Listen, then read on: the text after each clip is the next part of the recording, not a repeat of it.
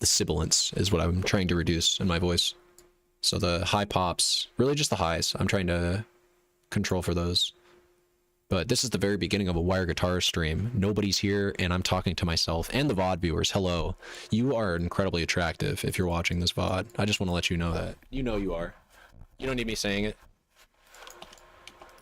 You're thinking that about yourself right now. That's probably why you tuned into my stream. It's because you're feeling so sexy and good about yourself. You're like, I wonder what Wired's doing right now. Sexy as I am. And hey, you know, I appreciate that, and I appreciate you. So let me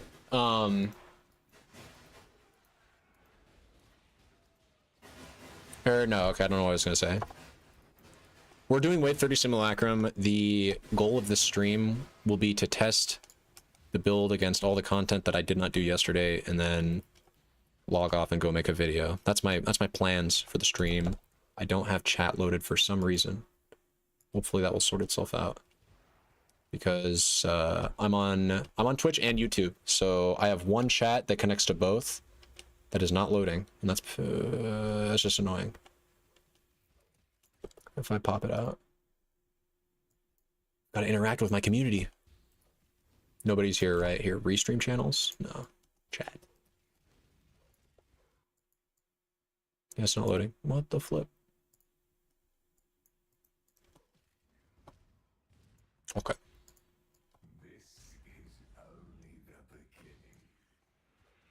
Will this build be able to clear tier simulacrums? I think it will, but it might need Wicked Ward and Spellbreaker. I think I need more sustain on a build like this.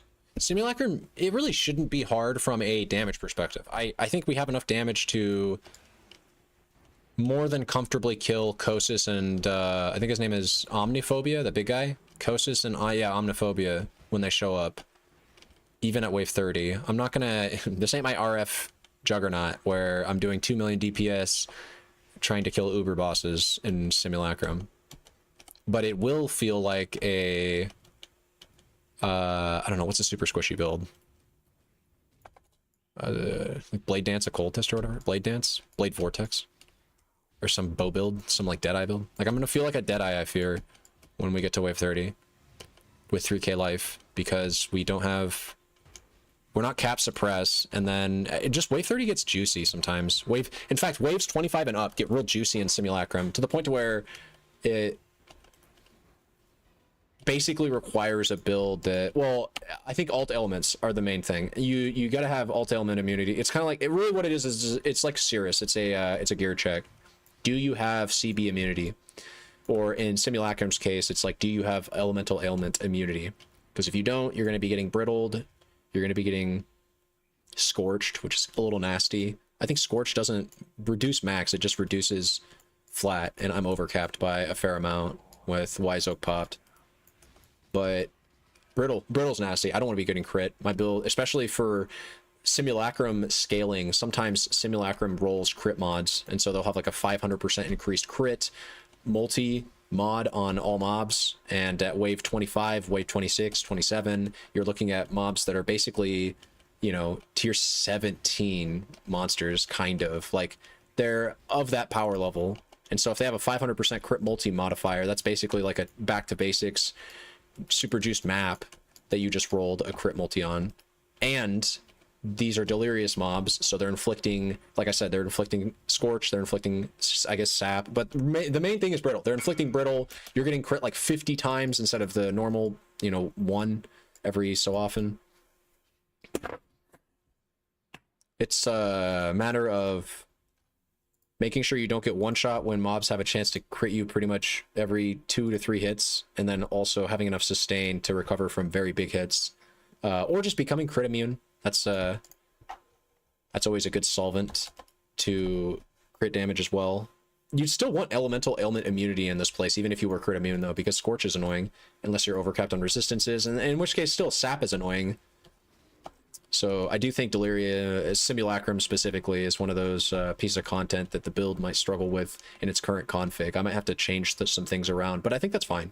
I think if this build has to say, oh yeah, I need to use Wicked Ward, I need to change, like, I need to drop maybe 5% DPS and change a passive for us to do wave 30 sim, I'll be happy with that. That'd be a contenting thing to find out. Okay, my chats are not loading, so the next best thing I can do, because there are people here in the YouTube chat, I just don't see the chat right now because for some reason it's just still not loading. I'm just gonna load my channel chat from YouTube. So I'll tell you guys when I can read it. I'll read my. I was gonna channel chat. Echo. I'm sorry about that. That most Naruto fans what the fuck is this? Is that Naruto's what the fuck is this? After the time I'm not watching Naruto. Okay. That was. I don't even know how that happened. I think YouTube accidentally recommended a video and autoplayed it. I'm not sure. Okay, I can read chat now. Still waiting for Meepo guide. Dude, I know so many things in Dota that I didn't do that I recently went back and watched most of my old videos and remember thinking to myself like, oh yeah, I was going to do that. Another thing that maybe you aren't waiting for this, but some people were, Enigma. I was going to make a guide for that. I even shouted out in my, I think I shouted out my Darkseer guide, which is my, I guess technically my most recent video made on Dota a few years back.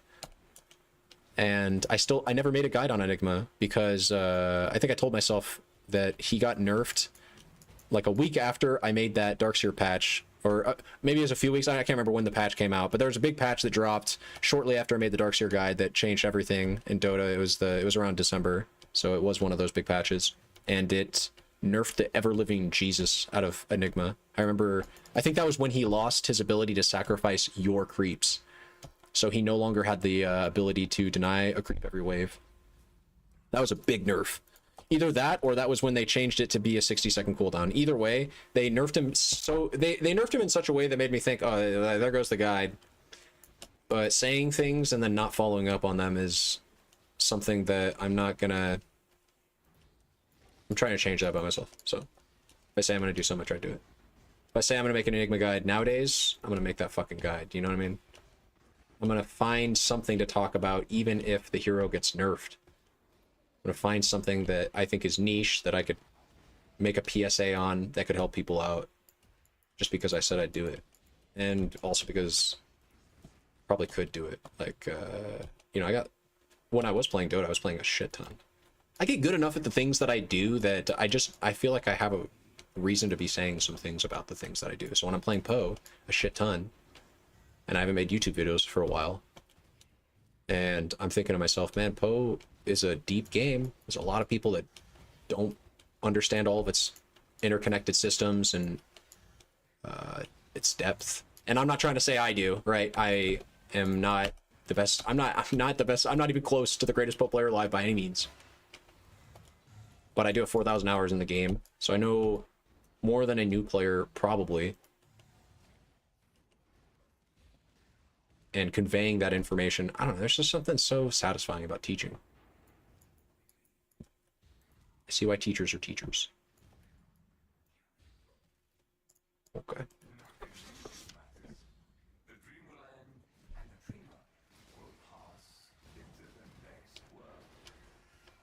Okay, is my encoding is overloaded. Let me just watch the stream for a second. Oh, we're on display capture, that's why. Display capture plus simulacrum equals slideshow city. Simulacrum I think has well, it's delirious, so it has a bunch of extra visual effects that really overload my CPU.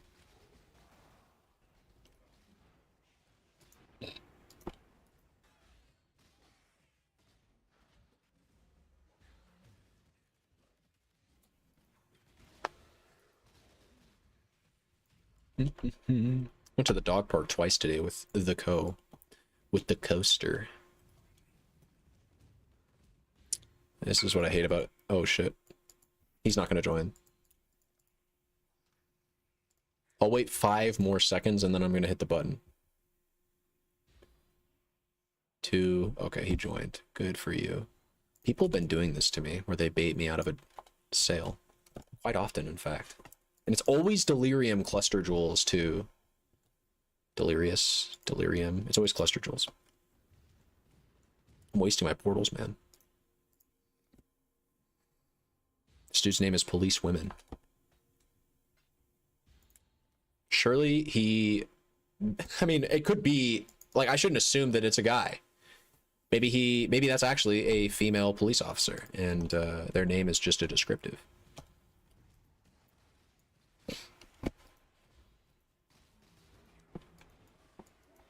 I should load Twitch too.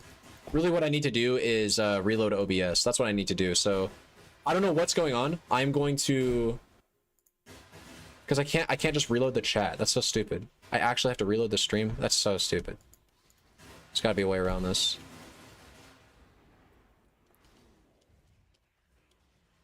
It's the chat dock. Maybe I could reload the chat dock. Maybe that's what I need to do. Can I just exit out of the chat dock? You just close the dock, but yes, I know. Okay.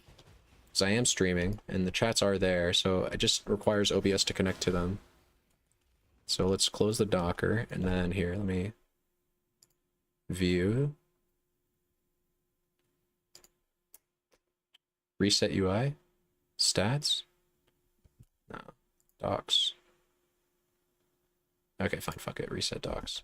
Are you sure you will need to unhide these docs from the menu if you want them to be visible? Are you sure you want to reset it? Yeah, sure. Okay, and then where's my chat? Oracle. Can I put it into there? Yes, I can. Okay, sweet. I think I can finally see chat. I think I'm connected. The chat is waiting for new messages. Hooray. Okay, sweet. I think that means I'm connected. And what's this? Those are my stats.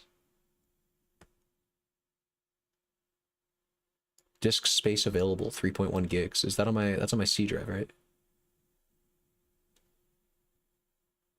Frames missed due to rendering lag. Okay, that's cool.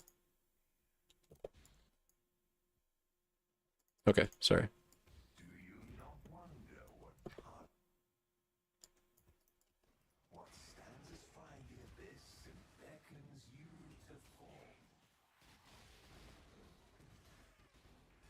Dude, this build really needs phasing. I can't find a convenient way to slot it in, but we really need phasing. Part of me thinks that I need to go the melding of the flesh route and equip a bismuth as a like not the Wiso, like a what's it called? Just a regular bismuth flask. Yeah. What am I flubbing on? I need to equip a regular bismuth flask that I enkindle and super juice to take care of the resistances, and then equip just a regular cold res flask, and then maybe even a taste of hate as the unique flask just for the fizz shift. I've seen some people doing that.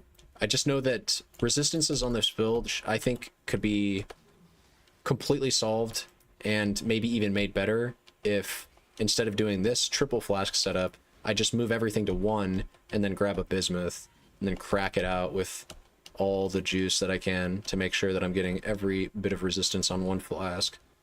So then I'll have a cold res flask. I'll take off topaz, take off ruby. I will have 70% all max resistances to solve as a problem that just gets introduced into the build. And I'll need an extra jewel slot for it.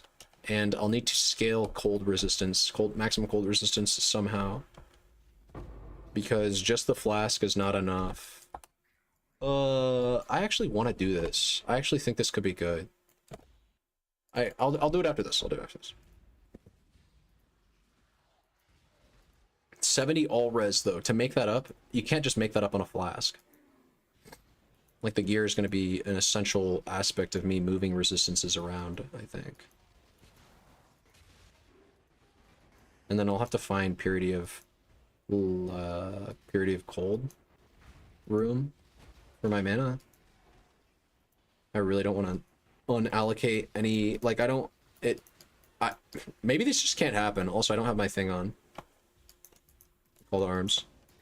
Maybe this just can't happen though, because I need everything. I need discipline, I need grace, I need wrath. I can't give up any of that.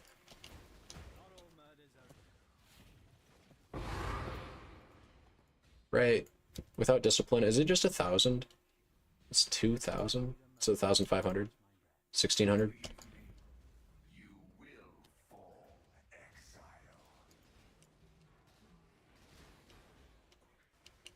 It's just a shit ton of health.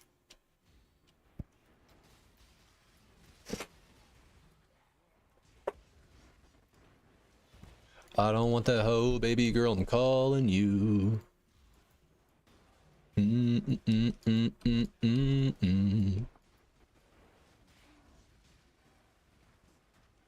Wait, okay. If anybody's here, could you type Just anything. I need to test to see if my chat's working. Here, I'm just gonna test. Hello. Yeah, that came up. Okay. And it gives me a timestamp too. That's cool. Okay. I think I'm good. I'm good. Nobody's watching you, dude. That's the problem. You just got nobody watching you. That's all. You're a big who omega lol. That's your problem. These are shit maps anyways. I shouldn't be picking these up. I don't do simulacrum too very often. And not my preferred style of content. Mostly just because of the first like 15 to 20. Actually, I'd say the first 25 waves on most builds that are... On most builds, the first 25 waves are not interesting. Loot isn't interesting. The enemies aren't going to really, you know, I'm not afraid of anything. Extra chaos damage, that's a nice meme.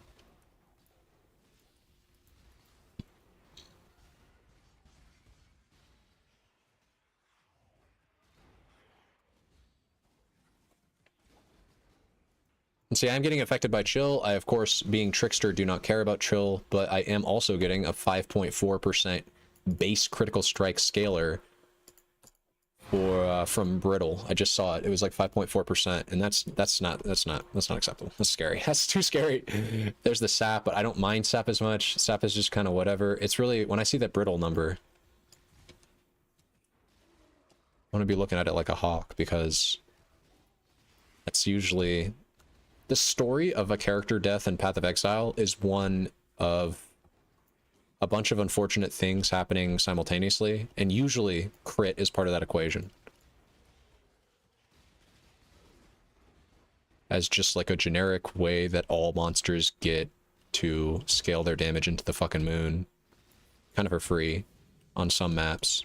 Certainly for most mobs, it's just like at least 50% more damage at a small chance. And you know what's funny is it took a while for people to find out that monsters could even crit back in the early days of this game, because I was seen as something that was kind of complex. Like, oh my god, monsters, we can do everything the mobs can do, and they can do everything we can do. Like, mobs can dual strike, they can cast ball lightning, we can cast ball lightning, we can dual strike. Isn't that, it's like we're playing on the same rule set, you know? It's like, it's kind of cool because you kind of start to see the mobs as just different versions of a character in some ways, which they really are in more ways than one.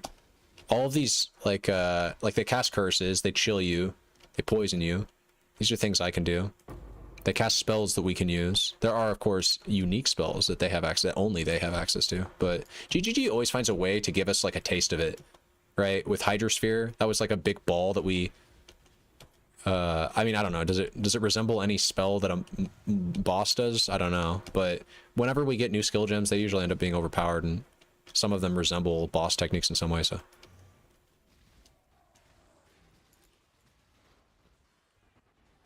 I don't know, this game's just too good, dude. I'm just gonna keep I can't help but gush over PoE every time I'm in a long-form discussion about its mechanics. It's just so beautiful. It really does have that Dota charm of, like, everything has a moving part.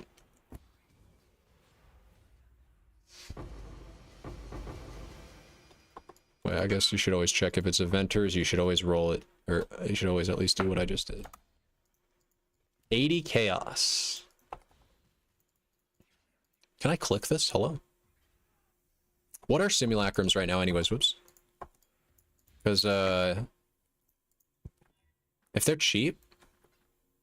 What's he buying? He's buying the flask for in my ADC tab. Yeah, I'm sorry, man.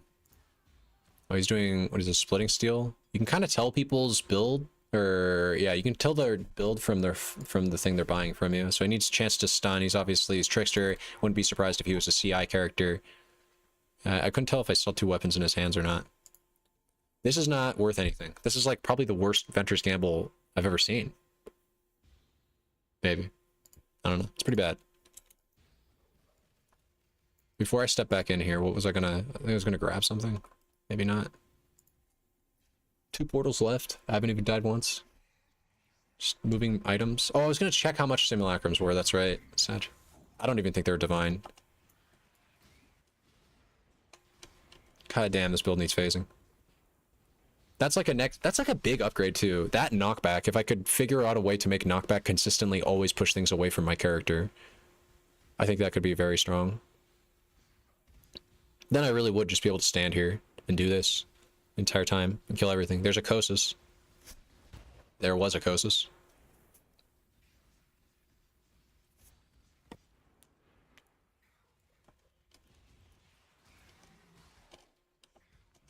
I really do like the clear, except for the awkward element of like having to be away from the mob. And then also having Power Siphon with a low amount of prod speed, Power Siphon actually can miss. If the mob is like, if they're turning and then, so like if, let's say the Power Siphon is going to go out like this, and the mob is like standing right on top of the mine, so the mine's going to pop out and then like shoot out like this. Well, right when the mine pops, let's say the monster's like, he's just moving kind of just, you know, around a circle. Maybe I'm kiting him, and so he's like following my character, and so I'm like moving him around like this. Well, the Power Siphon, since the prod speed on the Power Siphon is pretty slow, it can kind of miss the mob. And you'll see that happen. It makes your damage inconsistent. The projectile will just straight up miss. I think I just stand in the middle of it. No, I can't do that.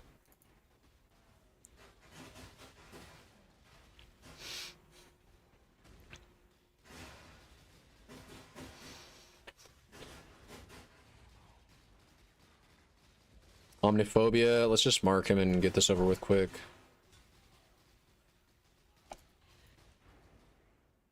What wave is this to? I think you can check at a glance, right? I should be able to check, I think. Somewhere in here? No? I can't see it. Maybe it's not there. Damn. Kosis. Kosis.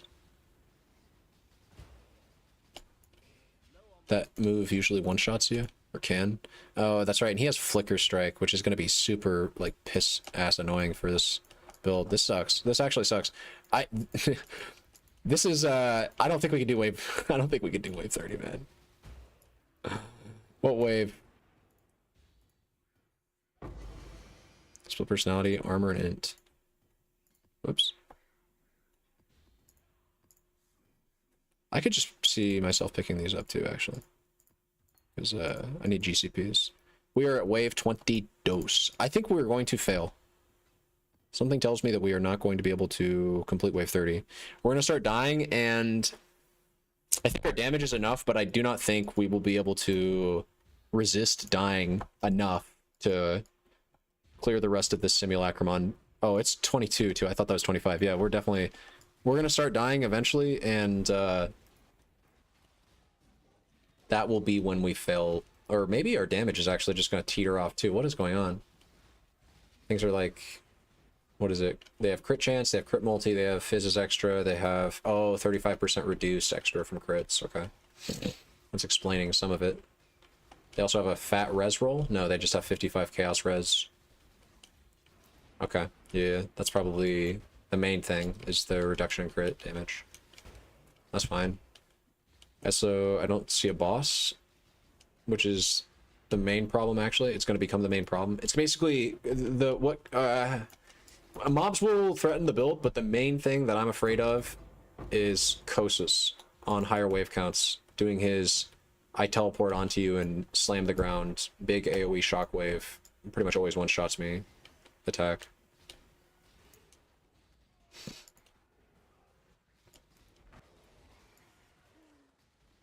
I can stand back here.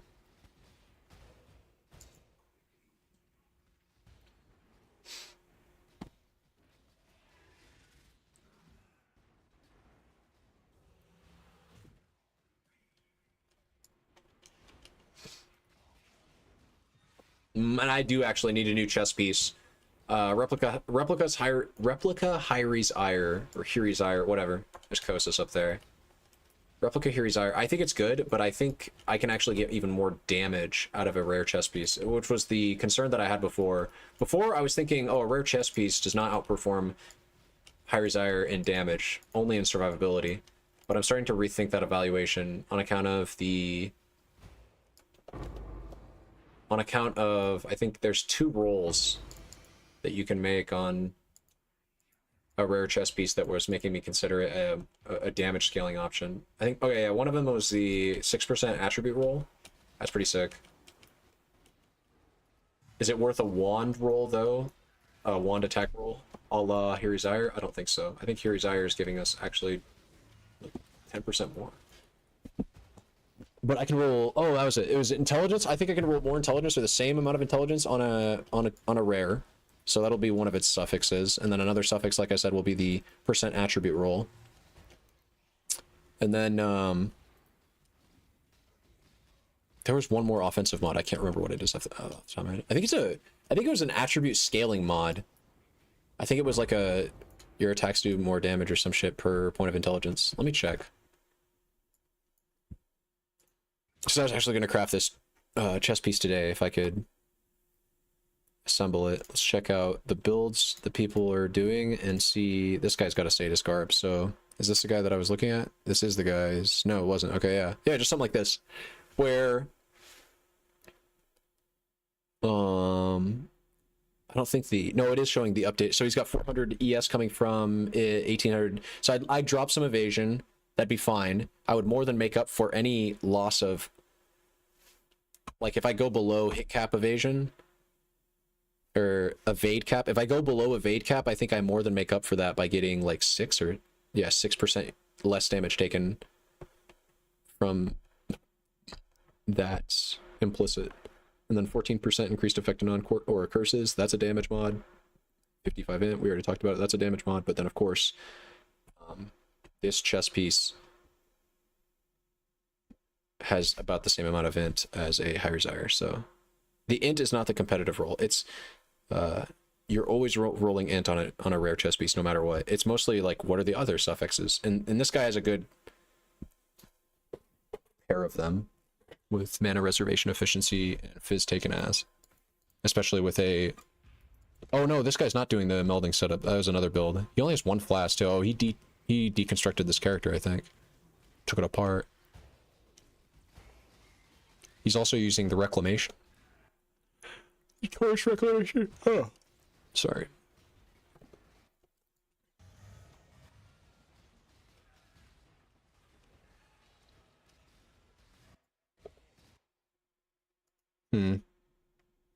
Dude, fuck. I was trying to adjust my thing. Hold up.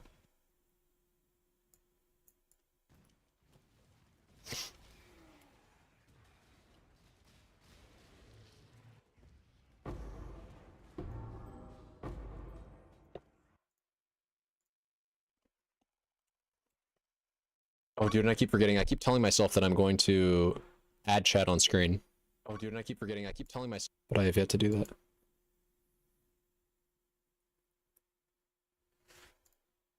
Okay.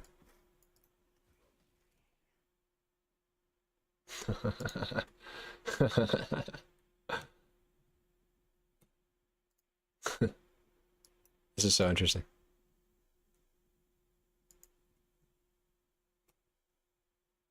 Okay. Okay. Okay.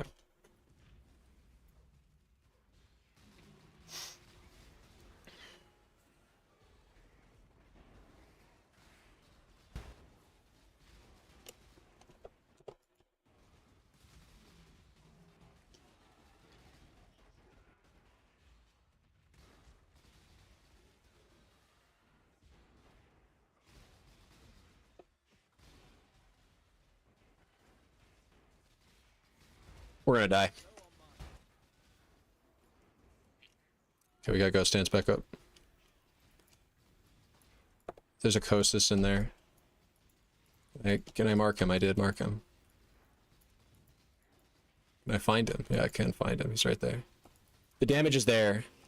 Oh god, the survivability. I mean, I shouldn't say the survivability is there because that was just one attack that I can't tell. Is that a spell? If that's a spell, then I'm just totally fine from it because I can just suppress it. I didn't realize that that was a spell. That one shots my jug every time, or I guess it did. You know, back in Calandra Lake. Every time that attack would one shot. Actually, my Forbidden Right character too, which also, funnily enough, was not suppress capped. So yeah, I'm now thinking that must be a spell, because the only other two characters I've taken to Simulacrum have not been able to survive that sword driving into the ground attack that Kosis does when he teleports on top of you. And that situation right there, like going through these narrow corridors, farming Crimson Temple, I see this all the time, this happens to me all the time, where if I'm trying to walk through a small area, I basically need phasing for my build, because my damage is so fucking delayed. And really, it's not delayed, it's just conditional on me not being near the mines. So I can't throw them and then get stuck, because I have to be away from them. I literally have to, I can't do melee. It's just not acceptable. It doesn't work. Which is why Kosis is so fucking annoying, because every attack he does, he teleports on top of me. But here we go. Here we go. Get cold, noob. You suck. My character is God. I can't teleport down there. That's cringe.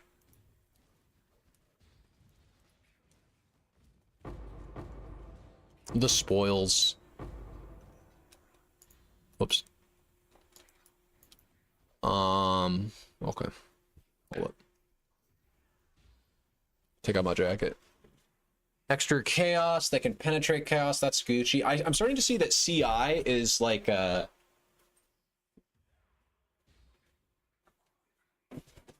CI is, what would I say about CI? Well, CI is CI, but CI is a lot cozier for farming maps than low life.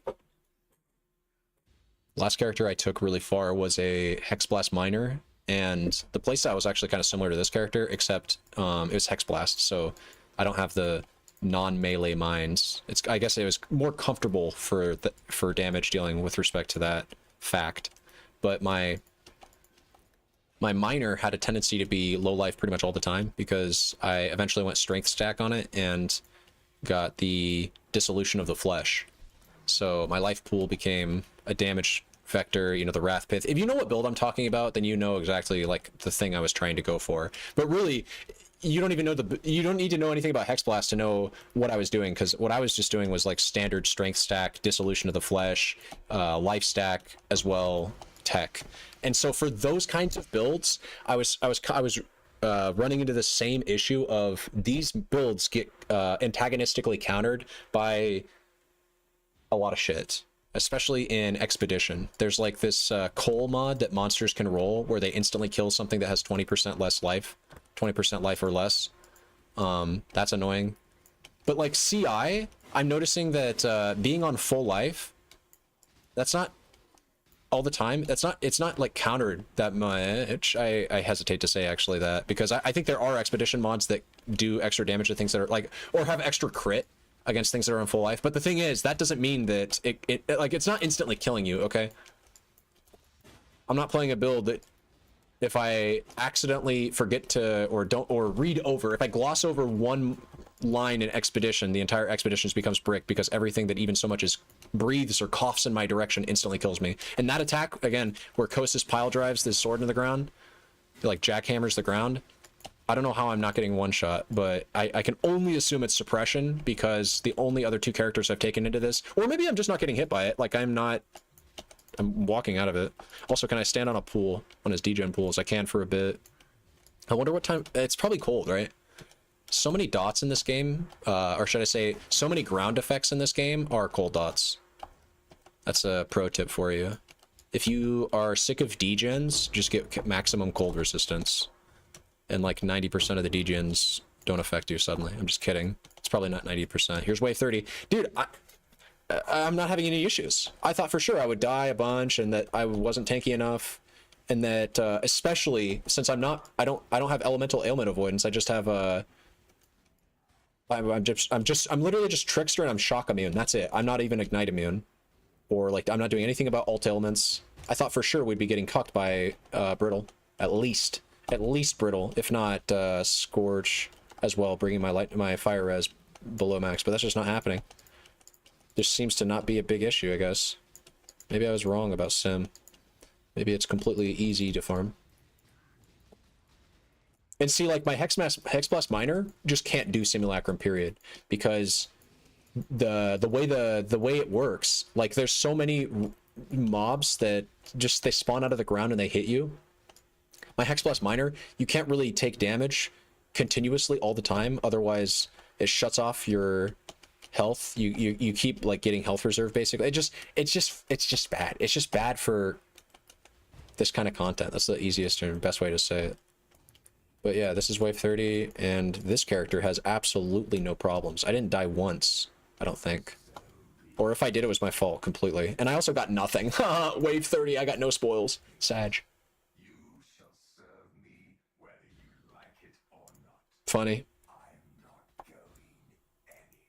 Sure. Very funny. Yo, are you guys saying anything? Because apparently there's 5 people in chat between YouTube and Twitch. Can I break down the? And I don't see anything in my YouTube, in my OBS, in my stream chat. So, like, I'm not mad. I'm not like, it's not like, is anybody here? Because if nobody's here, then I'm a who omega lol nobody, and I'm pissed. It's more like, is my chat working?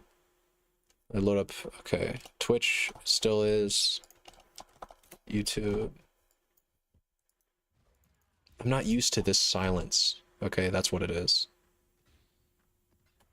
Oh, we didn't check the split personalities. Maybe these are worth a lot. No, they're not. Fat fucking chance. There was another one that dropped that I accidentally put into my unique stash tab. Split. It's armor int. Armor int. It's not worth shit. Sag. And these are kind of annoying to move too, because they're uniques. And they're so low value. Honestly, I shouldn't even pick them up or sell them. That's probably what I'll do. Okay. Oh, but I can't do it here. This isn't the town. XD. Okay, yeah, I'm gonna do another simulacrum. Just one more. Just to really, you know, cement it. Make sure that I'm not just getting like lucky mods that are carrying me through on the last few hard waves. Just want to make sure that in fact my build is just full all content viable, which it is. My build should be all content viable. If I've popped everything out correctly. This is interesting. 4% max life 3. This showed up on my loot filter as a gold item. I don't know what for. Probably worth a lot more than that. But I never know how to price check cluster jewels. Like, you can put in the affixes. Doesn't matter. People buy these things no matter how much I price them for. I price clusters for 100 chaos, they buy them. If I price them for 15 chaos, they of course would buy cheaper items are cheap.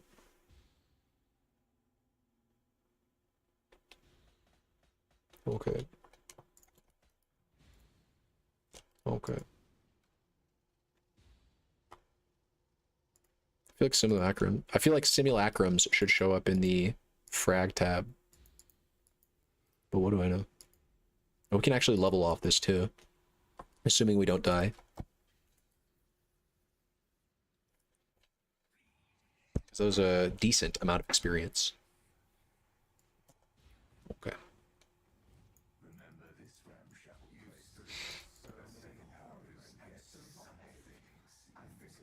When was Delhi League? This was 3 point... is after Expedition, right? No, it was before Expedition, for sure. Project PT was still playing the game back then. So that was definitely a long ass time ago, because I remember he was making videos about Delhi. That's all I remember about Delhi League, was watching Project PT making videos again, because he had not made videos for a while, and now he doesn't make videos anymore either. Now he's no... In fact, I'm talking about such an irrelevant person, because Project PT was never a big or relevant figure in the PoE community. He was always kind of just like... He's kind of like... Because I think he had a channel about no bigger than mine. He just got a bit of choice traffic for some things that he said, and that's what drew me to him. Because he said some wild shit about this game. What a fucking character! I remember the Xbox One was gonna release, the Xbox One and PlayStation, I think 4 versions of this game were releasing, and he thought it was like the end of the world. He quit the game. He made a video saying fuck GGG and fuck the Xbox One release. It got 300,000 views on YouTube. I mean, we're talking about a man in his mid-30s when he was making the video, and I'm just airing out dirty laundry. Probably just dead laundry at this point, because he's not on the internet, so he's not trying to have an online persona. I'm speaking ill of those that have come to pass in the PoE community. But I mean, I was talking to him. He was a cool guy. Like if you go into his streams, he'd help you out with your builds and shit. He was a cool guy in general. He just had a... He just like everybody, he just hated this game for no fucking reason. Just like everybody who's prominent in this community, they talk trash about this game, even though it's like, it's like leagues and bounds better than anything else out there that you could be playing. It's PoE, like...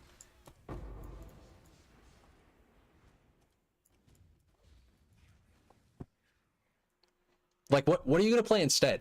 Like, or that's not, because this is not like a productive way to look at it, because it doesn't push the game forward to just suck its dick all the time. And I think people that criticize this game really just want to see it grow. But yeah, when I think about people like Project PT, I am reminded that there are certain people in this community still that feels like they just like to complain. Feels like they just can't be happy about anything ever. It's like, this guy's doing it. I like the way he did this. This is cute. Thanks for trade, man. That was cute.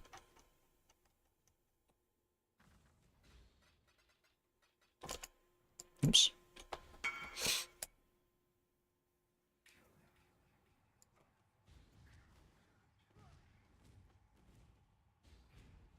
Like, okay, here's something I just thought of. Affinity stash tabs.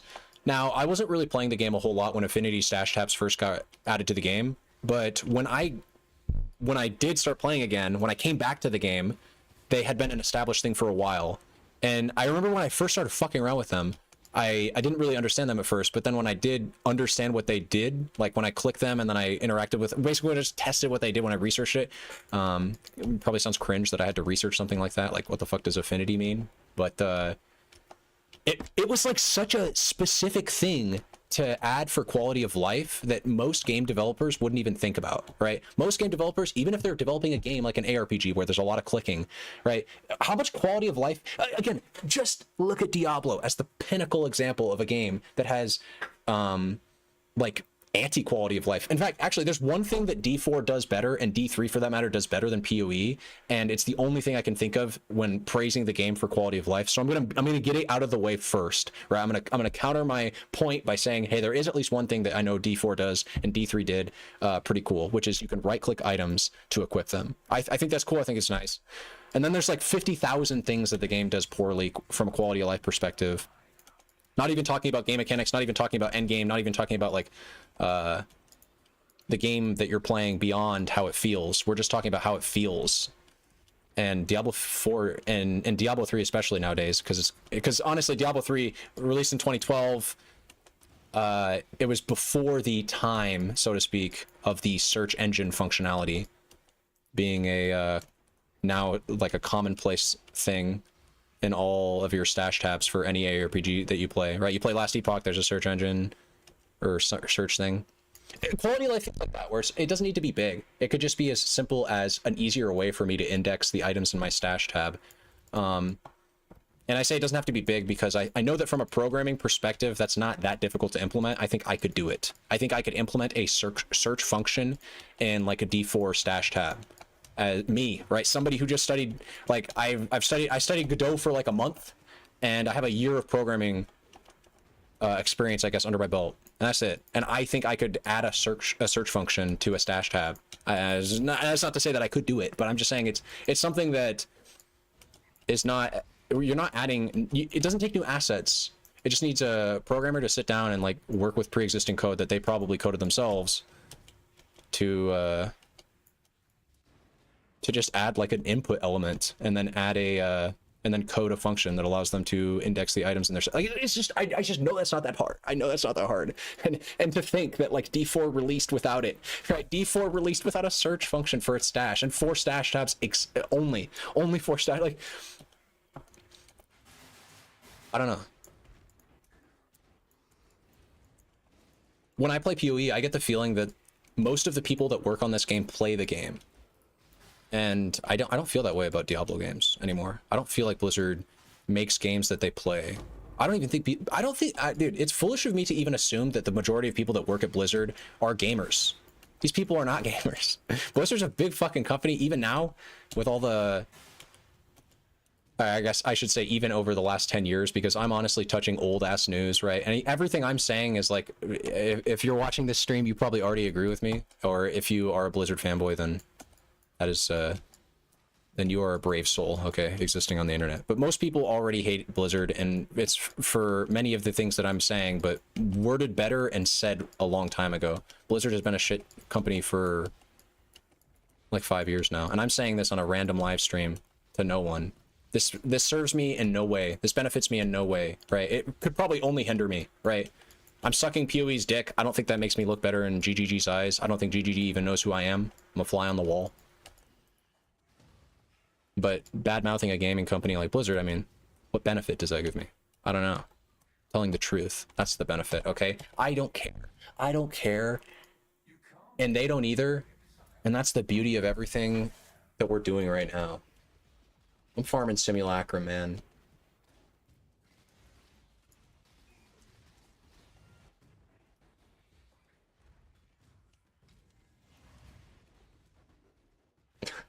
And I just wish my chat was working, for Christ's sake. Or maybe it is and nobody's here. Maybe I'm just getting trolled. Because it says 4 people in the chat.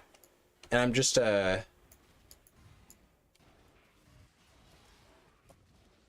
And I'm just amazed that there would be anybody in here just lurking right now. Like, my chat is working from the website's perspective. It's just not working in my OBS client. That's what it's got to be. Go to Twitch again. Go to YouTube player again.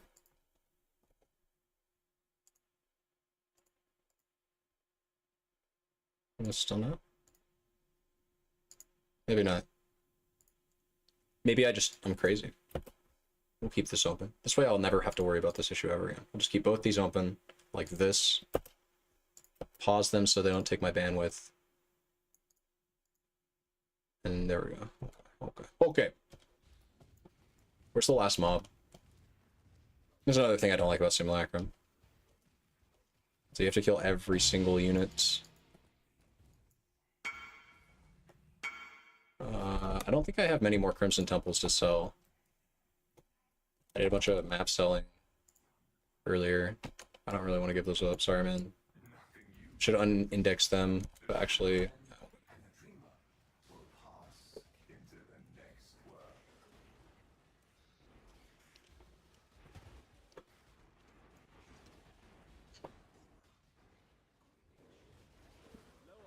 Damn, this build feels so good, dude.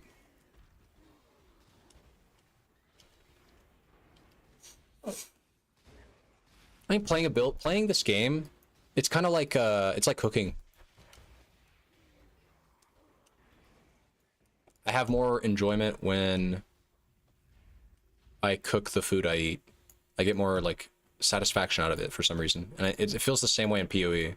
When you play a build that you created yourself, you feel like, I don't know, the game the game's more fun, you know? It's like... Then it's really like the game versus me. Or me versus the game, I don't know.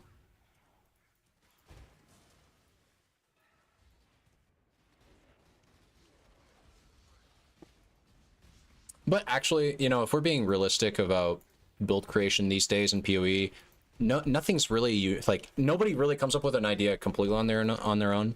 With how deep the game knowledge is, that you'd need to come up with, like, I think everybody is using, I think build creation PoE, the way I see it, here's how I see it, I could be wrong. I think it is looking at pre-existing templates, looking at pre-existing technology, looking at things that currently work, and trying to do them differently by combining them with different other things that work. So if I was, like, for my build, for instance, if I wasn't using Power Siphon with Locust Mines, I'd be trying to find another way to scale the number of projectiles that I'm getting out of Power Siphon. I feel like it's just mines, but I don't know, like totems, I guess. Seriously, like, just I'd be looking into a vector to scale the number of times the ability gets cast beyond just me casting it myself. So yeah, like totems, I said. I think there was another thing I was thinking of. Another way to do this. Like we're already doing mines. You could do totems. Totem power siphon. I don't think you can do traps. But maybe you can. Maybe is there a trap that does something with your attack? Trap support. Maybe traps. No, trap support. Trap support naturally does that, I think. Trap support works on attacks. In fact, yeah. What is the difference between trap support and mine locust mines? Other than the fact that they're like, why did they add? Because locust mines is here's how I understand locust mines to be GGG's way of saying if you want to play mines but also play an attack here, you can do that, but only with bow and wand attacks, obviously. But either way, that's how I saw locust mines when I first read the gem. I was like, this is a way for you to play attack based skill gems and use mines instead of traps to scale them. But locust mines, I mean, even then, like locust mines still works differently than even just trap support if I'm trying to boil it down to that reductionist of a comparison. Like, it's not even correct to say that locust mines is the mines version of trap support, right? Because here's what trap support does. Can we find it? Where is trap? Is it? It's this. Supports, oh yeah. So the differences are supports spells or attacks, firstly. The less damage multiplier, does it scale up to 10% less? And then also, I guess the main thing is that obviously trap support, you just get one trap. You're not getting 3. I'm getting 3 mines from Locust Mine, which is why it's kind of a 270% more damage multiplier. But this is just, I don't even know what this is. Like, can you could, I guess you could do cluster traps or multiple traps, I should say. Or yeah, multiple traps or cluster traps would theoretically work. 2 additional 61%. Jesus.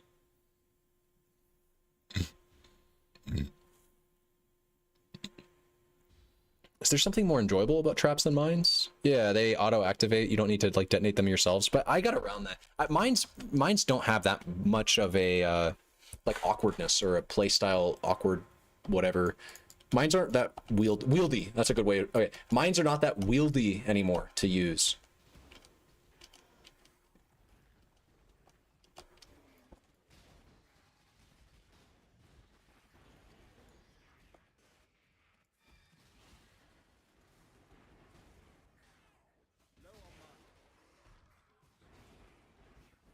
Oh, dude, what the? What? Wait, hold up. I need to test something. Yeah, that still works. So what the fuck? I got stuck on something, but still don't know why I died there. What wave is this? That was cringe. That death was cringe. It just wasn't moving. If you're not moving, you're dying. And yeah, Scorch does. A max effect Scorch does reduce my resistances, my fire resistance specifically, down to below the threshold, even with a Wise Oak up. I saw it. It got brought down to like 70 something, which is low. And yeah, like even, look, 19. Maybe that was a part of that was like a culprit. Maybe I got scorched. That's why I died.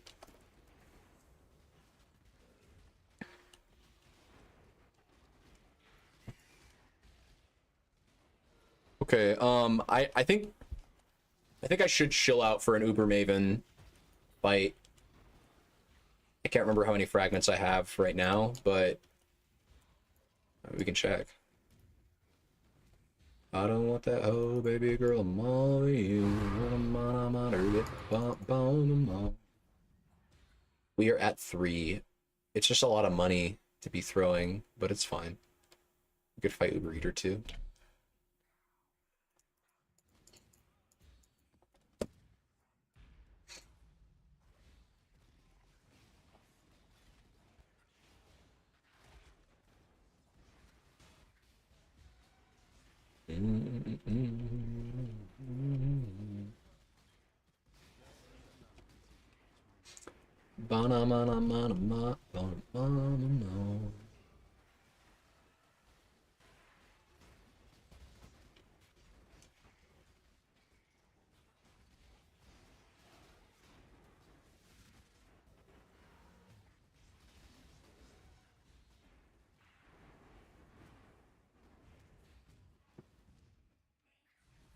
17.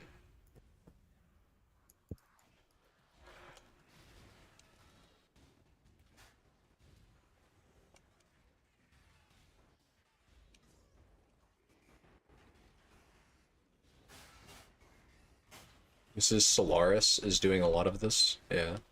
Solaris and then the Warcry.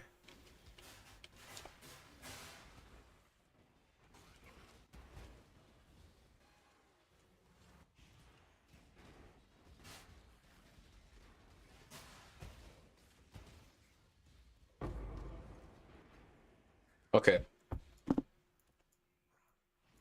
Okay. Yeah. I know what we'll do. Well, after this, I'm gonna craft a new Sadist Scarab. That'll be a... Doing that on stream is probably gonna hurt. I am not very good at crafting. But I know what I want, and I know how to get it from... I know how to trade for it, you know? Yeah, I know what I want, I have the money for it, and I know how to trade for it. So we should be able to make something competitive, at least. My chess piece. Especially with 30 div. I don't need an influence. I just need a good base, and I can start rolling on it like that. No. Well, yeah. Yeah, that's exactly what I need. I need a good base. I need somebody who hits up the old necrop mechanic. So let's go like this. So here's what you want, right? Clear. Sadist Garb.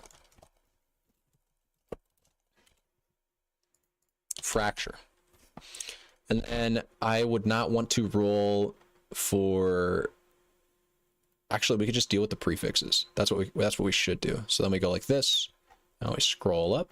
And then we say, okay, prefixes. The 100% mandatory things I don't want to roll a chess piece without that will make it easier to roll with it are going to be... But these are like so easy to get. Maybe I don't go for prefixes. Maybe we just go for a fractured suppress, but this is too expensive, right?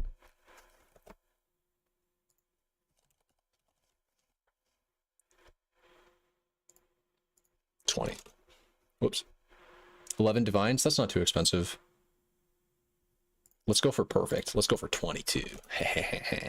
Yeah, fuck my bank. Duh. So if I rolled with fractured suppress, then I would be rolling the prefixes for this. That's what I'd be rolling. I'd be rolling the prefixes and I'd use an int. Okay, yeah. Int asset. Okay. Okay. Oh, I gotta think about this for a second. Oh, let me just think. Let me just use my brain. We're trying to get damage out of this. I need an attribute roll percentage coming from Shaper. No, coming from Veil. That's gonna be this right here. That's gonna be our crafted modifier. Or is this the veiled version? I think this is the veiled version, right? This is crafted, this is veiled. I could waste a portal to go check. I'm like 98% sure this is veiled and this is crafted. But I'm not gonna scratch that. Like the difference between 1% attributes, if it makes the craft significantly harder, I'm just gonna ignore that and go with the crafted. But what I really want, because suffixes really are the key here, is I want suppress, I want attributes, percent attributes, and then I want, shit, I already forgot it. I'm in a reservation efficiency. What was the last one? It's fucking Gravicius. It's the move, the rearrange damage. Damage taken as. That's what it is. Where is it? Damage taken as.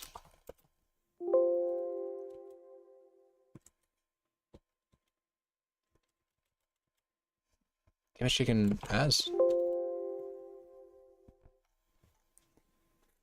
Am I crazy? This used to be just like a benchcraft or a veiled modifier. I feel like I remember this in the back of my brain. I feel like I remember them changing this this craft though, this patch.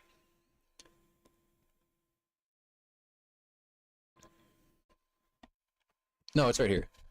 Physical damage taken from hits. Physical damage taken from hits, yeah. The double fizz damage taken is another element. I want to add this. on it too, but this is a...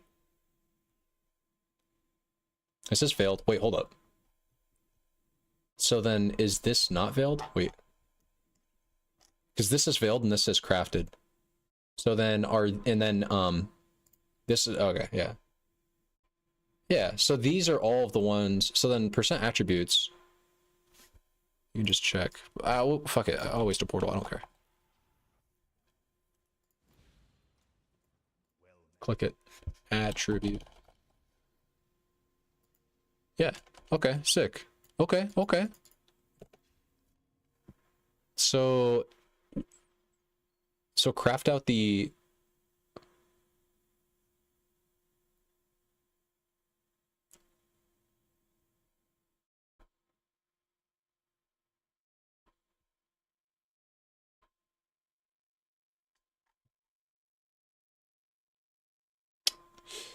It's just because it's a prefix that makes this difficult. I can't roll this as, like, because there's no shot this exists as a fracture. Fuck me. Physical damage from it's taken as lightning, fire. Is it 2 mods? It's 2 mods, so it should show up as 2 mods.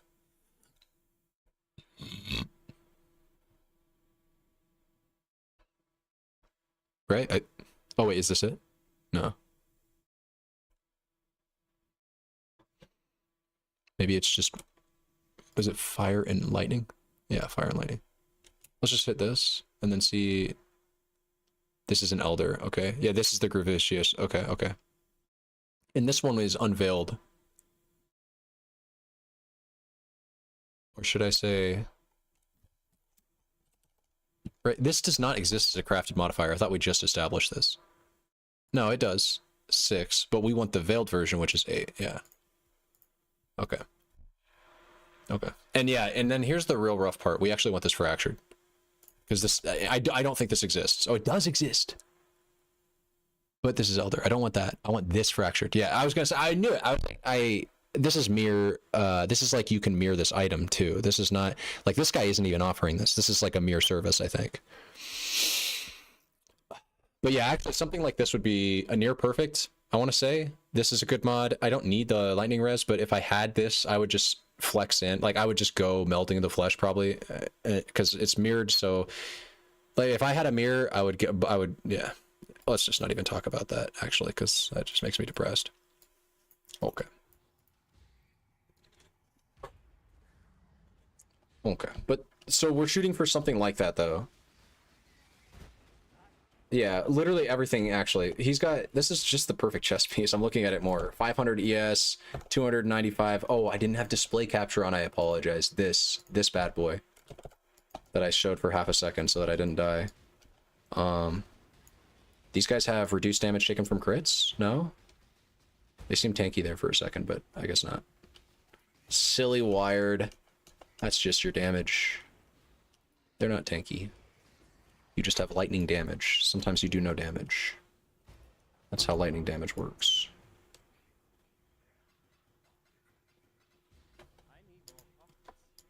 Whoops.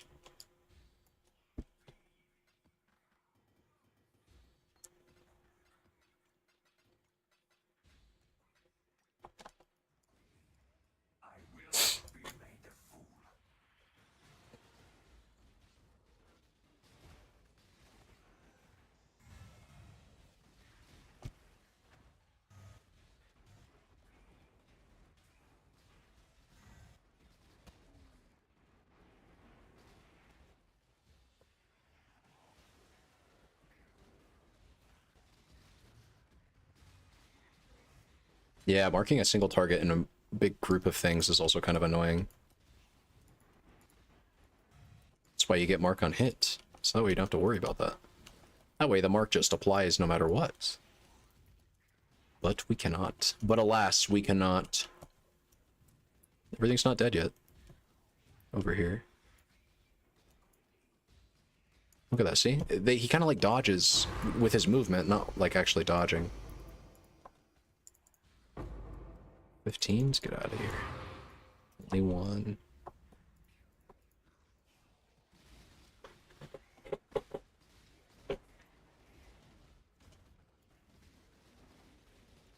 Uh-oh. Got some latency coming on board, and they have reduced extra damage taken from crits. I saw that.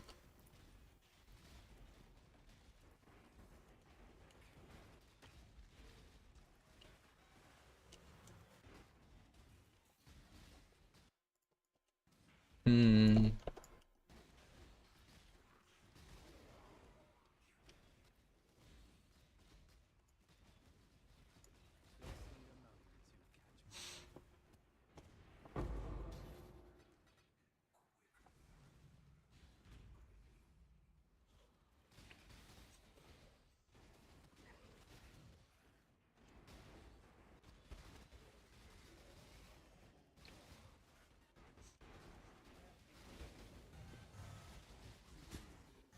I think I'm seeing a 29 shock on these guys too when they get hit and don't die instantly.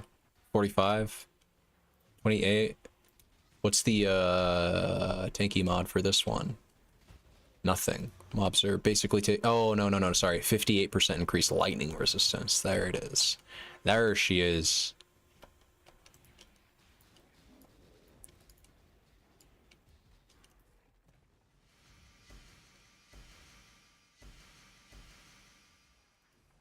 That reward type sucks. Except when it doesn't. Except when you sometimes pull, like, a Mage Blood. I'm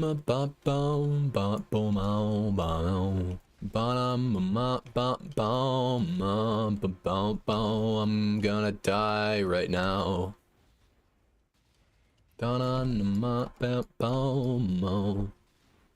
Sorry, I wasn't looking at the screen. We've got Omni. Tag him. Let's just preload the mine, see how the preloaded damage is. No, we can't preload it from this distance. It's okay, we'll just kill him. I think one of my mines was getting stuck on this. I think that's what it was getting stuck behind it, and then the power siphon was getting eaten by the wall. I could be wrong. Felt like my damage was inconsistent there.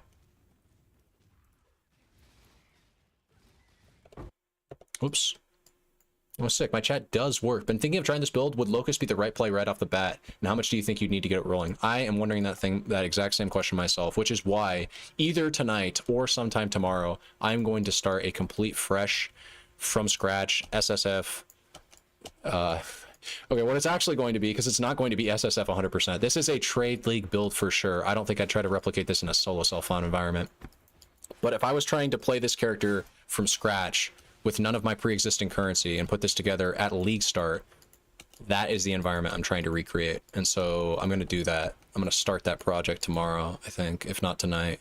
The idea will be to see how early I can just swap straight over to power siphon mines, because, you know, let's be real, when you're playing a build in PoE, you kind of want to be playing the build. You don't want to be playing... I know the feeling of playing a transitionary build, and like I know how much more cozy it is to not have to swap to something. Okay, I swapped to this, but I didn't enjoy making that swap. I had to do that from Peaconk, and there's a lot of guesswork, and it's like not new player friendly. Like I want to create a nice cozy version of this build that just takes you through the leveling, takes you through the campaign. We get Trickster, you know, we get nice and defensive early. I'm already thinking like, because leveling with attacks is usually not really recommended, and it's definitely not really recommended with a wander that's going to be int stacking, because like how are we going to stack int when we have no gear? So there's going to be some changes that are absolutely going to be made from like this character, or the conceptual changes. Let me say, there's going to be some things that the leveling version of this character does, or rather mostly doesn't do, that this full build does. The main ones are going to be like, we're not going to be int stacking, we're going to be focusing more on power charge stacking, and with Locust Mines, I think I'm just going to be focused on getting... I don't even know how you get accuracy capped on that is the thing, without int stacking. Probably precision. So precision, so I'd be focused mostly on just finding a way to fit in 3 auras. Yeah, because we couldn't even fit in 2 or 3 auras. We'd have a hard time even fitting in 2 super early on. But basically, Robin, if you're still here, I don't know if you listened to that long ramble, but I'm thinking about that exact question that you're asking, and it is something that I'm going to address. Don't you worry. to the person that wants to play this build from scratch, from level 1. You can't play this from level 1. I think Locust Mine's 72. I think, yeah, Locust Mine's like a level 30 something gem. You know, obviously you're gonna be leveling with Magma Orb like everybody else does when they play Act 1, Act 2. But yeah, how early can we make the swap? That's gonna be the main thing I challenge myself to do over the next few days. Sounds good. We'll keep a lookout, yeah. And you don't even have to, you know what's probably gonna happen is I'm gonna make a build guide for this. And it'll show up in your algo. You know what I mean? How you found me to begin with. I actually don't know how you found me. I'm speaking kind of, I'm sounding delusional right now. I'm just saying that I'm gonna make this build guide and then Jesus is gonna come back to life. You know what I mean? I sound crazy right now. I'm gonna create this build guide and it's gonna be the best thing I've ever done ever. It's gonna be my magnum opus. It's going to be, you're gonna read it and it might, like, I don't know. Like, it might improve your sex life. So, main takeaway, the real thing I'm trying to say here is you're not gonna have to worry about keeping a lookout. It's just gonna, it's gonna hit the ground and make an earthquake, you know, a tectonic slam. I'm hyping myself up. Okay. Okay. It's also going to be a build without +1 max power trade. I'm just interested to see how it's going to happen. It's going to be a super interesting challenge figuring this out. Figuring out if it's even something to be figured out. Like maybe it just doesn't work. Because I did try some other things this league that did not work. I tried, what did I try? I tried a character that was, what was the damage delivery system? What was I trying to do with it? I think it was the poison. Yeah, I was trying like poison hex blast mines with melding the flesh. And I had like 2k life and tier 17s. Like I've tried a few things this league that just have not worked. Very possible that a version of this build that tries to do mines early game does not work. We'll have to come up with something new. What is the tankiness coming from? Reduced damage from crits. That's always like the main thing. Bunch of level 16? Okay, cool. Wait, that was Dex DS, right? This ain't shit.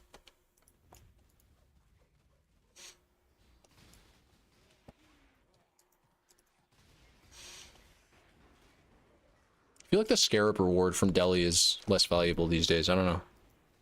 Before, you'd always get like at least Gilded, sometimes Winged. And unironically, Simulacrum's one of their main currency generators, I used to say, was the scarabs that you got from it. But now, I don't know. I don't know what you're getting currency from. Split personalities, megalos. I guess one passive voices, but not really, right? Nobody's seriously farming Simulacrum for that.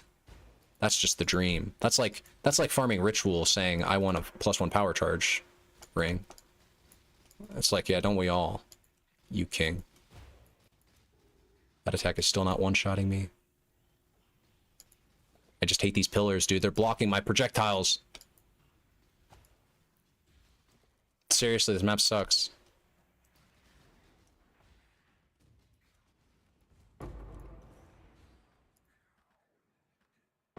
Yeah, see, like, look at these. Look at this. Harvest Scarab. Like, these would be gilded, you know? These would be gilded expedition scarabs and I don't know, all the good scarabs from the past. They just don't exist anymore in Ultimatum. Or sorry, in what is this league mechanic called? Delirium. We just didn't put this away, that was the issue. Could probably just get rid of that Siegebreaker, but I don't even care to type it. Okay, 30-30. This is the last wave of this Simulacrum. After this, I'm going to run I guess I haven't killed Uber Eater, technically.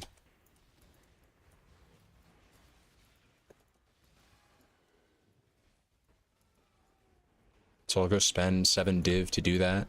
Maybe I'll buy the Maven fragments. I don't want to make a bunch of trades. I hate this shit. I can craft the chest piece too. I said I was going to do that. What time is it? It's 10? No. I'm going military time. but I don't read military time automatically. It's 8 o'clock. The teleportation needs to stop. See this dude, he fucking TP's on me. It's annoying as shit. That's right, just stand right there and do your thing and then do that. It didn't kill me though. It has to be a spell. That's the only explanation, because I was at like half health when that hit me too. There's another thing over here.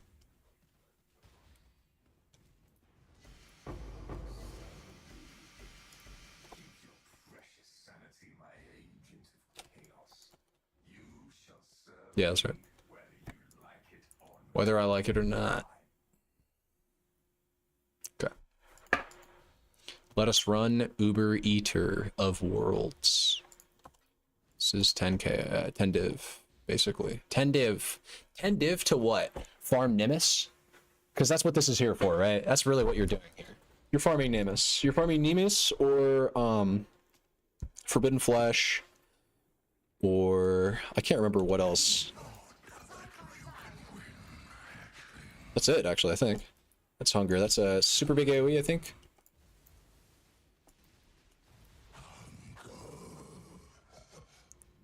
What?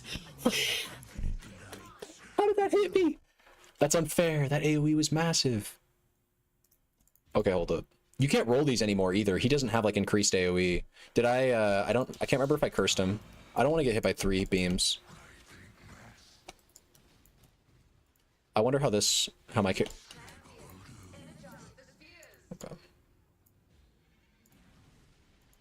Shit. Okay, we're not dead. Suppress. Really, I'm starting to see, if I just had the suppression talent instead, or ascendancy instead, I think we'd be fine for this fight.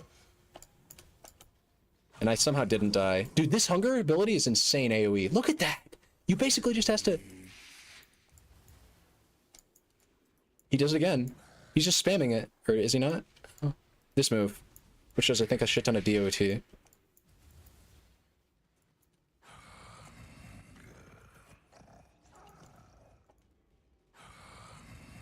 Spam it. Spam it more, bro. Oh, I can kill him. No, I can't. Before he's stuck and phased. I'm gonna die here. Oh, shit.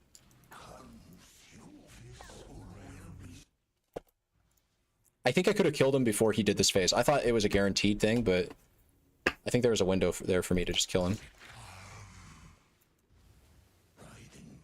Oh, I don't have my auto mine thing going, do I? No, I do. Is that it? Cringe. This was 7 div.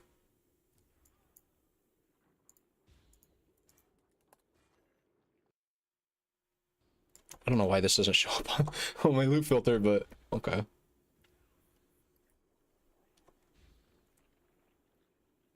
It's a low roll too. It's super low rolled. I bet this thing won't even sell for a div. They'll just look for a better one.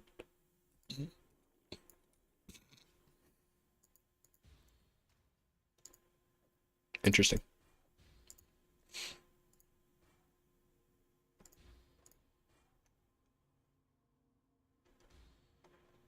Okay.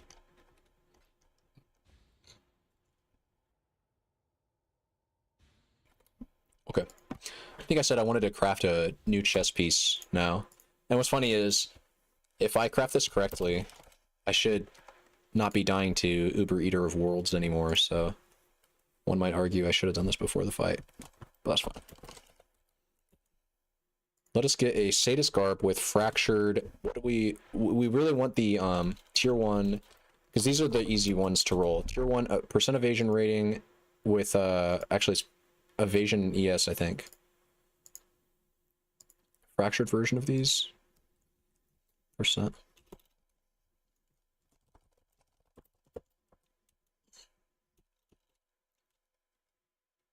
Wait, can you not get percent evasion rating in ES?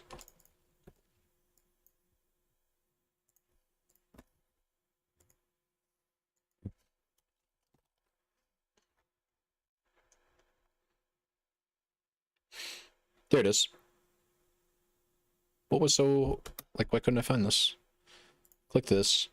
And so we're looking for, yeah, something kind of like, except, but the stun and block recovery, I think that comes with, no, what's that roll tied to? Hummingbirds? Hummingbirds, there it is. Yeah, okay.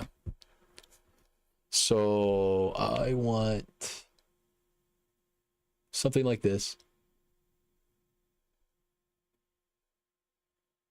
I mean, actually, all of these are, somebody's just like crafting these, they're just pooping these out. These chess pieces that are goated for my build. It's funny because like I actually just want the base. So they rolled it and everything, you know, the ints.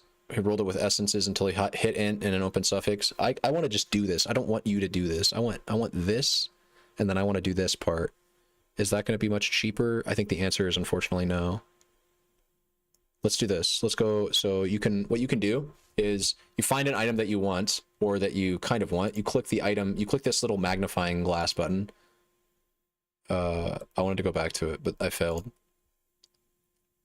Actually, I'll show you this way. You click this button, filter by item stats, and then it brings up the stats for the item. So now it's like I can click off this. It doesn't, the item that I'm looking for does not need to have these things. It would be nice if it would have the correct enchants on it, but what it really needs is just this. This is all my item needs. Yeah.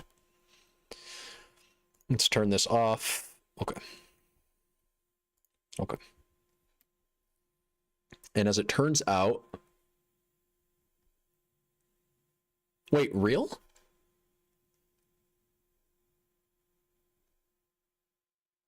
Because this is triple T1 prefixes. This is really, it's really this cheap?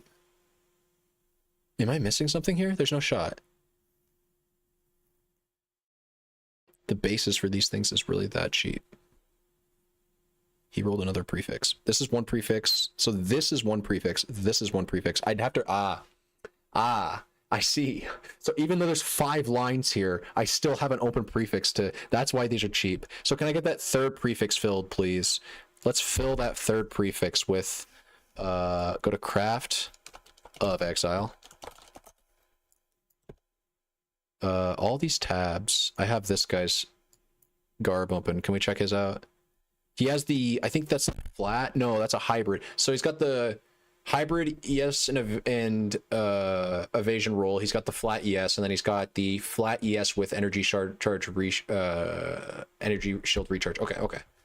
Let's just pull something like that out. Something that is basically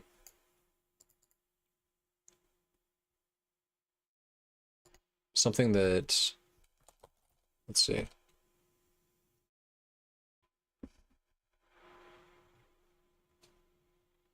Has flat and flat, but those two flats, they're hybrid. So let's add energy shield, recharge rate, faster this, and then if this is fractured, then this should force the other mod that I'm looking for, the flat ES roll. Yeah? No, because yes, because this is T1. It didn't have this before, so now it has 309, whereas the ones I was looking at, so the ones I was looking at before, right, we take these mods off, just take this mod off, and then search, and they're missing a flat ES roll, I think. Except they're not, because, no, they are. Well, they're missing the energy shield recharge rate. What I should be doing is click on this, click on this, and then check recharge. Yeah, and as it turns out, the faster recharge thing is completely separate from any kind of defensive roll, so actually it's not very important. And actually it's a suffix too, so super dead for me. I don't know, maybe faster recharge start of energy shield recharge is actually goated stat, but I think I prefer to just craft this Sadist garb and then maybe respec to Spellbreaker as a means of getting my energy shield recharge that way. Like, that'll be how I get my energy shield recharge. Yeah. Okay. Okay. That's what the hardcore players are doing anyways, right? So let's get flat. No. Yeah. Here, okay, let's do this. Okay. Let's do click U and then go like this. Let's see. I don't want to get, let's get rid of you for a second. And yeah, and let's see. And then let's see, like, let's say I wanted like, because maybe I could do it this way. Let's say I wanted 400 base ES. So this is an percent ES evasion. This is flat evasion, and then his last prefix is a hybrid energy shield mana roll. This is actually maybe goated. Maybe the play. This is a it's a suffix that I just yeah, I don't want that. I don't want that. I don't want this. I don't want this faster recharge shit.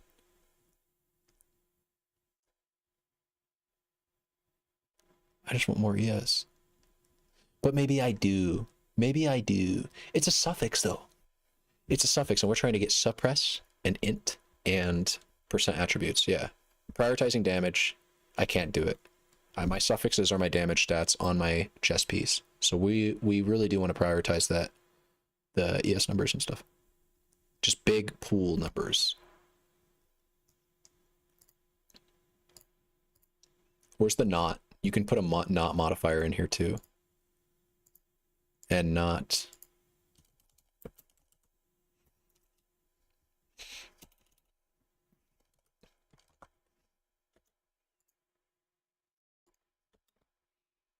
Boom, boom, boom, boom, boom. I think it's this right here. 490 energy shield, 2k evasion. It has a meme flat roll here though that I can't. It disqualifies the item. The item can't have.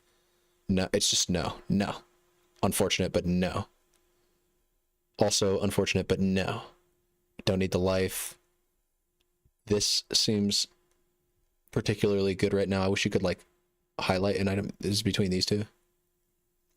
What's going on? The items max quality, evasion max quality, evasion max quality, energy shield max quality is the base percentiles. Because this is just saying max quality as in if I armor scrap it up, but then I could also hit it with a sacred orb. So maybe it's this guy's actually. Because I don't have to sacred orb this as much. No, I would have to sacred. Wait, what? Oh yeah, I wouldn't even have to. You wouldn't sacred orb this at all. You would just get it up to max quality, and then we'd start rolling it. It has its prefixes secured. I think it's just this. I think you just whisper this guy and start rolling. That's what we do.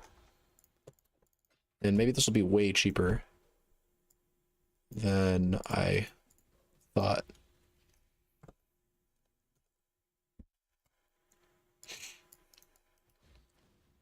It's got a betrayal hideout. I actually kind of like this. Hold up, bro. I'm checking your hideout.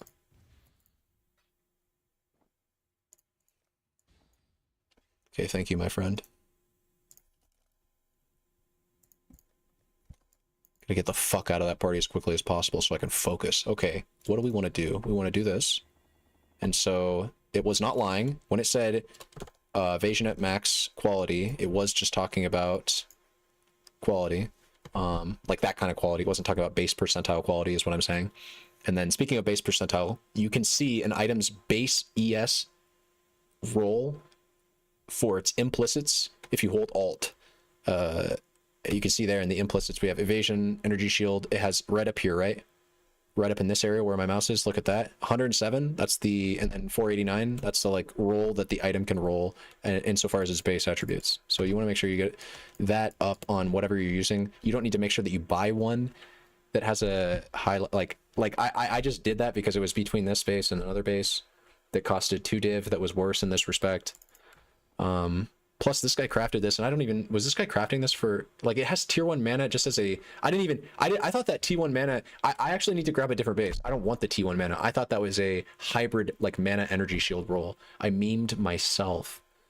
So, that's dumb. I thought that was here. I don't know why, but I thought that was like this or some shit. Yeah. This could be better. But maybe I need to clarify something for myself first. Can I get a body armor? Because maybe I'm confused about the rules here. So if I take this item and I take a scouring orb to it, and I just start rolling it. Let's just do Elk until, okay, sure. So it has energy shield and the percent energy shield. Like if I went here to craft on, yeah, I could still throw evasion and shit. It doesn't, they're not pasting each other over each other with respect to their mod tiers. So what needs to happen then is it just needs to be T1 evasion ES, T1 evasion ES. So T1 evasion ES flat, T1 evasion ES local, and then T1, it needs to be another evasion scaling thing. But there are no other evasion scaling rolls here. I cannot get flat evasion. Why can't I get flat evasion? I can roll flat mana with energy shield hybrid. I could roll flat energy shield with life hybrid, but I can't roll evasion with either of those, or evasion in any capacity that's meaningful. I guess it's just double percent increased ES then. Yeah, okay. Okay, that's fine. Sure. I'll do that. What is this? Get this out of here. Okay, so I'm selling this for a divine. Okay, so wasted purchase. Somebody else can have fun with this. LOL. This is such a common, like, this is such a Wire Guitars crafting session, because this is so me, dude. I don't go slow enough. That's fine. I simultaneously go slow as a snail and yet still make mistakes. We're along for the ride. Okay. What I want, as I just said, is energy shield as a fracture, and it would be like max energy shield. This is local. If I just put this in here.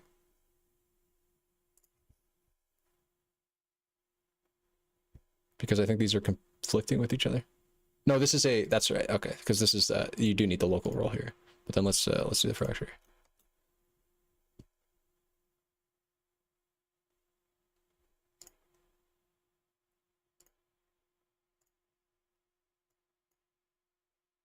Max ES, and then percent ES, and then percent ES. So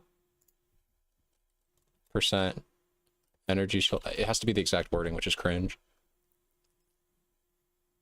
So hashtag percent increase energy shield. And then we'd want to do this on a fracture, of course. We'd want to do this on a local fracture, of course. And so, well, let's just search this up, get rid of these things that could be conflicting with it. I still want this here. This is not possible. And this is not possible, I think, because these two rolls conflict with each other, right? So flat ES and then ES evasion hybrid, or sorry.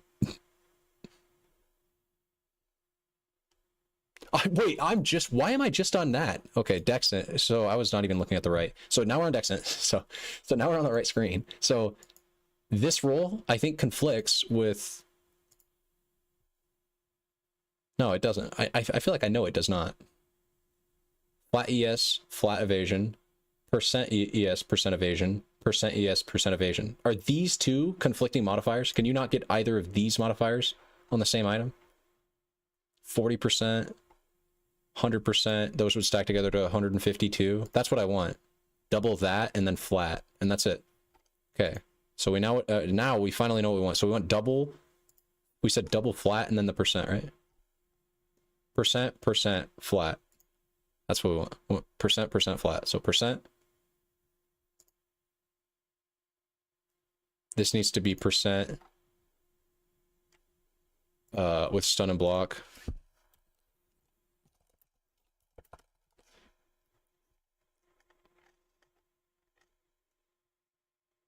I think I could just do it like this and then it'll, right? Okay, and then flat. Okay. Flat evasion plus evasion. Oh my god. +2.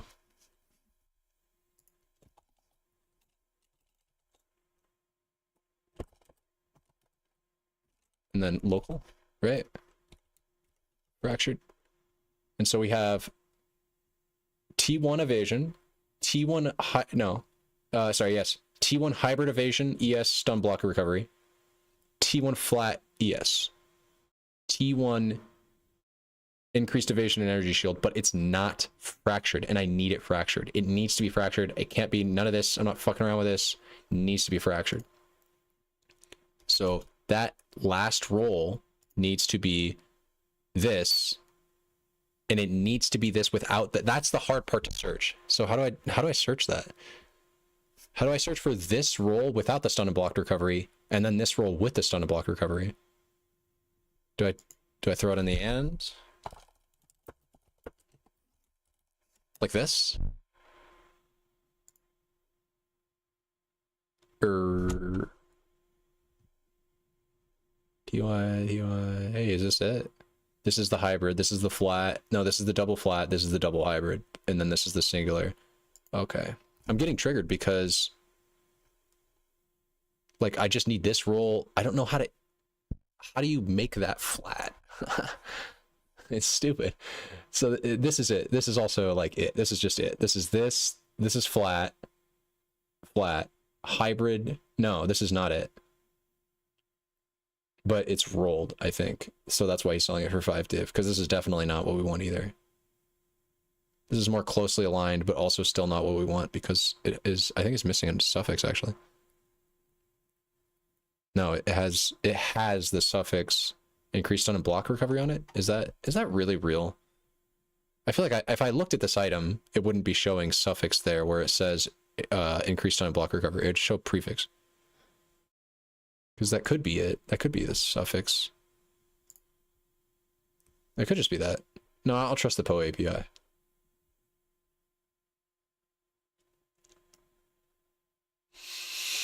Okay.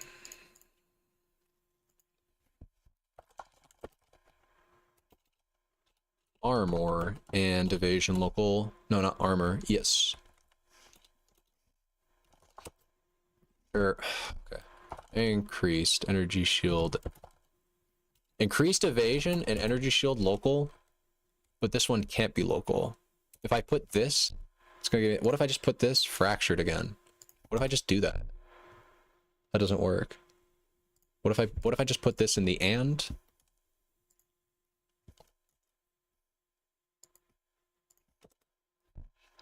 No? How do I... Does anybody know? Yo, I want to search an item that has these 3 mods fractured. How do I do that? Because searching for this searching for this mod highlights both the hybrid, the double hybrid roll, basically the hybrid evasion ES and the quad hybrid, the evasion ES stun and block recovery. All of those can roll on one affix, and I want to fracture that. I want to see that fractured, and then I also want to see that fractured with this base, no stun and block recovery, just evasion and energy shield, and then flat.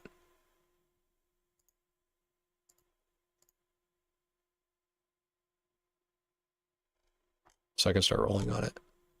But I don't know how to put this in as a fractured. Let's just go like this. And then this. And then this. And then it's still not gonna work. Yeah. Cringe. Okay. Let's just do this, and then it should theoretically just increase the price on these so much that, yeah, I can find ones that are correct. This is what we want with, so this is the correct assembling of affixes. Now let's just find a cheap one. Actually, wait, let's just do this. Click this. Triple and double, not fractured. Okay. And then and again. Okay. Okay, and then let's get rid of this and this. I don't need this either. I'm trying to roll this myself. Although, actually, wait, can I just hit Control Z? I can't. Okay, yeah. Wired God, what's up, Chewy? How are you? No, I can't. There's no simple way to do this, and I'm getting triggered. This is it? No, this is not it. That's Dex.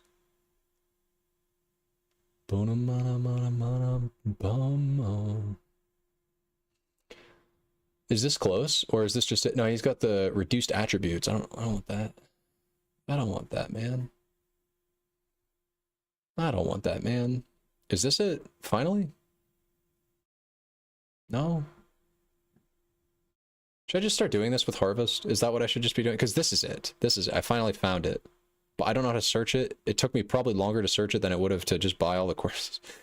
I found it. I found the base I was looking for. It's 15 div. Yeah, okay. Just whatever. Just okay. We win in the end, right? We get our item. That's all I care about.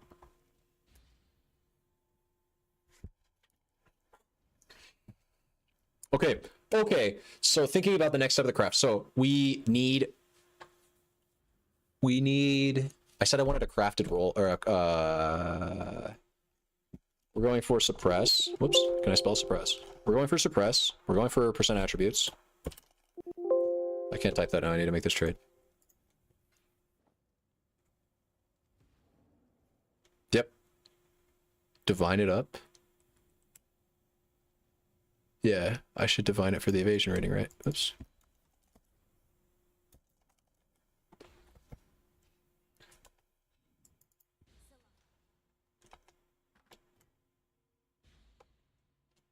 Okay, let's do this.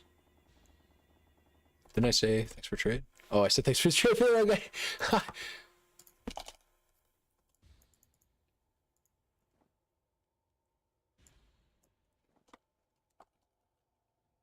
Okay, as expected. You'd never do that. Okay, okay, okay. Okay, luckily we have a lot of these deafening essences of spite. We're gonna hit this for a bit. I'm starting to realize immediately the issue with rolling 4 mod items. They don't want to roll with extra mods. Let's search for oh, I should divine this thing first if I'm really about that. Am I really about that? This is the difference between 50 evasion. I have more positive outcomes, I think, that I'm hitting than negative outcomes because I can get I have like 6 possibilities to increase my increased evasion and energy shield percent local roll, the top mod there. I'm 1 off perfect for the maximum energy shield flat roll, but there are positive outcomes for the suffix too. There's only 1 negative outcome there. Let's hit it. Wait. Oh wait, I'm so stupid. You can't divine fracture, dude. I'm so stupid. Dude. Okay, cool. Anyways. Okay, we're just wasting money here. It's fine. We're just looking for suppress, I think. I'm just not going to make this complicated, any more complicated than it needs to be. I'm going to click this until I see T1 suppression, and then I'm going to craft on flat attributes, and then I'm going to throw some, what are those things called? Eldritch currency at it, and then I'm going to call it a day. That'll be my chess piece, and it'll be better than this because we will scale, because we'll scale aura effect. That'll give us some damage. And then we're scaling, well, we're not scaling our ES because we're not scaling percent increased. No, we are, right? No, but this is local. Percent increased evasion and energy shield, since that's local to the item, I don't think that applies to my, I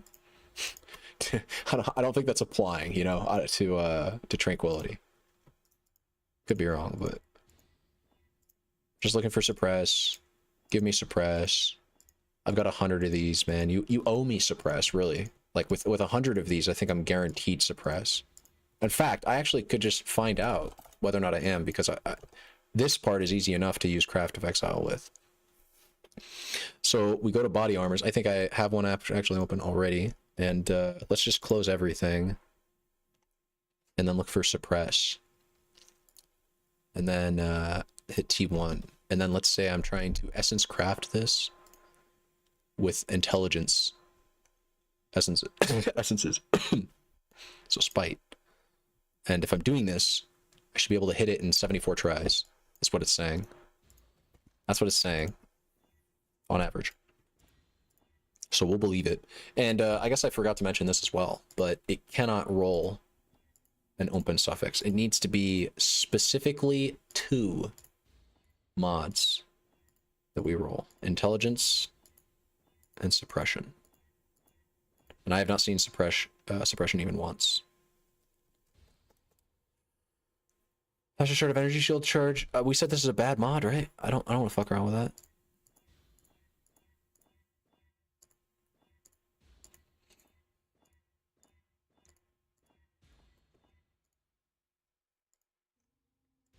Where is it? Sorry, I had to load my chat.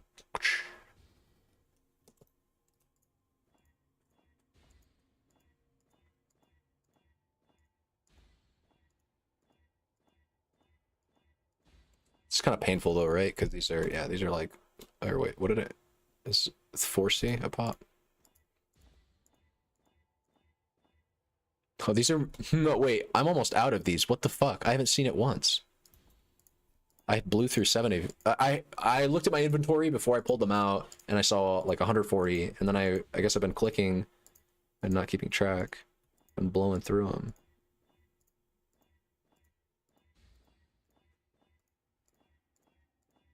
I don't think we're gonna find it.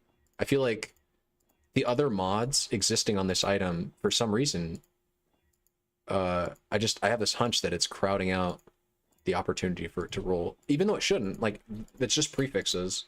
But all these times that I'm using this on the item and it doesn't roll anything, it's only rolling the flat intelligence, is telling me that an item, when it has, it's telling me that, and I think this is just true, when an item has more mods on it, it has less likelihood to roll more mods if you are rolling it. So like fractured mods like decrease, I think, the weight of more mods rolling on them. I could be wrong. I think that's the case.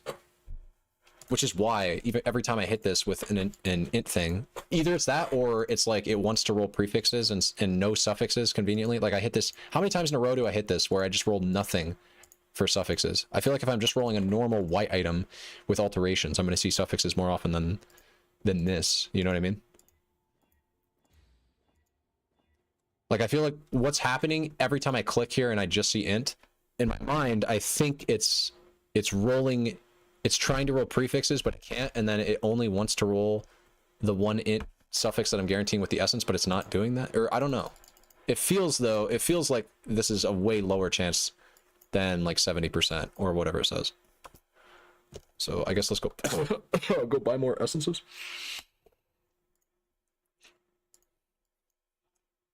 Hold up though, before we do, because these are expensive and I have to wonder if there's not just a better way to do this entirely.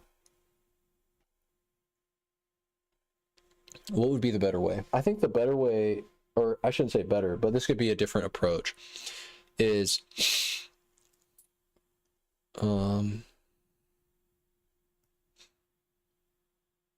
I could try to just hit it with, no, hold up. Okay.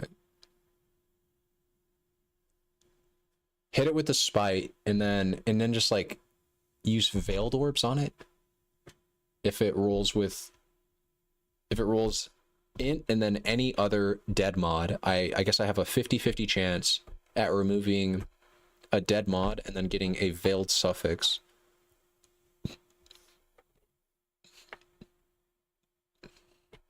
For the better attribute roll, that's not really that much. That's not like worth it. Yeah, no, I don't want any veiled suffixes off my chess piece. That idea is a dumb one.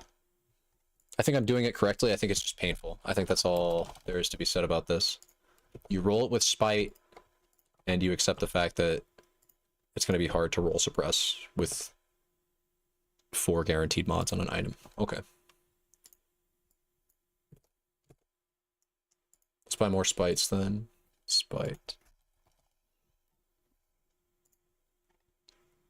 Divine orbs. Spite. Search. 151 tries.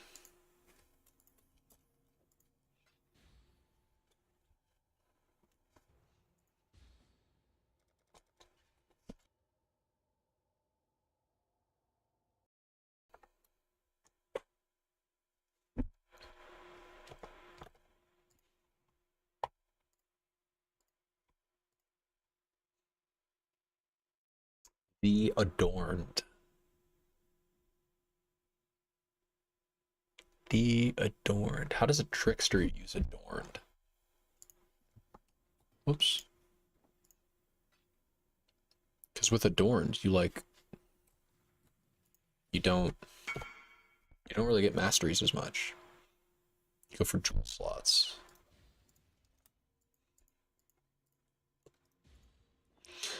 Okay. Give me suppression. It's not gonna give me suppress, dude. I bought 5 divs worth of spites, and I'm not gonna find it.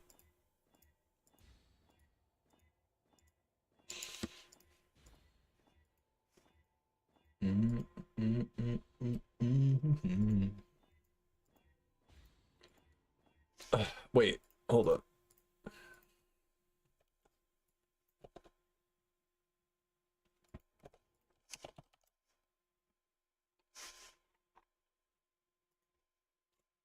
Okay.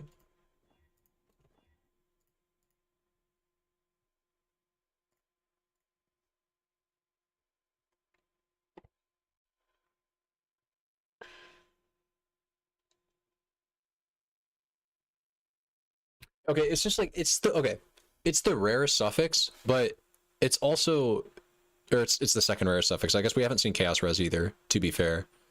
But faster start of energy shield recharge is pretty low weighted as well. It's the same weighting actually, and I feel like I've seen this. Probably I've seen it tier 1 even like 10, 15 times. Like, am I really just that unlucky? Because there it is again. And supposedly that mod has a very low weighting, meaning it's less likely to roll than like, well, health regen, I guess, for instance, which is another stat that this one roll. Or the resistances. Maybe that just confirms it though. You're just getting unlucky. No sweat, just keep going. Keep powering through. You're not doing nothing wrong, King. Kang. Okay. Okay.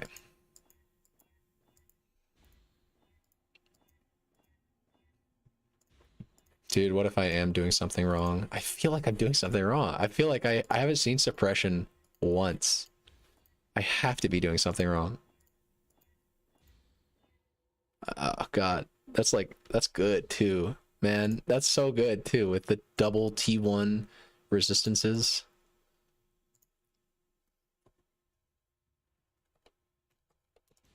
It's not so good. It's just resistances, right? Late game, you don't need them. There it is, but like it can't be. It has to be T1. It has to. I can't give up 30 for 10. So this is just going to be a brutal fucking item. That's what we found out today, boys. Because I am just unlucky. I'm not doing nothing wrong. I am just getting unlucky. Okay, we'll get T1. You know, it'll happen. It'll happen eventually. I mean, it has to happen eventually.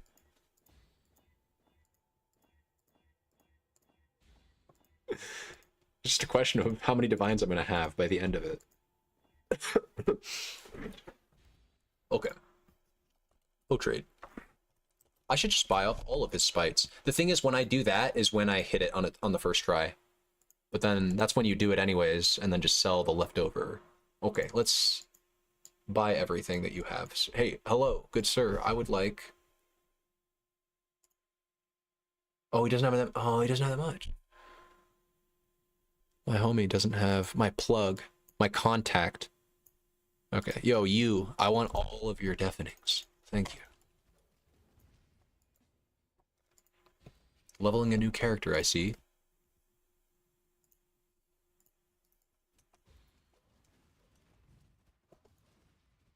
Take my mines. I should have shown this in the video, but the closer to your character that you throw the mines, the lower the fan, the lower they spread out. Oh shit, I don't have sec. I don't even know why I typed sec. It would be quicker to just not type it and then just go to the thing. No, I didn't even mean to do that. Where's my map shit? I need to put this away for a sec. Come on, it keeps getting away. Where's map shit? That's enough space, right? I think. I still, fuck me. Go in there. Trade. Sorry, man. He's AFK now.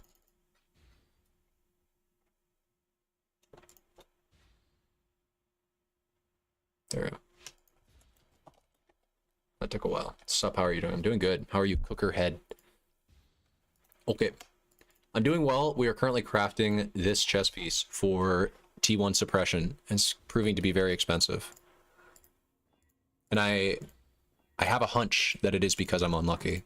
I think the way this is working is we're seeing, so the faster recharge, the faster start of energy shield recharge, that mod is as rare as the mod that we're trying to find, okay? Faster start of energy shield recharge.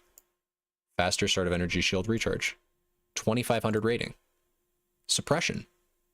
2,500 rating. Right, equal chances to roll these. We got 3%, but I think that's being affected by the number of mods that are on there currently. So I think it's actually lower than 3%. But that being said, it feels like 100% for that particular mod, because look at that. I roll it every single time. Some of the time. I almost want to keep a tally. How many times we've seen faster recharge rate. Because at this point, it feels like it's in the dozens. And I've seen suppression once. There it is again. There can be no coincidence. There has to be a reason for that.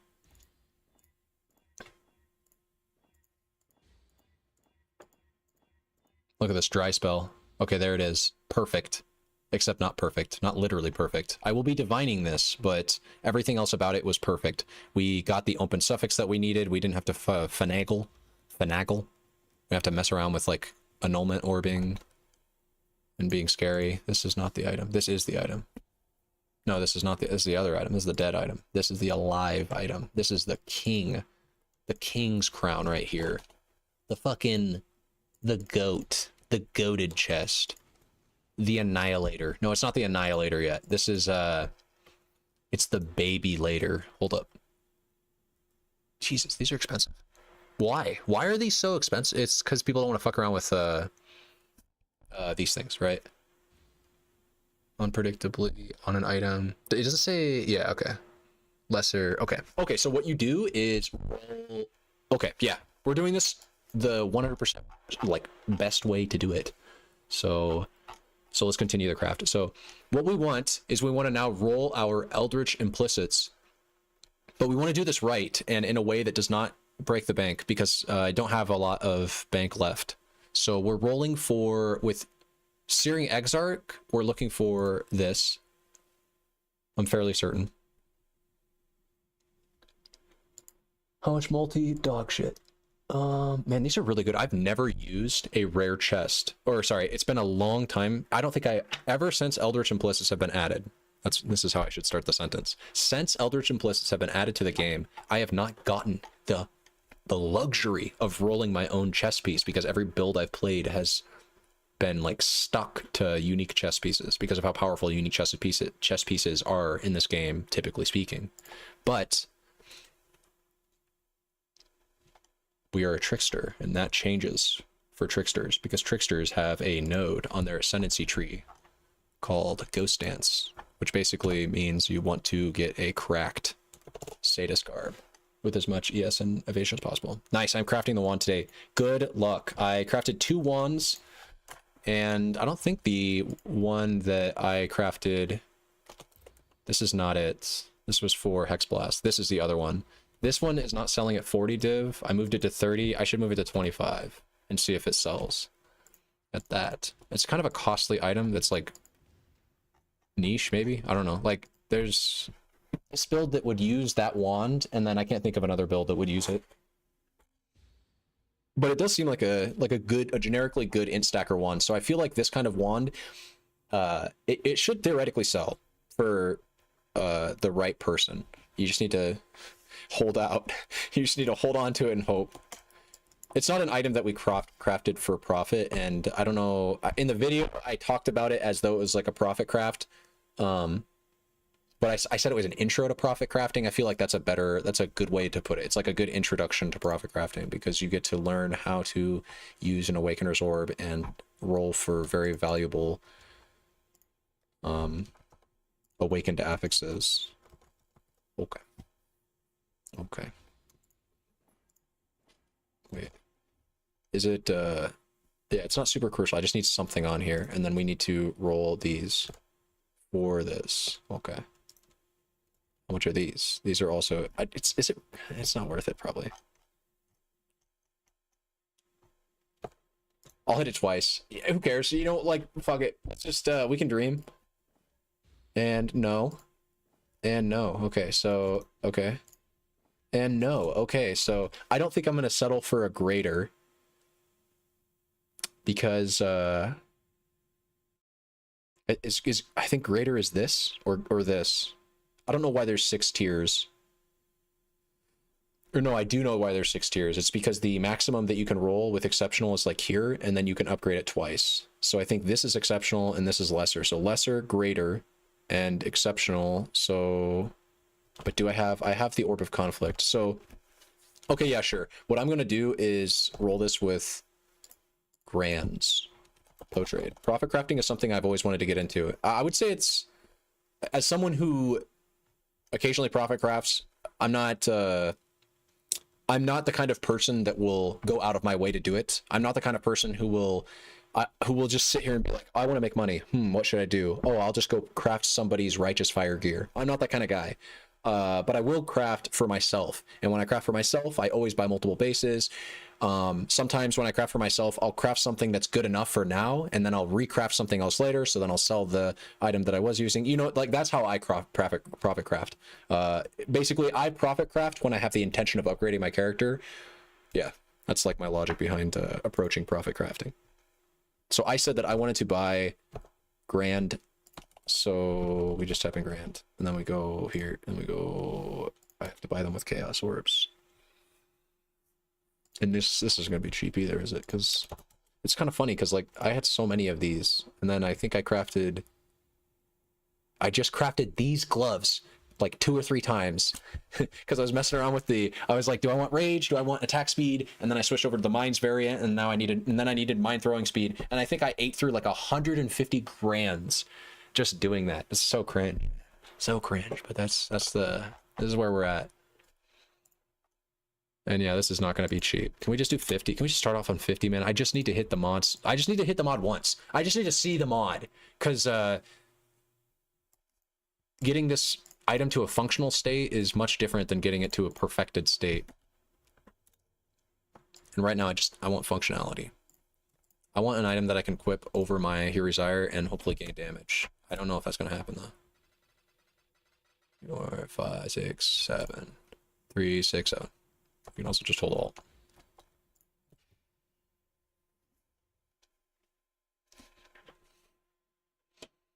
I think no matter what, we're going to lose some damage, but I don't think it needs to be that much. If I roll it with, because 20%, like, yeah, you can get up to 20. Is this 70? I have 700. Yeah. What was I going to say? The 20% increased effect. If I rolled this with literal perfect increased aura effect, 20% increased effect of wrath would increase by 4%, or like it rounds down, so like 4% more damage there.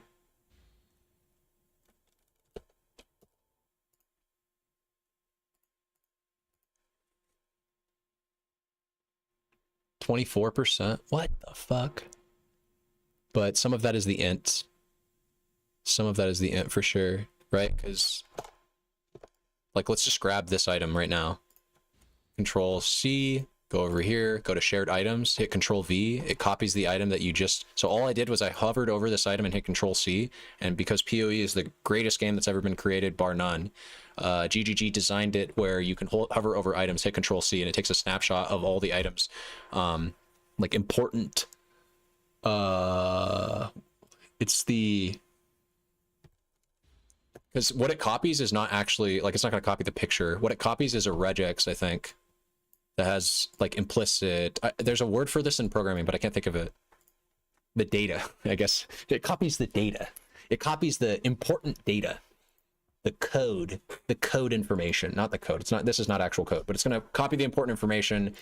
And then we just go over here, hover over this, and then POB, Path of Building, is a tool, third-party tool, not designed by GGG, but with a fuck ton of support, as though a program that basically feels like it's designed by GGG.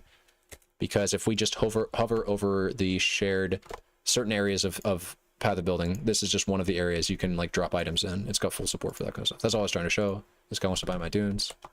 Let's sell him my dunes. 1 of 10. Yes. I don't want to sell him the corrupted versions. I only have corrupted versions. Sorry, bro. I have to lie to you because I'm afraid of confrontation. Sorry, sold. They're not sold.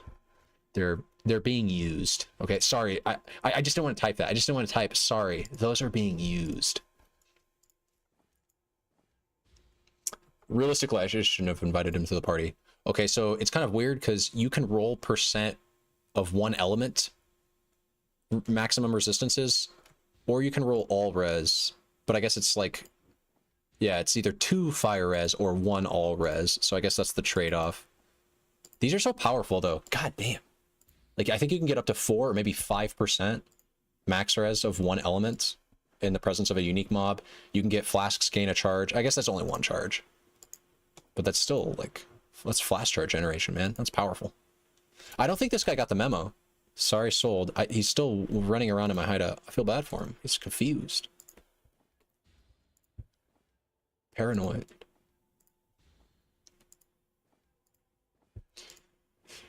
Okay, and so, of course, we are looking for the, I think the rarest one, which is this one.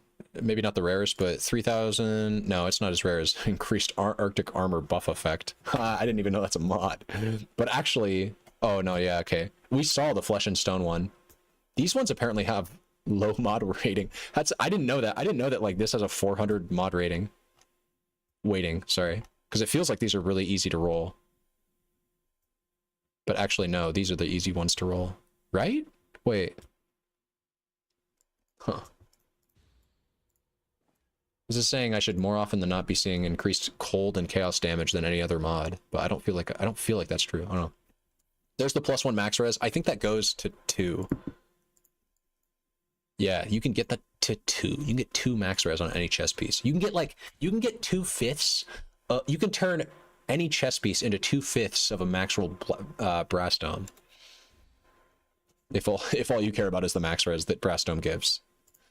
Flask supply increased effect. That's cool.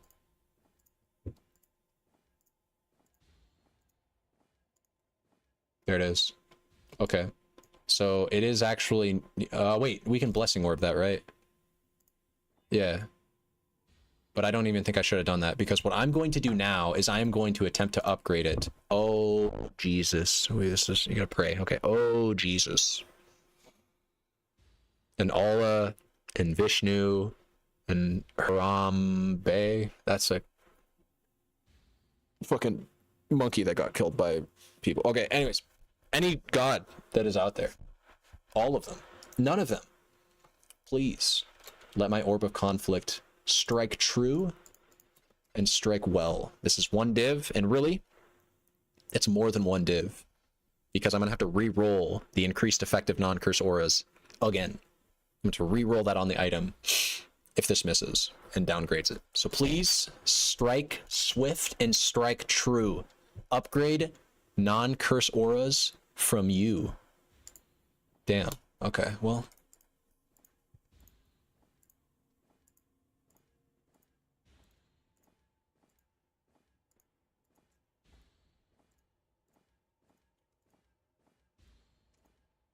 Wait.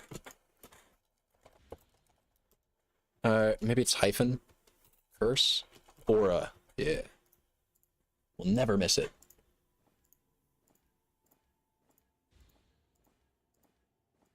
Damn. I'm out of money, man. We're running out. We're running out. I'm gonna brick my character before I complete this piece.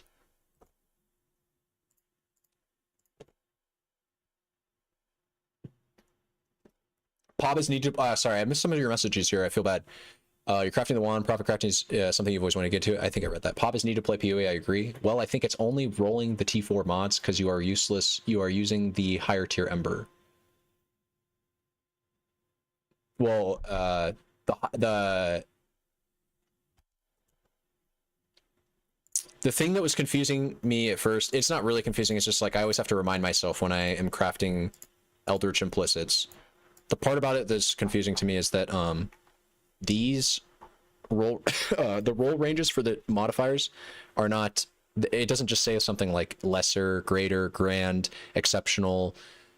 This would be I think this would be exquisite, and then this one is like they have names. The different versions of levels for these Eldritch implicits, they all have their own name, and it goes up to, I think, exceptional or exquisite. And it could just say that, but instead we have 6, 5, 4, 3, 2, 1, and that's just not what they're called. And it creates a bit of a weird relationship with these, I guess, because some of these have have breakpoints at every tier. So like increased aura effect, that's something you can upgrade 5 times. Or, well, yeah, that's the correct way to say it. Or a different way to say it would be, it has meaningful differences conferred at every single breakpoint. But like the max res one, that's only relevant every 2 levels. So if you're rolling for maximum fire res and you're on a low budget and you're just like, I just need to see that one. I just need to see the one max fire res. You're like a early league chieftain and you've only got your first few embers assembled. Well, the difference between rolling for that max fire res, the difference between rolling with lessers and graders is nothing. There's no difference unless you're trying to, I guess, upgrade it later, like by using an orb of conflict. Otherwise, the lesser is going to have the exact same effect, but just cost you less money. Anyways, I need more things.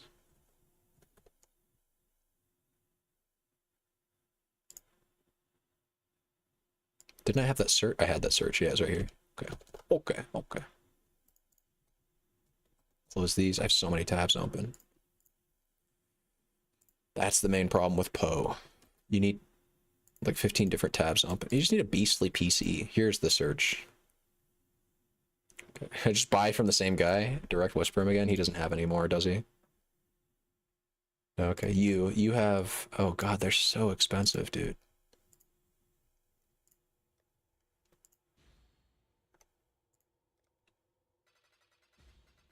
Let's put these away for a sec. They're giving me anxiety. I said 700, 900.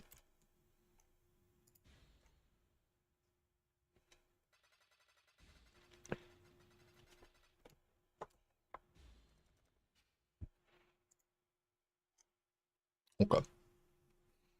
Attempt number 2. Not really. Attempt number 2 comes when I actually attempt the Orb of Conflict. I think I want to see this upgraded to exceptional, or whichever one the tier 4 is. Basically, I want to see this get to 20%. Not 20%. 20% is the super good juice free. Wait, am I? Yeah, okay. 20% is the last version. I don't want that. I want just whatever tier 4 is. Yeah, 15 to 16%. Okay. You can roll for that, but those are super expensive. Okay, sweet. So, all right, once again, we are gathered here to pray. Double grand. I want to see grand. I want to see greater, and then I want to see exquisite or exceptional. Nice. Do I hit it again? Do we go for, like, you know, do we go for gold here?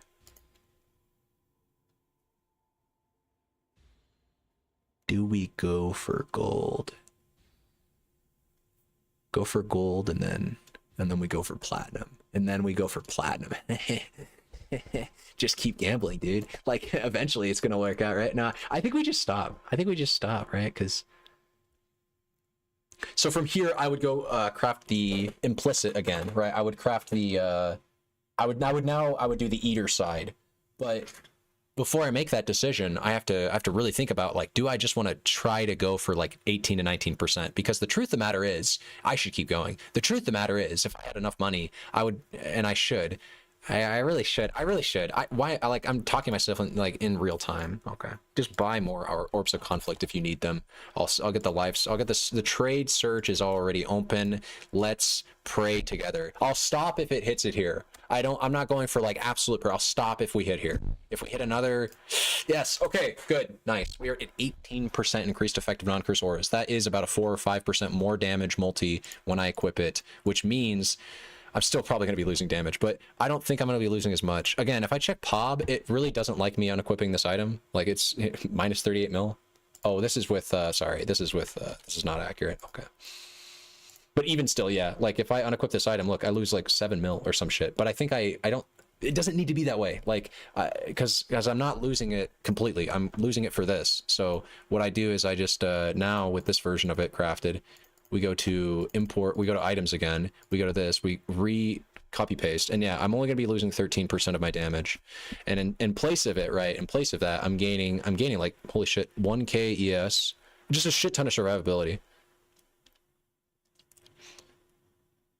It's almost 1-to-1. It's almost like give up 13% damage for 18% health, which doesn't sound like a great trade actually. But we have more survivability to.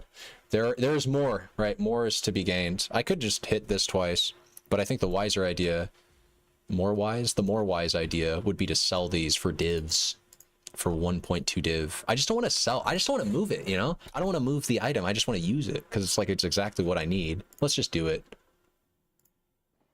Okay, it was a complete fucking waste of 2 div, of 1.2 div. Okay, cool. Cool. I didn't even check. What I should have done at least before I hit that twice. I shouldn't have probably hit that twice, period. But what at least I should have done was look at this and see how rare is this mod. Because I'm looking for this. I'm looking for 1 less per intelligence. And ideally, yeah, this is a juicy mod. We want to get this like, let me get this right here. Because that's a breakpoint for our character. Our character is currently at 1249. 200 is a breakpoint for more for 6, because this would be 5. This is 6% less damage taken. And actually that's kind of unfortunate because if I want this, right? Wait, is my math wrong?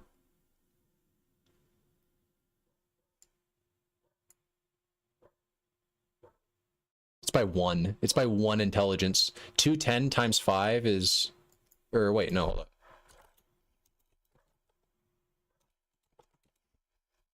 It's the math, man. 1249. We just want to see if there's an even number. Divided by 210. Comes out to just barely under 6%. So yeah, 200 is the magic number, and that's tragic because you cannot roll this without using an upgrade or exceptional. So I either need to use those Ickers that I was using. I need to go buy more for 60 chaos a pop. Fuck. And I might do it too. I should do it because I'm equipping this immediately and still losing damage but gaining a shit ton of survivability. Yeah, sure, fuck it. Let's just do it. Cool. Let's do it.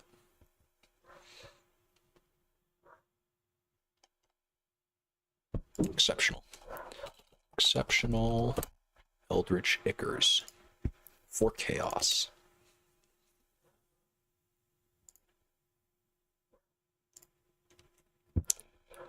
Okay. He's got 1. What if I want to buy like 10? Nobody has 10. Okay. I have to make a bunch of small trades. Cool. This guy is T-Grays 65. Dude, my dog is barking. Yeah, but if you kill things faster, they can't kill you. Exactly. Which is why you don't typically want to give up DPS for survivability, especially not at a 1-to-1 ratio. Typically, you look at it from the opposite perspective. You're like, hey, yeah, I'll give up a little bit of survivability for like, 5 or 6 times my damage. You would never, people don't typically go in the opposite direction where they're like, oh yeah, I'll make my character tankier, but give up clear speed. And I'll do that at a near 1-to-1 ratio. So I'll become 1% tankier for every 1% DPS I lose. It's like, no, that's crazy. Why would you do that? Why would I get my character like this? 75? That's not...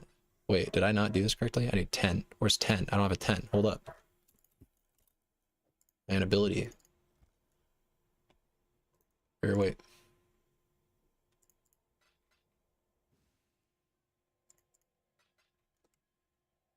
Wait, what? What am I doing, dude? It's just this 65. Holy shit.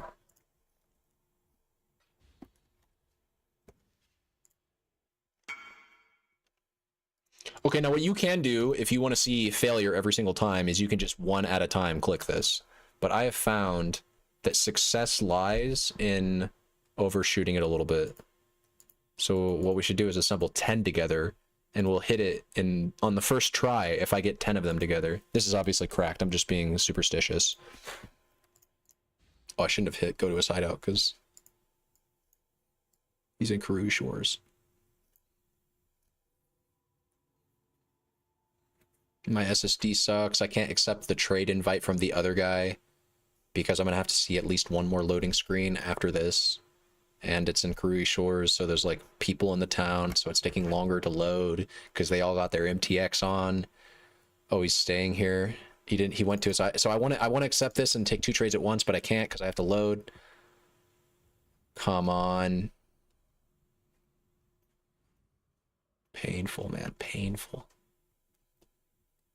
Donate today. Buy me a new PC.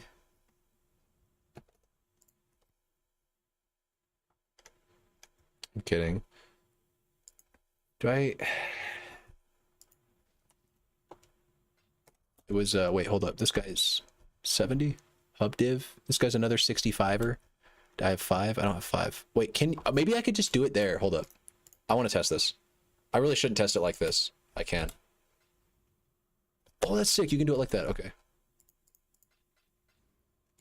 Cool.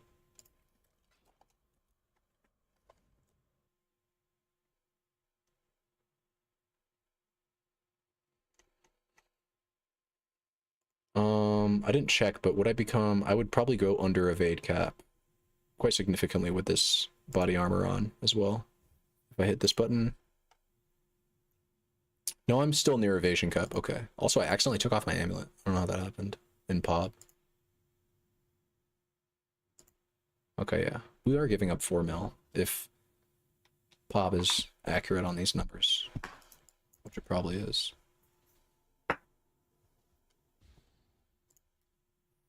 Alright, who's that other guy that invited me to a party? That's this guy right here.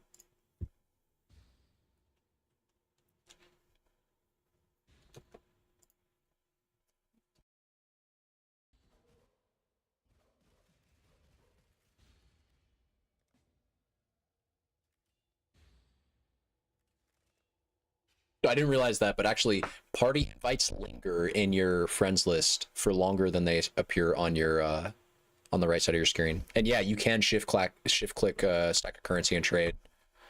That's what I just figured out when I was making that trade. I think that that was one of the quality of life. I don't think that was always in the game because I do remember trying that before and having it not work. Is homeboy gonna trade me? Maybe he wants me to trade him.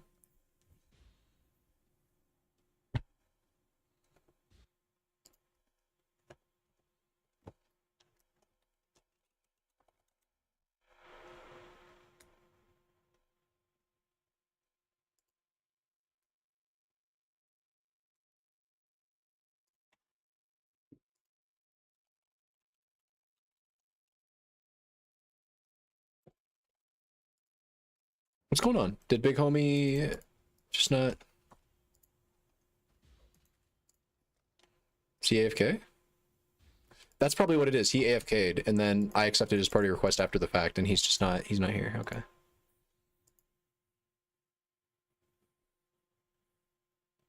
So if I message him again, then theoretically, he will come back and invite me like that. That's funny. Because he wasn't seeing that I was like trade inviting him because accepting his that's just funny. If you know what happened there, you know what happened. There we go, 65. But I think this guy's a 70er actually. Yeah, he's a 70er. Okay. And then this guy. We go to you, Quinum. When you message somebody, it shows up as a like ding on your PoE. I think many people know that from alt tabbing out of PoE and sitting in their hideout. But if you join someone's party, that makes a noise. It does not give a notification. Same thing for starting a trade request, which is why that guy appeared AFK until I messaged him again. Because he was probably alt tabbed watching Netflix or jerking off to porn or something. Maybe doing something educational and like good for society. That's what he was. He was alt tabbed and probably working on a new formula for insulin to give diabetics I don't even know what the fuck I'm talking. Is this guy gonna? This is what I always find myself rambling about stupid shit when people are making me wait. Why does my brain get to wander? I should have constant stimulus in my brain at all times, at all daylight hours. Occupy my brain with stimulus. Okay, with 4, we're guaranteed to see it once. Guaranteed. Oh god, that hurt. I have a gash in my chest right now. We just missed 4 times in a row when I said it was guaranteed.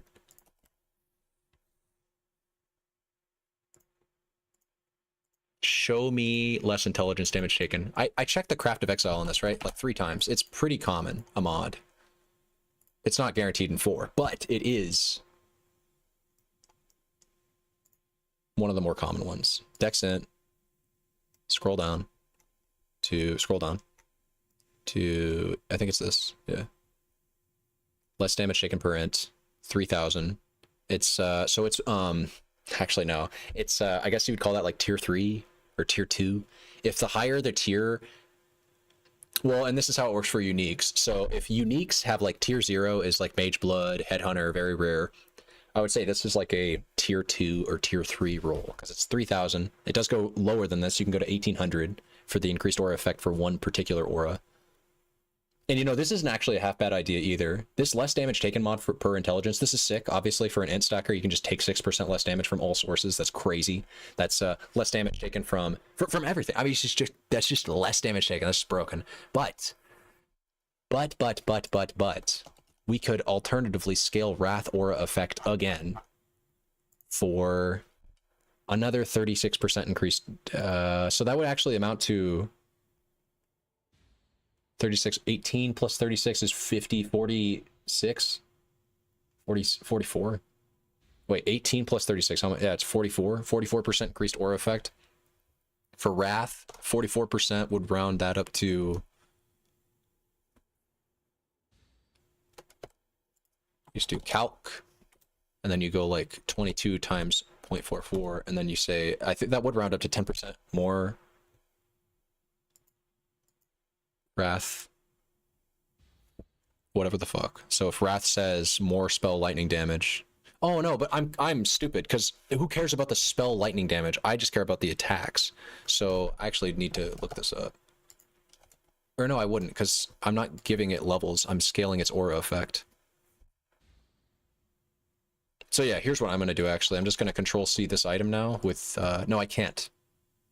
I would just need to go into POB, grab the item, and then modify it. You can modify items like so. So I need to know how it's typed. Let's grab this entire fucking line, and just get rid of it. And get rid of it. Wrath has, okay, Wrath has, I think, just say like 36% increased aura effect. And then hit save. Yeah, sick. Okay, yeah, so so with that mod, I actually don't, I lose 7%. I lose 7% damage. You know, I lose 2 mil. It's definitely noticeable. That's like that's I think they say when you lose about 3 to 4 million 3 to 4% of your DPS, that's when you start to feel it. Losing 1% DPS is kind of a negligible loss.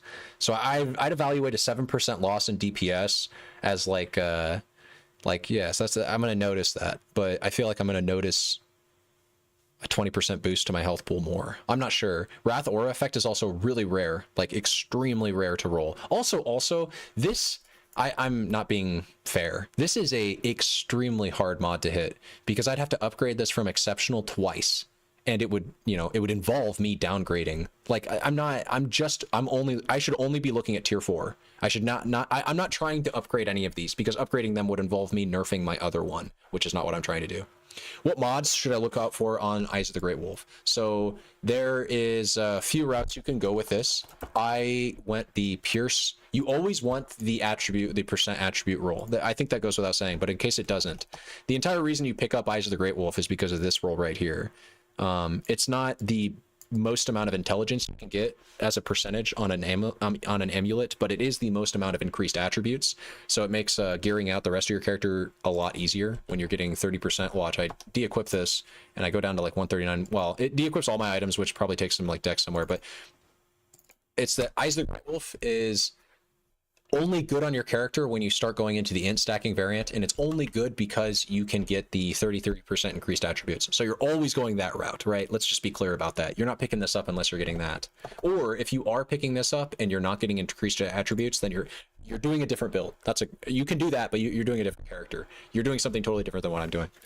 But the second mod, and I kind of equate this to like, this is your flex mod. This is your well, the second mod is where you'd either choose to get your Pierce, right? You can get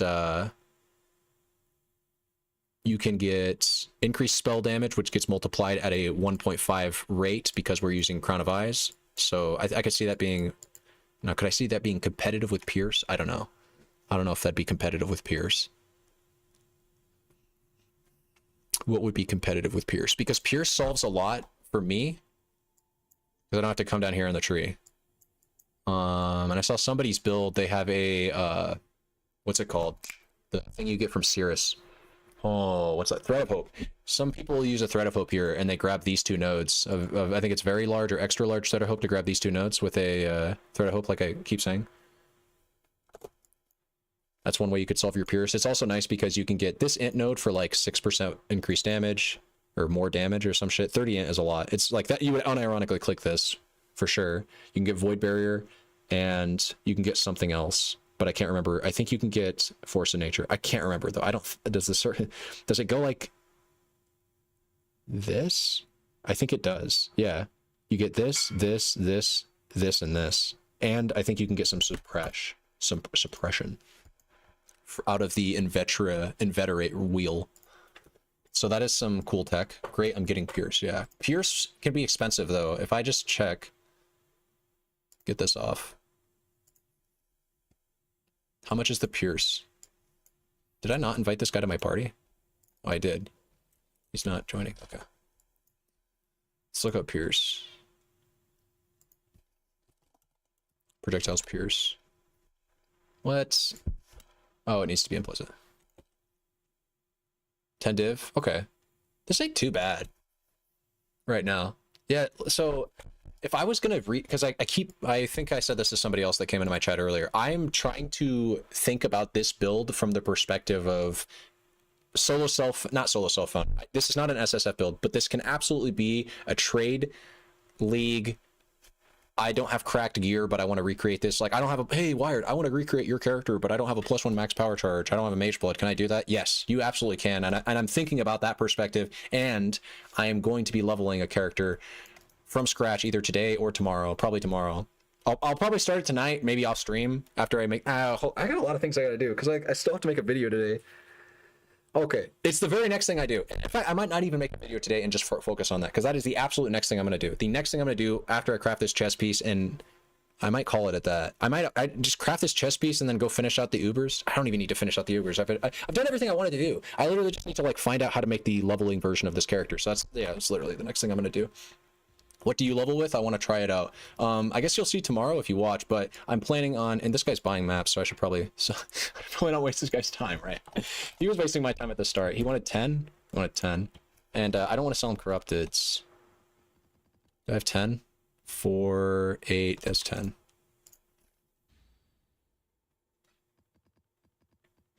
So you'll level with Magma Orb until you get to the point at which you can equip these two skills, Power Siphon and Locust Mines, and then I'm going to try that. I'm going to literally do that, and then if it doesn't work, I'm going to find out why it's not. So Locust Mines support should be like 30 something. No. What? You can equip this as early as level 1? What? Lily. Is that true? That is. I also don't know why I'm not just checking Lily. So yeah, like, okay, Locust Mines, Power Siphon. What? Wait, hold up. You could theoretically be walking, well, you could do this entirely, you could not do this in Twilight Strand because you don't have access to these gems that early, right? How early could you actually put this, like, how, I'm just curious, you know, Path of Exile, I'm just curious, you know, theoretically, if I just wanted to see, like, You know what, dude? You guys have got me so inspired. I'm just gonna do it because this is seriously the next project I'm gonna work on. My very first ever build guide for PoE. How do you get a shadow to the point where they feel comfortable enough equipping locust mines and power siphon and just like clearing shit with that alone? And I would think, this is my guess, right? This is my guess without testing it yet. But my guess to you is that it's going to be until you get crit capped. I think it's like, if you're not crit capped with power siphons, like, I don't even know if I'd try it. But I know I will try it because I'm trying this because that's my next project. I'm going to try everything. Don't worry, okay? If you are at all concerned that you're not getting a thorough build guide, you are. I don't plan to be working for the next 5 days. I'm going to take it all off work. I'm just going to iron this shit out, okay? I'm going to all day, every day, be playing either this or streaming it and experiencing it that way. It's gonna become my life for the next like 5 or 6 days. I'm gonna be making a version of this character that you can use to take all the way up to endgame. And I appreciate the sub. I don't know why I'm not getting a notification. No, it's because I'm using Restream. The sub notification is a little bit out of date, by the way. I'm not. It's like a meme that's probably hard to understand. I appreciate the sub. I don't know who did it yet. 1 second. Because I'm using Restream for my OBS. So I feel somebody just gave me money and I don't even know what their name is. The internet is such an interesting place. Log in with Twitch? No, it's log in with yeah, it is log in with Twitch, I think. I'll find you. Don't worry, Streamlabs has me. You can't hide forever. Dashboard. Recent events, alert box. Recent events. It was Brittles. No, it was Cookerhead. You gave me a prime too. Thank you. I appreciate the prime. Genuinely. You know, I was joking earlier. Guys, I'm not actually, you don't feel any, like, I want to do this, okay? You don't owe me anything. I'm not doing this because I'm, like, have the potential to start a online following. I love all of you, and I'm doing this because I like PoE a lot. And I want to be that person that made their own character, and it does 30 million DPS. I get to say, yeah, I made that shit. It's all content viable. You can take it to Ubers, you can take it to Endgame. I don't know. I think that's super cool, because there's so many people that complain about build diversity in this game, and I just think Locust Mine's Power Siphon is some of the coolest shit you can do in PoE, even though it's a pretty simple concept. You're just putting an attack on a mine and throwing it out. I just like it. It's cool, man. It's fucking cool. Okay, anyways. So yeah, let's go say hi to Hillip here. And I'm on display capture, so that's a problem. And I'm gonna die to fucking Hillock. Okay, cringe. Okay, I was alt tab looking at my, I'm not bad at PoE, I promise.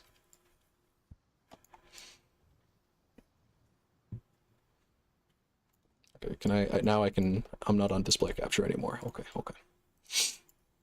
Let's go properly kill Hillock this time.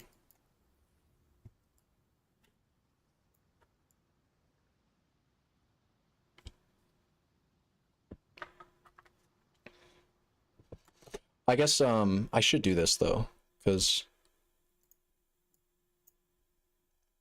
yeah, that's gonna be a problem. We're gonna need to find a way to like we're gonna need to find a way to crack out my damage without a +1 power charge ring and Calandra's touch. That's gonna be the biggest issue I see this build coming over, is how do you get nutty damage without a +1 power charge ring? We'll find out, don't worry, I promise.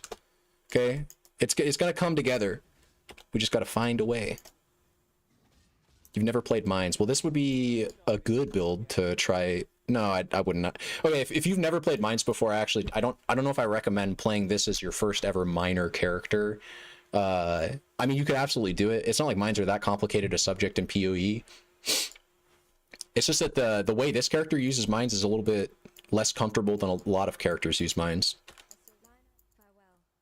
I'm kidding. When I say I wouldn't recommend, I'm totally joking. You could absolutely play this character over a Hexblast Mines character at some point. It would be the question of when. So could you do it at level 1? Does this character suck? Oh, it requires level 8. It said level 1. I don't know how I didn't notice that. This guy wants this. So Power Siphon is, what's the requirement? This is 12. Okay. Let's level up to that with Magma Orb and then see how it feels at that point. 40k. Oh, okay. He wanted this. Oops. So grab these gems, put it over here. I hope you guys don't mind. I'm not cheating at all. by equipping a 7 league step to just move around the map quicker. So we go to uniques, you type in 7 league, boots, you grab them, they give you like 50% increased move speed, and that's it. So it's not influencing my character in any way except for making them quicker. And then we path out of here. Okay, so this is a side note, but I want to talk about like anytime I'm doing anything when I'm streaming, I need something to talk about. I feel like it's bad for both of us if I'm just sitting here being quiet. So I want to talk about like leveling tips, and I'll start with the tree, because I don't have a good skill. I don't have a good understanding of like where you guys are with your understanding of this game. So I'm going to talk like you guys are complete newbies, and if you feel as though I'm being too like basic, then you could just say, hey, we already know this stuff. But yeah, okay, let's just get into it. When you're starting off, you're going to be definitely not using this tree. Or I'm still, dude, I will configure a hotkey for this. Okay, you will not be using this tree. You will not be using anything close to this tree. Why is that? It's because these nodes, when you are int stacking, these nodes are actually insane, right? They're like 1%. Traveling, this is one of the reasons why attribute stackers are like the future of every build. Any build that's trying to be taking to, and I'm kidding slightly, but the reason why attribute stackers are so cool is because you get to turn all these traveling nodes into damage, like 1%, 1%, 1%, 1%. But this means nothing early game. So how I suspect this character is going to level is, I'm going to do something like this. Well, I'm not going to do this right now. We need to get to the point where we can use power siphon mines. Let's just do this.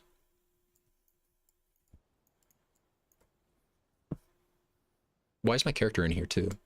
Oh no, that's the coast. Okay, yeah, that's where we want to be. Also, what did I grab? I grabbed Stormblast Mines, and so, okay.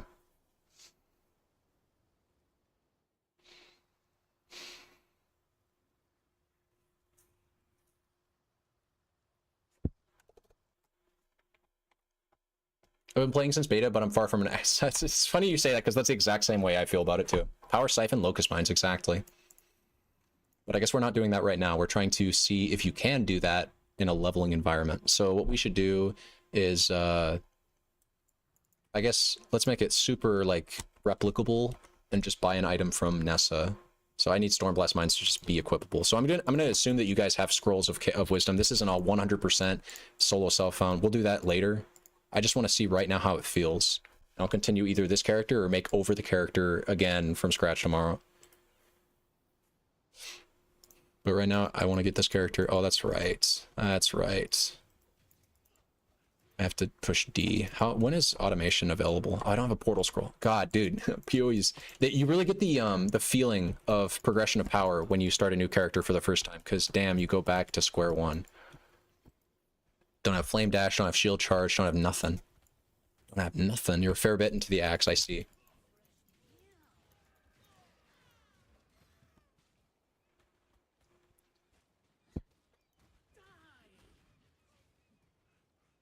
No Headhunter, lol. Wait, can you equip Headhunter this early? I thought Headhunter has like a 64 level requirement.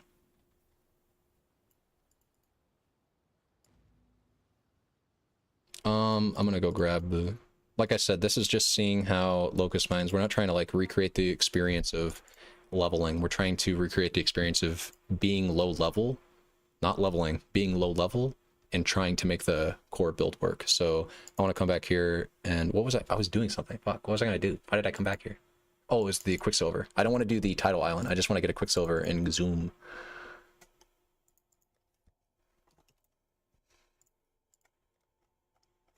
Quick. 4. Okay. Played a poison shot. What's PS? PS is Power Siphon. Power Siphon Trickster this league, and wanted to try this, but wasn't convinced enough to commit. I don't think you'll regret it. I think this is just better than whatever. And I say this, you know, I could be wrong. And your build is probably great, but I think without knowing anything about your character, without even seeing your POB, just with my testing with Locust Mines, if you equip Locust Mines and you're playing Power Siphon, you will probably see a 300% damage increase just by doing that. And dealing with the playstyle. I'm getting stun locked. I'm literally getting stun locked. Dude, Roas suck. I can't even move. I mean, Jesus Christ. Yo, GGG is a great company, but I don't think they have like the new, like, I don't know if we're on the same page. When I'm thinking newer players, I'm not thinking like, yo, I'm just getting I'm getting destroyed in the fucking third zone of the game. I can't, it's crazy. And you can see, you know, arch nemesis creatures early, like, just imagine your 13-year-old brother playing this game. Just imagine that for a second, getting fucking destroyed and breaking his keyboard. I don't know if you have a 13-year-old brother, but this zone sucks. Okay. Level 4 is coming. Oh, this is the area where we go in, and this is the third thing. I was wondering what. We go up here, try not to lose any speed. We're speed running, guys. We're speed running through the axe. Not speed running it. I didn't want to go up and click it because I'd get charged by everything. You actually have to clear it out. You know, it's an RPG, man. We gotta play the game. Gotta kill mobs. Maybe that's why they buffed Roas. It's because for a good chunk of the early game, speed racers just run through. They don't even start killing things until coast, I think, right? Something about the experience. The recovery was what made me not feel very convinced. Everyone on the sheet looked good, but solving. Okay, here you go, Luxaria. I've got your, because I was thinking about this the earlier today even. Actually, you could go back earlier this stream. I talked about it. If you are at all concerned about the sustain, I can't show you with this. Let me show you on POB. If you're at all concerned about the sustain on this build, what I recommend you do. I fucked it up. Okay, ignore my tree. What I recommend you do is just click this, unclick this, and then go up here and then make the 2-point investment to go down here. Now it's obviously a lot more for my build because I'm level 8. But if you have a full, you said your power siphon, you're like level 98. If you can spare 2 extra passive nodes, or even I would dare say respec them from something else, this combination is, that's what I'm trying to highlight. I'm trying to highlight to you the combination of Wicked Ward plus Spellbreaker as an insane sustain slash, I guess, defense against spells package. It's kind of ludicrous. It's really good for sustain though, because I especially mentioned that because you said you don't feel good about the sustain. Also, here's another thing I will ask you, Luxaria. I don't know how that, Luxaria. That sounds correct. Are you using this keystone, Zealot's Oath? Are you using Call to Arms with Enduring Cry? Are you using... Yeah, I guess those are the 2 pieces of sustain I have, the 2 major pieces of sustain. Now you could, and actually you kind of sound like somebody from my YouTube comments. Maybe you're saying, oh, I just don't want to switch over from Power Siphon because if I do, I lose Leech. Now that is an understandable thing to be concerned about, right? Leech is a big defensive layer. You can't leech from mines. Well, you can, but because somebody else pointed that out on YouTube. But it's not like, it's not great, right? Machina mitts are... Actually, I remember looking at them and saying, let me look at these, hold up. So let's say you're like, yo, Wired, I want to play your build, but I don't want to give up leech. Well, give me 1 second. Actually, don't even give me, oh, I don't have portal scroll. This is cringe. This is cringe. What am I doing, man? With my life. I'm leveling up a character in PoE. Here's what was I gonna say? Shit, what was it? I lost my train of thought. Dude. I have a zoomer attention span. I was talking about something that you can do as a tech solution to a problem. I can't remember what it was, fuck. We mentioned Zealot's Oath. We mentioned Enduring Cry. That's one level. That's a layer of sustain. The mitts, that's it. The mitts. Okay, Machina mitts. I wanted to talk about those.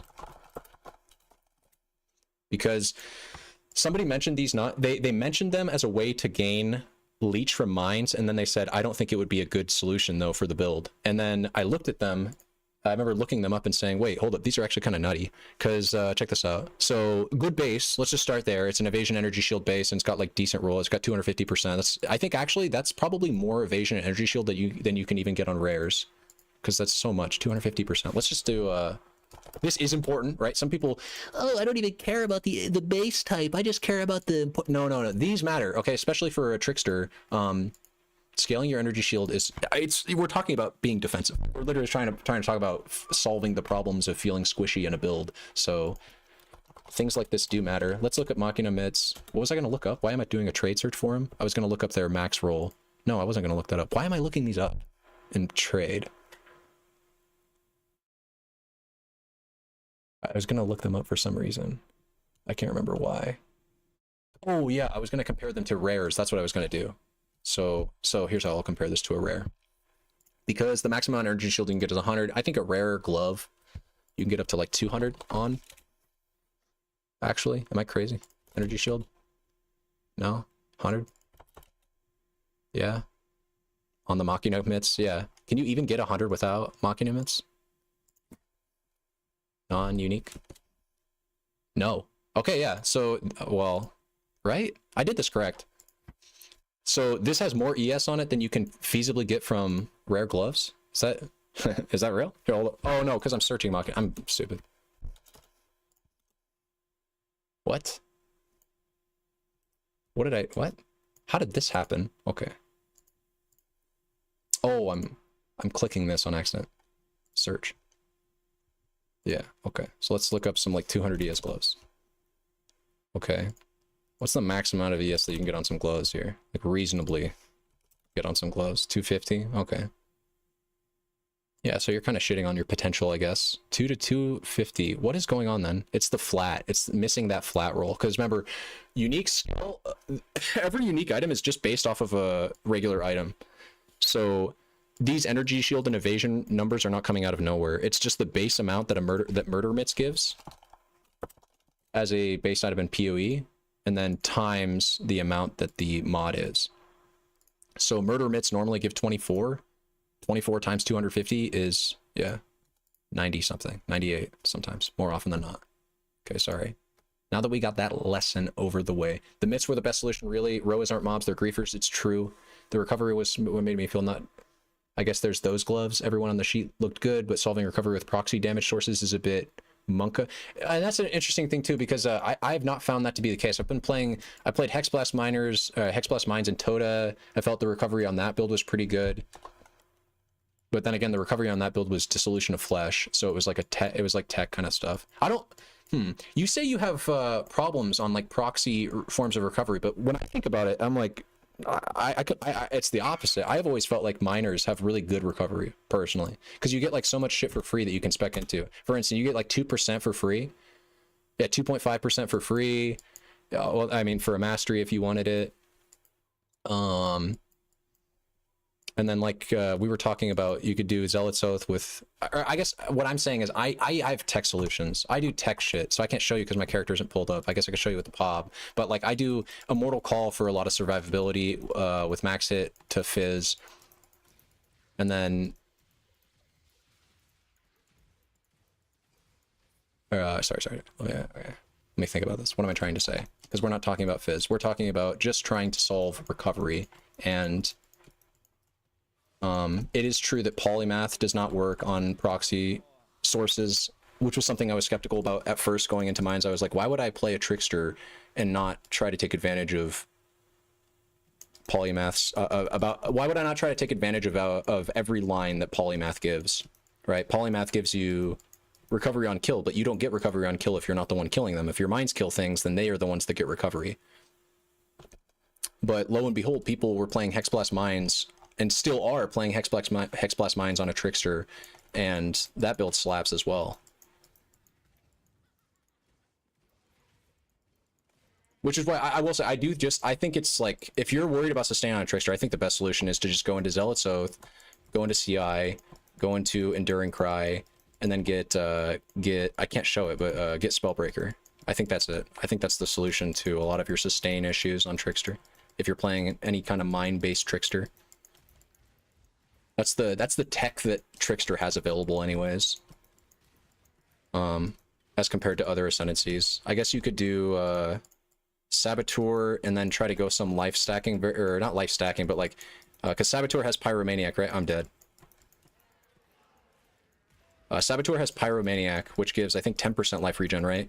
With all your mines recently thrown out.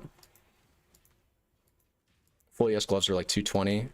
250, yeah. So a rare crafted pair of gloves is gonna beat out murder mitts with respect to the pool. That was just like a thing that I was mentioning just to say like this matters. I was trying to go over every line on murder mitts. Really, it does seem like at least early game, if you, because doesn't it come with damage too? Like, no, there's no damage line on this. It's just recovery, and it's actually it nerfs your recovery. It's just leech, I should say. It's just sustain. That's all these are. Yeah, I don't think I'd actually use these late game unless I haven't looked at unique glove double corruptions in a while. Are they nutty? I'm trying to think. You can get curses. Curse on hit would be cool, but I don't want to nerf their resistances because I think this build actually prefers going the sniper's mark route and just using inversion and penetration to deal with resistances. I actually think that's like the best way that most builds that are projectile and elemental based should be trying to scale their damage against resistances if they're hit based.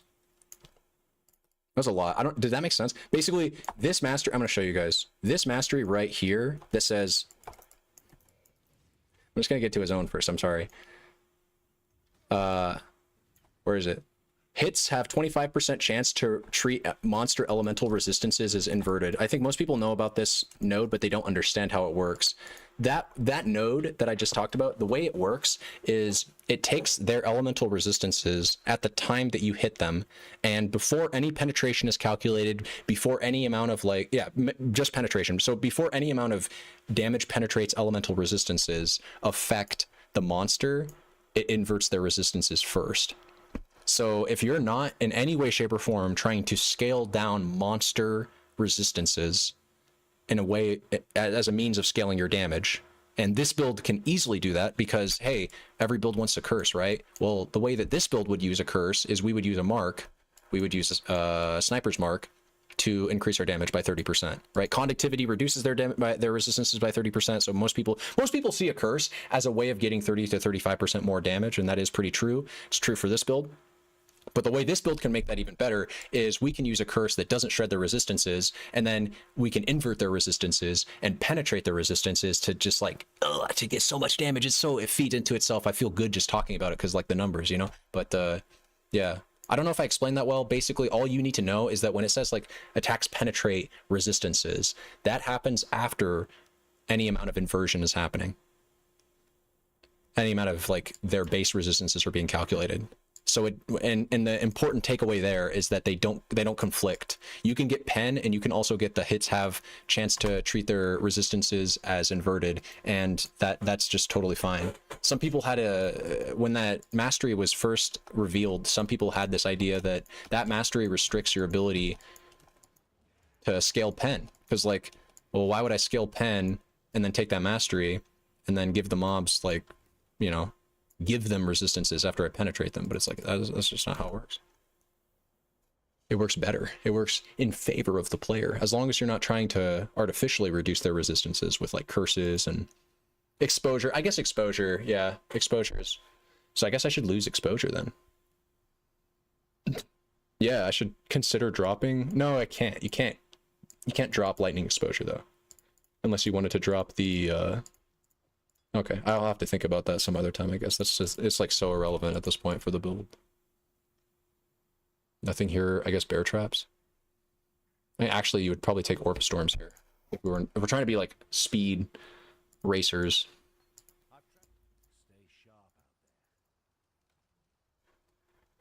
I have a life sprig. Am I level 8? I'm level 6. Sprig, I don't even have a life sprig, man.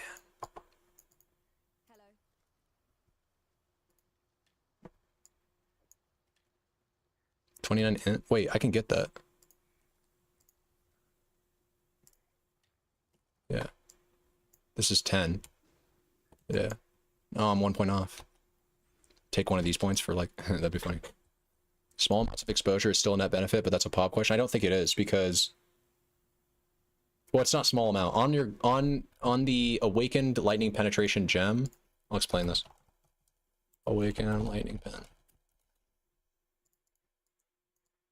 On this gem, there is a 10% chance for your hits to inflict lightning exposure. And of course, this applies to mines because it doesn't say you, it just says a chance on hit. So this will reduce their resistances by 10, but this will reduce their resistances. It doesn't penetrate, it reduces them. And so it gives them 10% resistances when the 25% chance to invert their damage occurs. But like you said, I don't think this is like ultimately like swapping off of this gem to regular lightning pen probably isn't that meaningful a change, if it even is one. It probably just doesn't matter that much for my damage. base default exposure is minus 10 LE res. Yes, but remember, if you take the hits inversion mastery, right? Like I keep saying, if you take this mastery, fuck, if you take this mastery that says hits have a 25, I'm kind of hovering over it, then that inverts that 10%. It's a pop question mostly. Yeah, it's a pop question. You're right. A good way to simplify that. Dweller the Deep.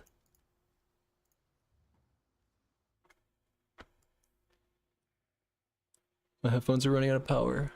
Triple check this for my trickster and the exposure was still in that benefit. I figured. It's just a good node. That mastery is incredibly powerful. More people should use it. I think it's being slept on. I actually think it needs like removed or nerfed, because when I started thinking about it from the perspective of how it actually works, then I started thinking more. I was like, what is this for? Is this just for elemental hit-based builds to get like 10 to 15% more damage for free? Because like as long as you are, oh sorry, elemental hit projectile based builds. so there's like a specific archetype of builds that leverage that mastery, but that specific archetype of builds are already quite powerful, because like I'm talking about every bow build, right? I'm literally talking like elemental damage projectile based builds. Oh, every bow build. Okay, cool.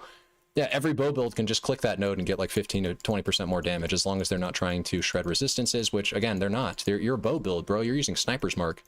Or if you're not using Sniper's Mark, maybe you're using Assassin's Mark. But I just know that like those builds, they don't need to use conductivity or whatever to exponentially increase their damage when it comes to cursing foes. They just, you know, we're scaling crit, bro. We're scaling projectile damage, bro. They got better affixes, you know,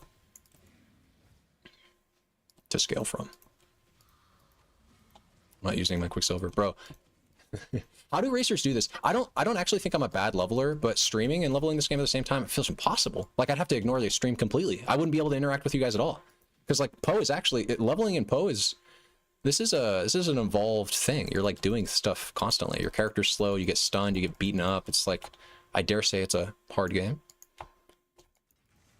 I should have preloaded mines. I forgot that this guy is always essenced too. I was kind of amazed by that. I was like, hey, he's an essence, but he's always an essence. I didn't drop a portal.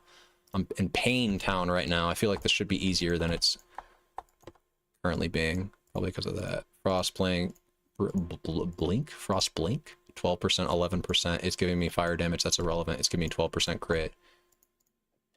Technically less damage in a meaningful way too. Because when you're this early on, 12% increased damage is kind of like 12% more damage. Not being able to left click detonate mines makes early storm. Yes, I agree with you. And any kind of mine playstyle annoying.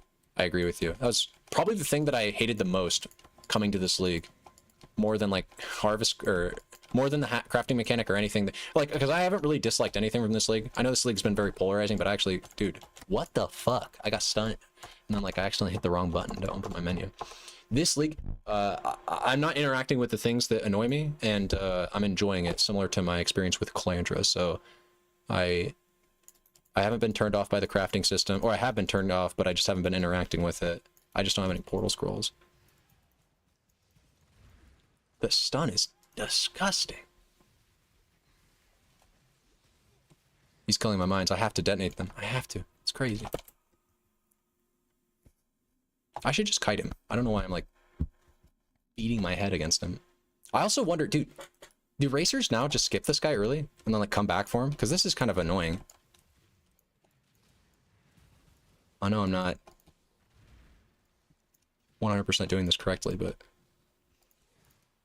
like he's harder. He's definitely harder is the important thing. Like you definitely at least want your dash. He's not a free level. Okay, let's go get those portal scrolls.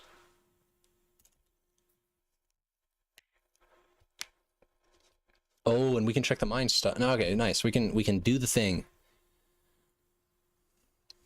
I was thinking about this when I was like before I even thought to start leveling this character. I thought the nice thing, theoretically, the nice thing about this character is that it should be similar feeling to the endgame. The super endgame version of this build leverages Nimbus to like double its damage, so it's not going to feel close to that. But the way the play style, like the general play style of what we're going for, it should just feel like it should basically feel the exact same. We're going to be throwing mines. They're going to be thrown slower, but we're going to be throwing mines, and those mines are going to... Oh, and we're not going to have automation, so that's not going to... So it's not going to feel the exact same, but it's going to feel very similar, I think. I dislike the crafting system too, but it just seems too powerful to ignore. That's where I'm at with it, where I know I'm making my shit work. Like, I just bought a 15 div base Sadist garb earlier that we crafted, and I bought it knowing, like, oh, this is probably a couple chaos to gravecraft. But I can't be fucked, you know? I can't be arsed, is what it is. It's too much not killing monsters for me. I gotta kill some monsters. You cannot use Nemesis with this? Wait, what? What? Are you serious? It does? I didn't have enough money to test it. That's cringe. Are you... Wait, I have to test that. I have to see for myself. I'm sorry. I do believe you, but it's one of those things I gotta feel for myself. Because it's Nemesis, man. I want to use it. I've never played a build that uses Nemesis. I really want to use it, and I feel like it would look really cool. Because I don't know if this is the same for other people, but for me, I want to, like, I'll just use an example of a skill that I remember playing that, even though Cyclone is pretty generic, Forbidden Right Cyclone was such a cool build to me, because, like, I just liked the way it felt, you know, cycloning through things, balls of purple balls are coming out the speed of lightning. It just a feels good build. It's one of those builds where it's like, if I'm streaming it and somebody comes in and looks, they're like, ooh, what's this, you know? I want something like that. And I was just thinking, I was like, Nemesis with this build, this power siphon miner, it'd be crazy. The projectiles are going to be going in everywhere. It would be insane. But you tested it in standard and we were pretty surprised, but yeah, it completely overrides it. So then is it just poo-poo then? Is it just like, it is how normal Locust Mines works, which is ass, you're saying? Because you would have to do this thing where you throw the mines ahead of the target, and then I don't know, it just sounds, yeah, you're right, it probably is just fucking ass. It'll be like lightning. Okay, so it's just ass then. Yeah, it's just lightning projectiles coming out in random directions and probably doing more harm than good is that's how I'm interpreting what you're saying. You can correct that statement if that's not the truth. Also, be real, how long did you test it for?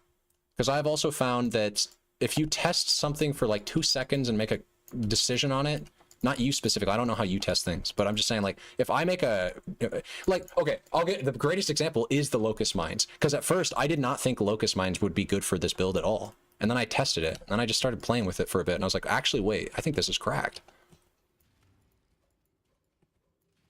At first, I did not like the targeting whatsoever. I didn't get the portal scrolls. I'm dead. I'm just dead, man. What am I doing over here, dude? I'm talking too much. I'm not focused on the game. I do not know how racers would. They just don't talk. I can't interact with stream, because, like, I have to be making a decision. When I'm just mapping, I don't have to make decisions that much, so I don't have to actually think about the game. I can just kind of autopilot it for the most part.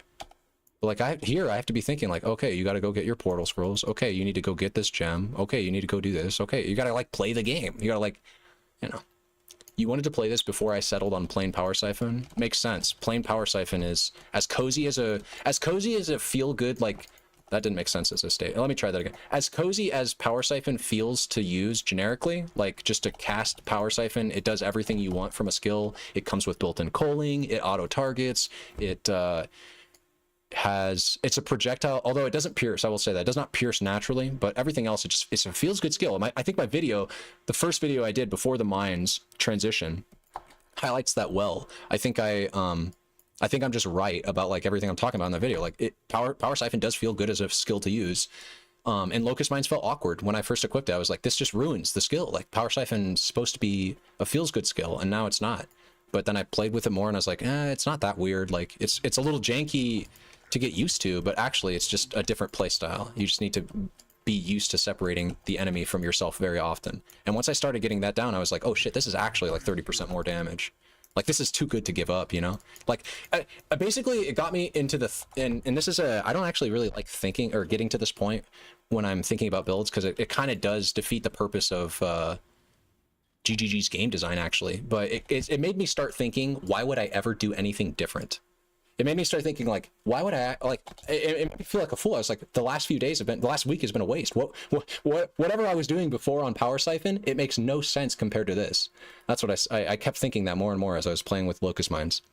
I was like, it's just correct. It's just the correct decision. The damage that you're giving up by not going mines is just too much. It's the difference between about 300% of your damage. I couldn't imagine playing a version of this build self-cast anymore. It's that bad. I'm too addicted. I'd get FOMO. And I'm getting FOMO right now, knowing that my whatever I'm doing is so shit that I feel trapped here too, to keep ramming my head because I didn't grab portal scrolls. And that this has been the least efficient attempt. Oh wait, we can just do it. Never mind. I'm gonna stop talking. No, I can't because I can't equip it until level 12. Sag. Dude, I should have been level 12 like 30 minutes ago. What the fuck? Okay, I'm just gonna focus until we get the combo started. I think that's my biggest issue, is I went from playing the same build for 4 to 5 days in a row to now playing Stormblast Mines. I don't play Stormblast Mines, except for level. I don't even like playing this build to level, to be honest with you. I much prefer Magma Orb. I should have... why am I not playing Magma Orb? Bro, it's another character. I can buy whatever gem I want. I don't have to play this shit. Look at the damage, man. I don't have any gem links to my Stormblast. Like, all the thing I'm starting to think about what I'm doing right now compared to, and I keep doing the same thing of going in the wrong direction. Like, a racer would have 2 links on their Stormblast Mine. They would be probably 2 levels lower than me, to be fair, but they would have gem links on. They would just be paying attention, right? They would be leveling and making correct decisions. I need to level more. That's what I just realized. I just need to do this thing more where I level characters. Because it is a skill. And it's kind of fun. Oh my god. It's kind of realistic. He keeps walking back.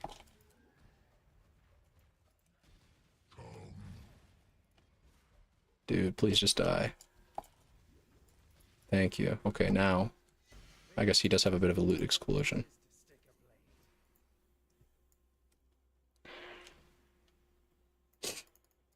Whoops. Ah, dude, I didn't even try to click that. It's fine.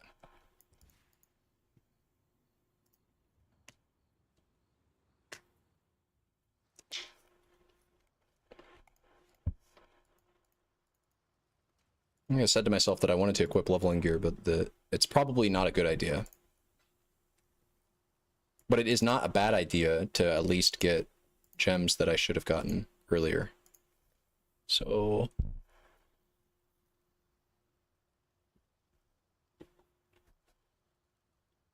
I guess that's just it then. Increase critical strikes. Kappa.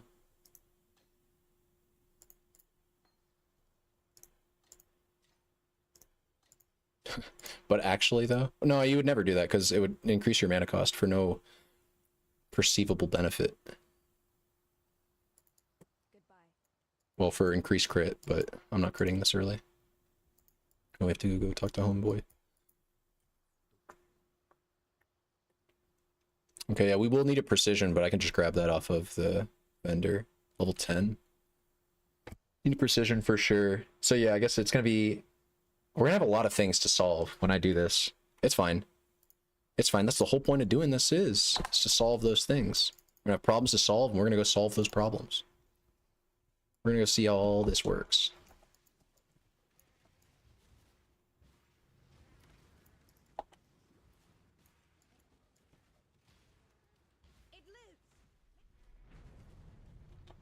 It lives. She's so mean to the shadow, but so nice to the duelist.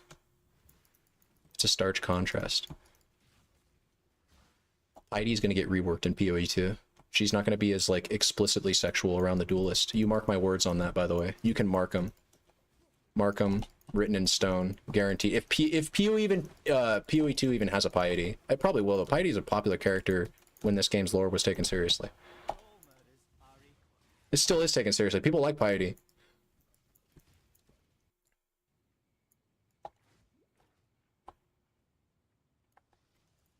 Can I click it? Thank you. Dude, look at the tank.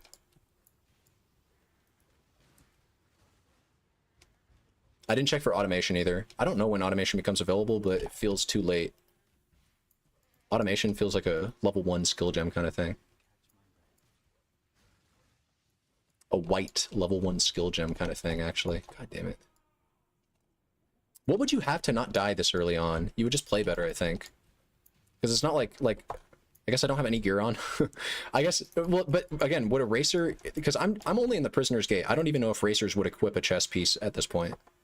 They probably have Well, oh, it's my loot filter is the issue. That's obviously the problem. I'm not seeing gear, so I'm not picking things up off the ground. Needs to be regular, I guess. I don't know, like semi-strict. I'm dead. Ha, dude. It's okay. Semi-strict, softcore, hit save. Okay, I can go to D&D.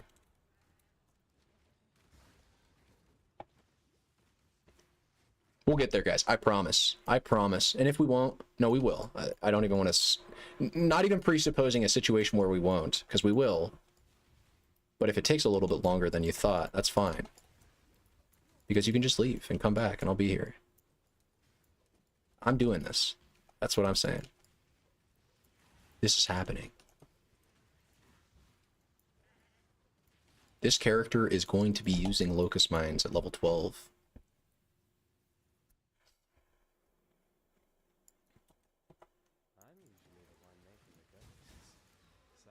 I guess actually, you know what? We could just do it. No, you can't do it with melee skills. What ranged wand skill do I have access to? Or bow skill? I guess I could do like Caustic Arrow? Caustic Arrow Mines. Is Caustic Arrow an attack? Yeah, it's an attack. Caustic Arrow Mines. Caustic Arrow Locust Mines. Caustic Arrow isn't poison, right? It's just DOT? That sounds bad, actually. If it's just a DOT. If it's poison, then maybe there's some potential there. If it's poison, maybe there's some potential there with like a Pathfinder. I just think that Locust Mines is a slept-on gem. That's actually that's the real take here. This build is not a Power Siphon build. This is a Locust Mines build that's using Power Siphons to express itself. Although, wait, I need to remember that Locust Mines is dog shit on a lot of skills that are not Power Siphon. So no, it is actually thoroughly a Power Siphon Locust Mines character. Oh,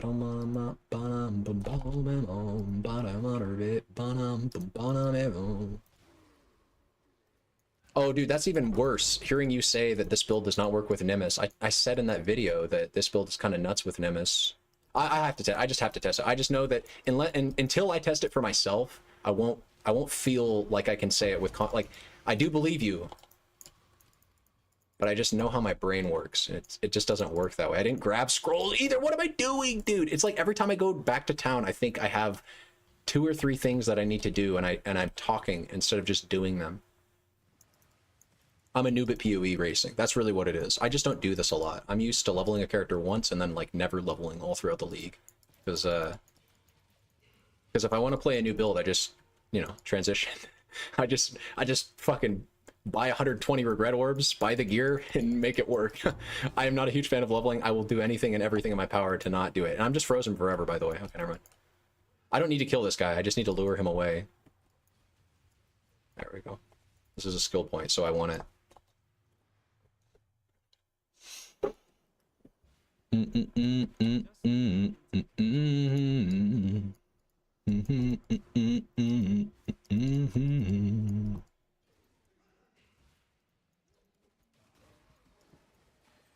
Okay, we have 1 level to go before the what would you call it? The Great Swap. It's up here. I'm going the wrong direction. Could it be down? Or could it be down here? Fairgraves is over here. I should just go talk to Fairgraves now, right? Because no, we can go hit the waypoint and come back quicker that way.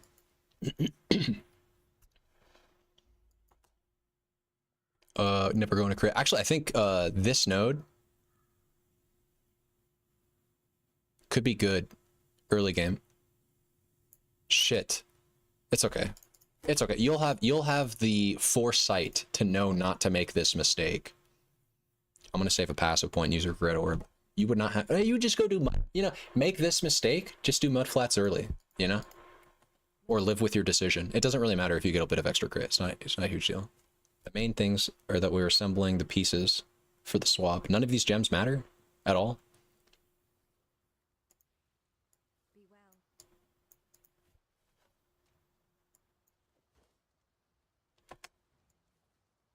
Portals. Yes. I was like, I keep coming back here for something. I don't know what. Portal scrolls. Holy shit. Precision. Probably start leveling that. I'm going to need accuracy for sure. Orb of Storms can go away. I'm going to use a different support gem for my Storm Blast. Sorry guys, I'm cheating a little bit. I just want to speed this up. I'm probably slowing myself down actually by taking this time to like, oh, let me go find another support gem for this. Let me go back to my hideout. Like, this is all probably costing me time in the eyes of a racer. But if it's a DPS boost, then it's worth it, right? I can't even get one. There's no elemental focus at this early. Yeah, there's nothing. Nothing. Merveil. Hit up the homie. And then Merveil. I guess I already did cheat by equipping the 7 league step. If you don't want to give me that. Which I understand, you know, if you don't. It is an item that you don't spawn. And actually, 7 league step is kind of expensive this league, right?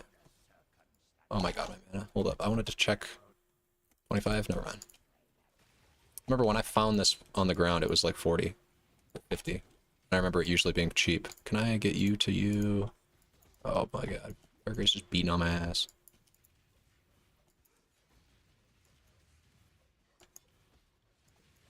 So a trick with mines, I think most people know this, but in case you don't, and this is true of all mines. This is not true of all mines. This is true of most mines. Most mines have an aura to them. And that aura, I think I explained this in a YouTube video too. I don't know if I did actually. Most mines, and Stormblast mine is no exception, they have an aura to them. Most mines, and then also the ways that you turn things into mines, high impact mine specifically, has an aura to it as well. So any skill that you want to turn into a mine, or sorry, any spell that you want to turn into a mine, or the mines that explicitly have like a skill tag to them, so like Stormblast mine, Pyroclast mine, etc. To my knowledge, they all have auras, and those auras are actually scalable with increased aura effect. And that aura effect is usually very powerful. So like take Stormblast mine. Each mine increases the damage they take by 3%. That's a increased damage, that's a more multiplier. So scaling the aura effect on that is giving you, like, instead of 3%, you'll get like 4% more damage, 5% more damage, the more aura effect you scale for your mines. It's kind of ludicrous, actually. Scaling mine aura effect, it's a cool way to, how do I say this? It's not cool. Fuck the word cool. Cool should not be in my vernacular. It's a nice extra vector for scaling your damage. That's all I'm trying to say. And Saboteur has access to that on the Ascendancy. You get 50%. That's an insane amount. The thing is, though, for Locust Mines, which we can now use, which I'm going to just, because we got to recolor our shit. Locust Mines do not have an aura tag to them. Locust Mines are an attack, and they do not give you any benefit for throwing more of them down at once. Unlike High Impact Mine and most other mine types.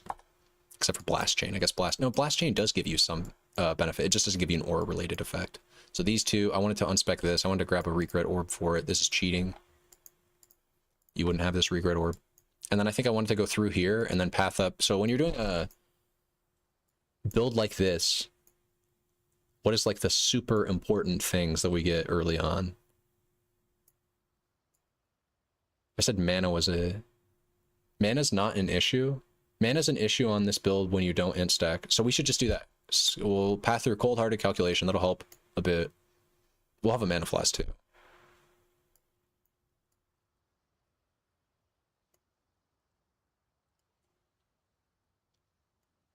You wouldn't go up here.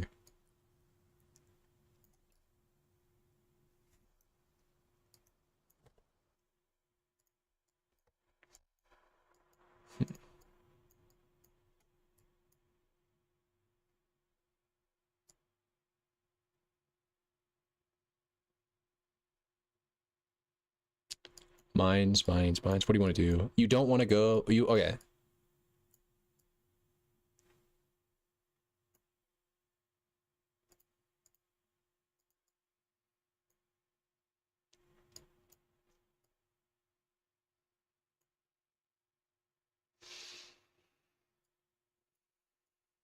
Get no life. I could probably do this. I probably should do this. Then we go up, I think. I just want to get over here efficiently. Actually, I think is it this?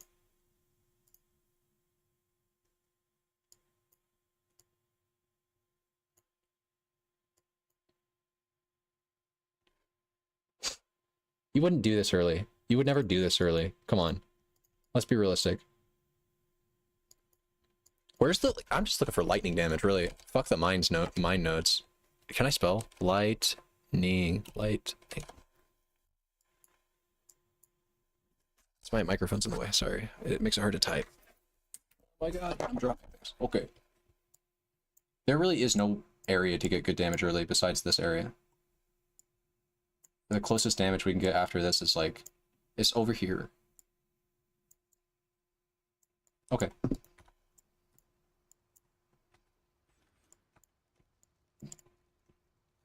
Fairgraves was a good man. I don't think so. I disagree with that assessment of his character. I didn't talk to the home me. To prepare for the coming battle. Listen, like, read that. The siren's cadence. You have discovered the cavernous lair. I imagine a very early version of PoE, like 2011, game's still in beta, and they're still like trying to figure out the lore for this game. And they're thinking to themselves, because it's like the only thing they're not planning this far ahead. They don't know PoE is going to become the multi-million-dollar game that it is today. And they're just thinking to themselves, Chris Wilson's sitting there, he's like, what do we, I just feel like Marvell's, she's a little bit too hard. We need to do something for the players, give them a little leg up, you know? Hey, how about after they complete the Fairgraves quest, Nessa will help you out and give you an extra skill gem to help you prepare for the coming battle in Merveil's cavernous lair.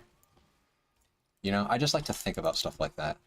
Like, oh yeah, I wonder where the idea for that flavor text came from. What was the company like back then? What were the conditions? Because that really is a cute line, right? And it's a cute opportunity for them to give you a skill gem. Like I seriously bet early on in this game's development, they thought that was, like, huge. Like, yeah, people that speedrun this game, they're going to go back to base for this extra skill gem. It's like, it's a reward, you know? It's a quest reward. Like RuneScape, you know, you do some quest rewards, you get, like, cool capes. Well, in PoE, you do a cool quest reward, maybe you get a cool skill gem. And that actually probably is true, too, because remember, early versions of this game, skill gems were not, they were not meant to be, like, as all accessible as they are now. There wasn't supposed to be a vendor that just sells every single skill gem that you can get, except for the awakened or ultimate quality ones. So that extra skill gem you get, that's like your lifeline, man.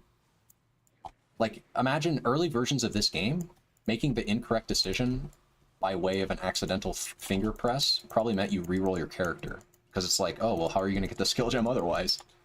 Like, oh, I accidentally took Stormblast Mines and I want to play Hexblast. Well, reroll. Good luck. Or go buy it off a character, of a player.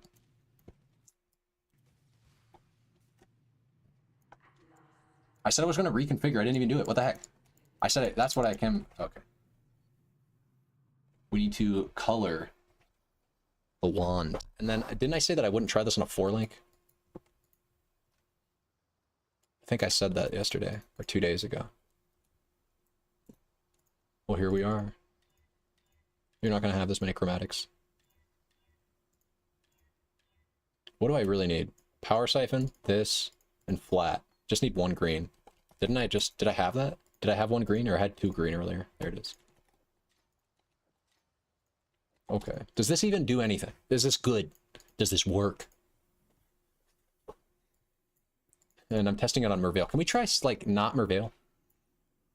Because I don't expect a level 1 skill gem to kill Merveil right now. Oh, God. Okay, actually, this isn't half bad. It's just, it's kind of, you know, it's good old Locust Mine fuckery against a melee target. Okay, there we go. Okay, actually, we can go kill Merveil with this for sure. This ain't bad.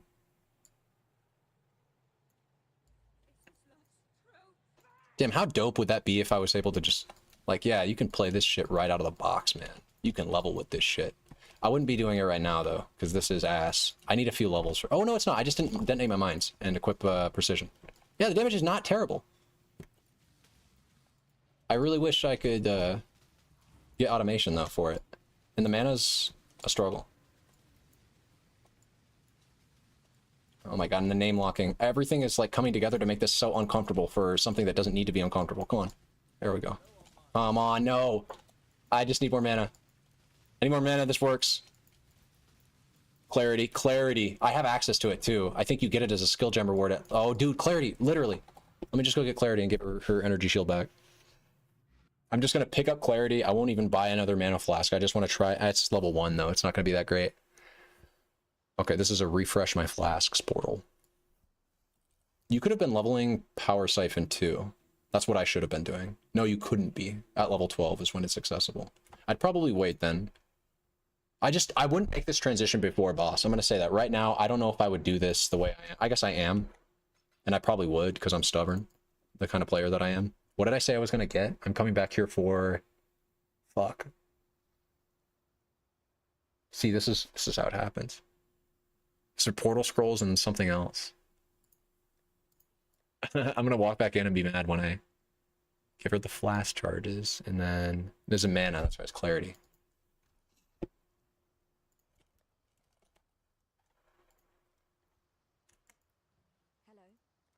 She probably gives it as a reward. Look at me sleeping on this. No, she doesn't. It's useless. Let's get rid of the text anyways. There we go. Okay. While we live, we are blessed. I don't think I need to be doing that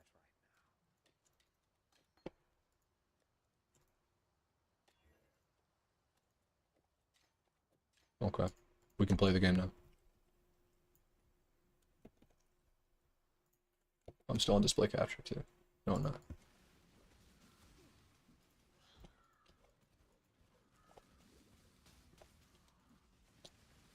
Fuck.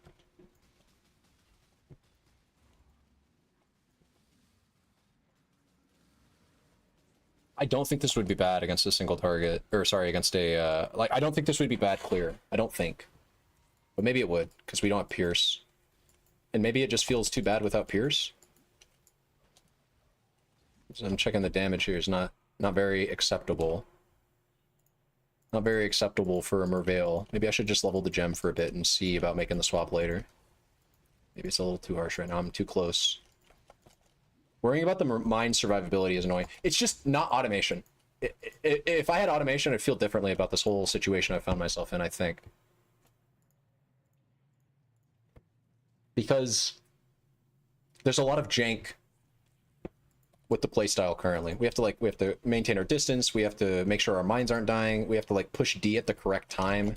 That's really it. If we just had automation, I think I'd feel a lot better about doing this.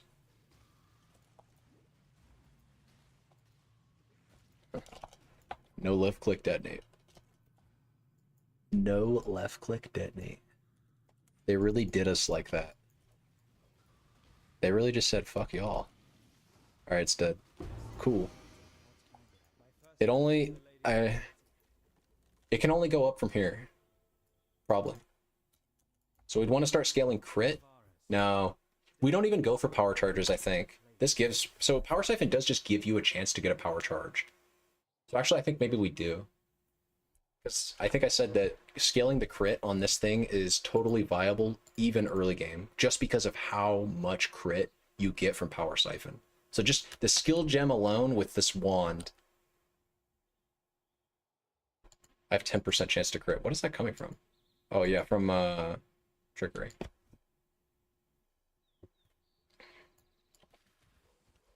So like with some power charges up, and I guess we have to go kill a rare for that. But like you'll have power charges up on bosses, right? No, you won't. Sorry. No, of course you won't, because the thing gaining the charges are the mines. The mines, remember, guys, you gotta remember, I have to remember, and so when I lecture myself, I'm going to make it sound like I'm lecturing you. When it says 20% chance to gain a power charge, what that means is the target that's doing the thing. So my mines would be the one gaining the charge, but of course your mines explode, so they're dead. So no, to get access to power charges, we will either need charged mine support, which is like a level 30 gem, I think. It's kind of gross. Or we will need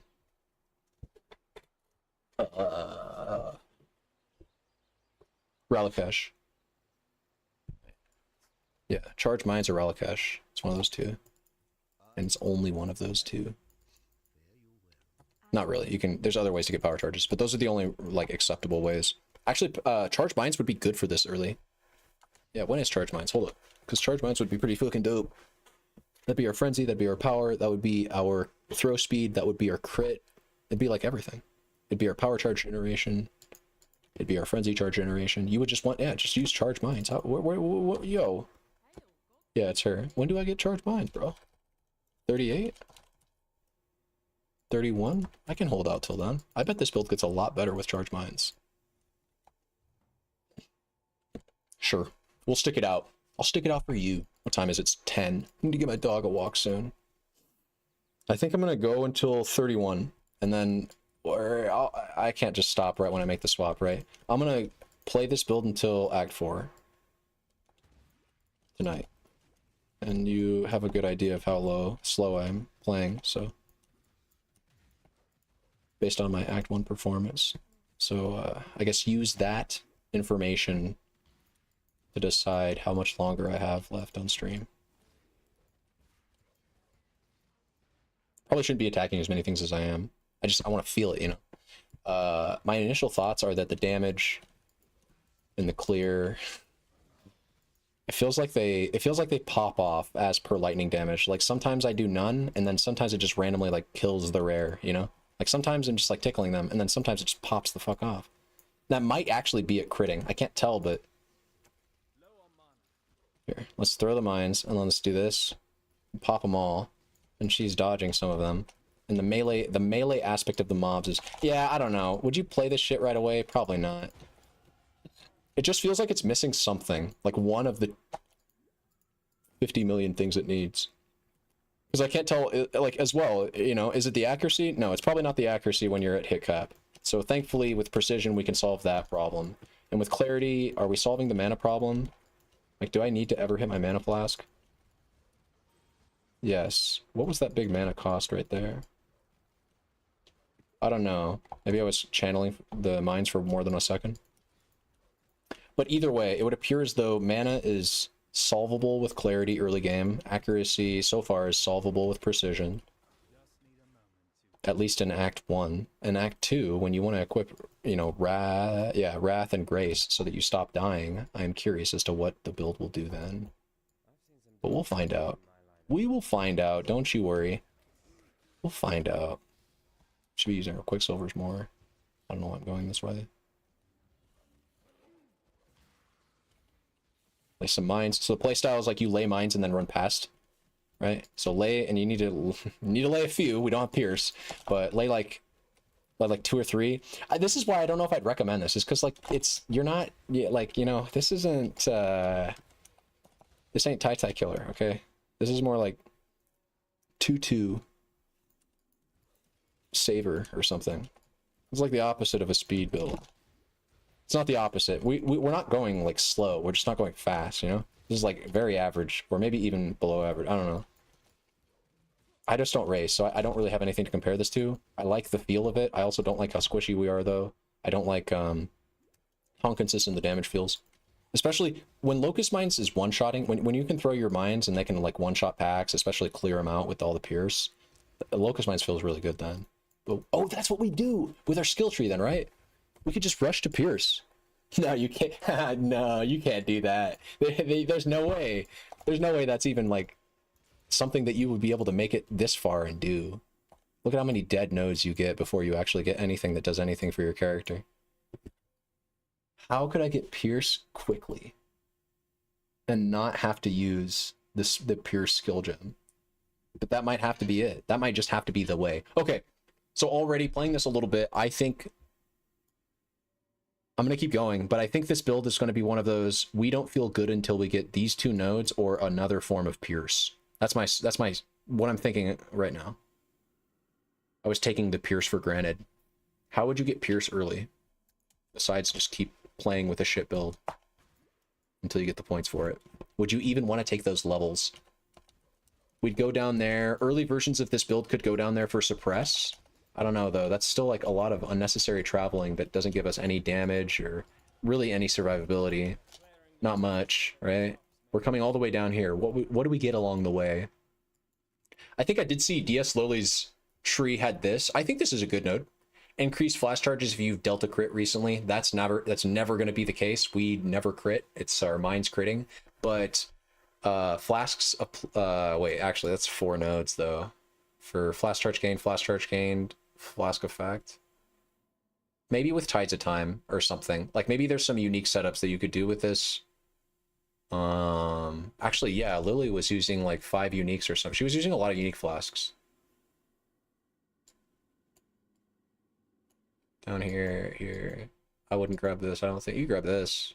It's multi crit chance. These nodes are dead, and this is 30% multi.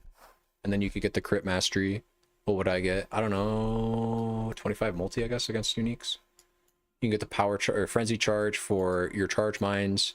You can get always like herbalism. It's just a good life wheel for. Well, no. No, yeah, you will. We're gonna go life based, I think, until you don't do CI until like CI is a late game. It's like maps, I think, maybe. Oh, we can go down here. This is the main. It'd be for the Pierce, and then you'd be able to travel. This is a lot of nodes though, but this is a good wheel for sure. Oh no. These are dog shit nodes. This is an okay node, but the real beauty, I guess, of this is projectiles deal 20 for each enemy they pierce. I think that's dope, right? For clear, maybe. The chain, chain doesn't. You don't want chain with this power side. We don't want chain.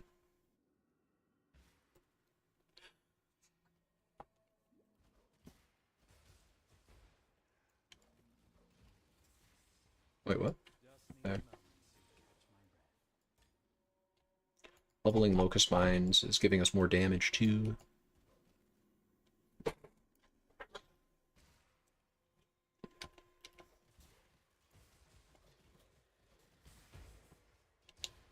I think you just hold the D. Yeah, you just get a rock and put it on your D key for every second that you play this build without automation. There's just never a time when you want it on. Like, actually, theoretically, you could just do that. You could just do that in base PoE, right? What is automation really doing for your character, if not just that?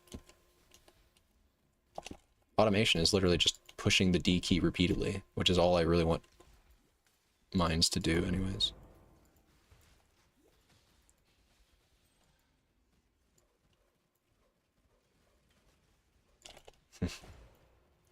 I'm definitely like fighting and killing things too much. I shouldn't even be looking back and like, it's just throw frostblink, throw frostblink, throw frostblink. Should be the pattern. Can this way be it? No, this way can never be it.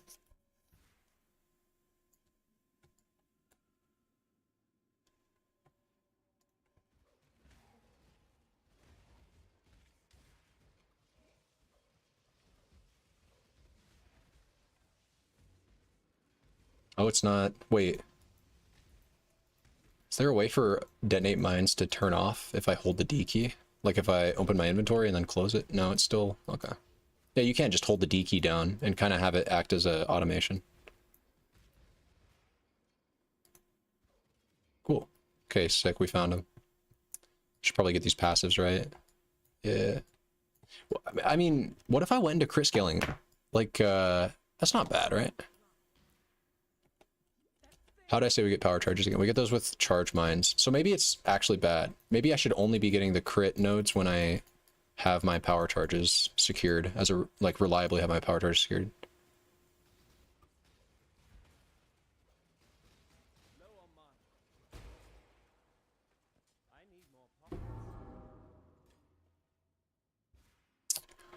And void battery. We could use void battery as like basically a replacement until you get the crafted wand. For sure, actually. That'd be so sick. Void battery's void battery's like a It's like another Malachi's Loop. So really it's like diminishing returns. But Void Battery plus Malachi's Loop, every power charge gives you like 36% increased spell damage. So then suddenly just base tree alone is giving you what am I even, this is like act 6 or 7 or whatever. So with like 60%, not 60, it would be 13 plus 25%, I think, or does Void Battery roll up to 20? Void Battery rolls up to like 20 or 25% per power charge. Void Battery, PoE.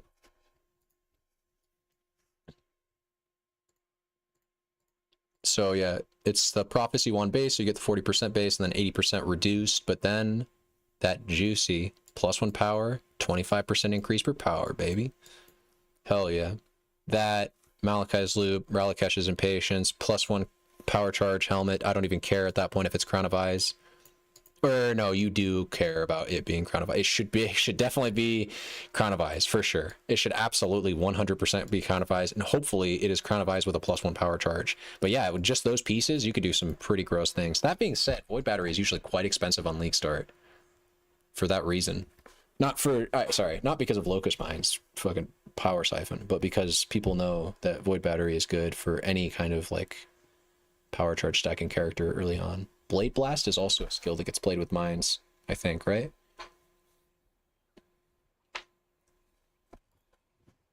I guess I should take something so it goes away, I don't know.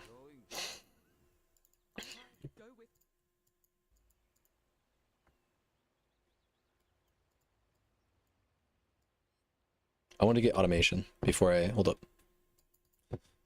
When automation? When auto? Auto, is it an, it's an active. Oh, level 24. Maybe mines just aren't the way anymore, early game. That's so sad too, if that is the case, because mines used to be such a nice early game. Like you just, you know, Storm Blast all the way up until whatever, Hex Blast if you have a curse on hit. If you have like Dread Arc or something, or like maybe you did early Delving and you got a flammability on hit. I needed to talk to Helena, I think, right?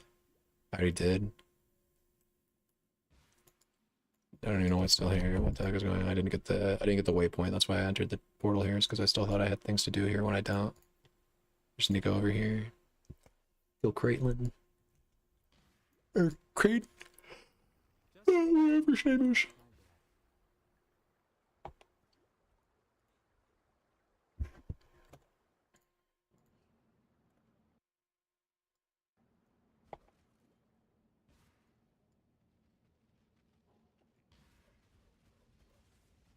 Yeah, see, like, Pierce would make that feel so much better.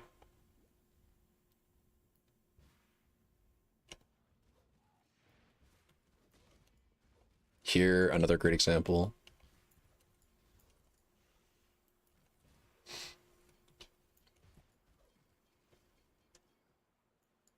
Creighton.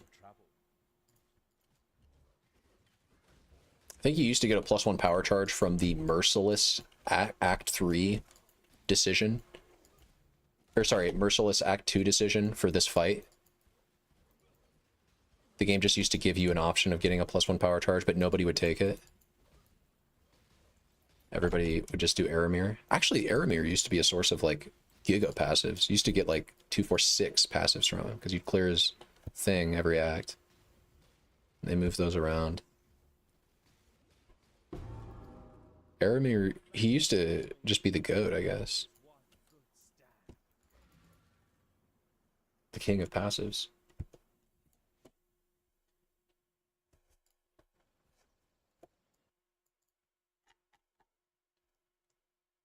We're just going to keep playing until either...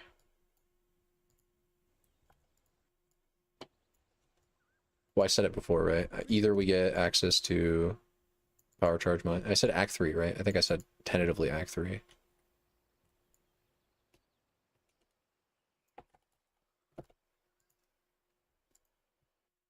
Or when the skill starts to feel good. When this starts to feel good, I'll feel accomplished and I'll just like call it a day right then and there. And we'll come back bright and early tomorrow to pound through. It doesn't feel good right now though. Nothing feels good right now. I don't have like 3 gear pieces. I literally have nothing in place of 3 gear pieces, but it's still performing. you know, things are dying. It's got that feel to it as a skill where it just like when you put a few of these mines on the screen and then just start running and light them off, the screen becomes active with like projectiles and stuff. It feels good. It feels like things are happening, even if the damage ain't too hot, you know. Like look at, I got level 1 flasks. I'm like, I'm totally unequipped for this zone, but I don't care, man. We're just out here. I didn't mean to even do that. We got a +1 to socket of minion, or to minion gems here. Okay, cool. Let's just start getting gear onto our character. This is not bad at all.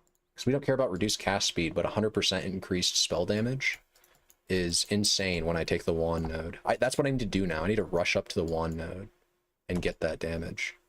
That's what I'll do. Dodri's damning. The goated early game glove for this build. Gain 100% increased damage.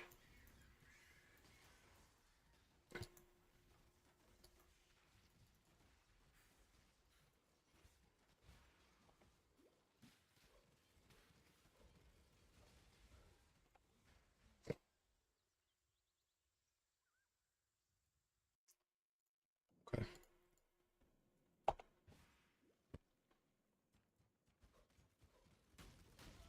That was scary. I need to check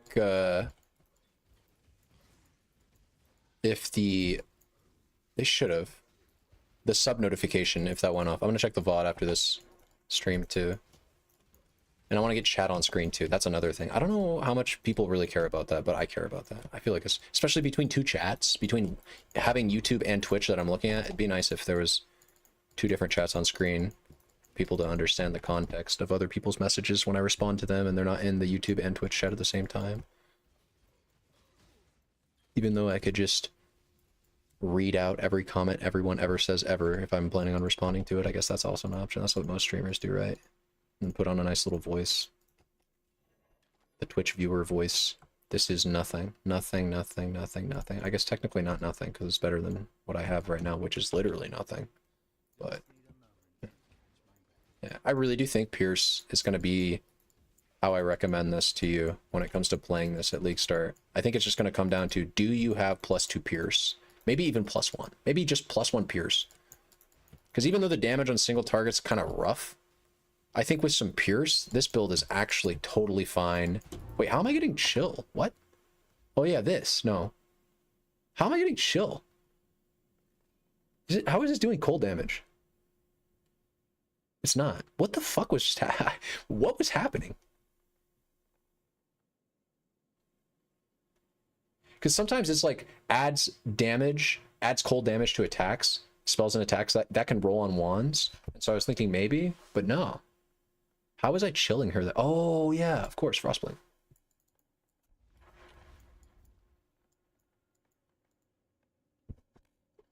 Noob.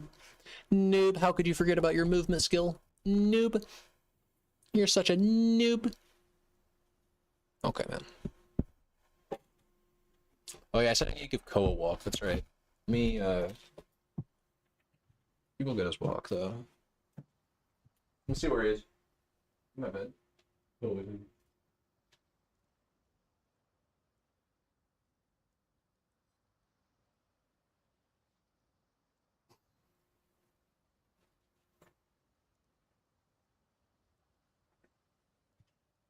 Okay. Here we are. We're back. Yeah, let's just go up and grab this node. These will help.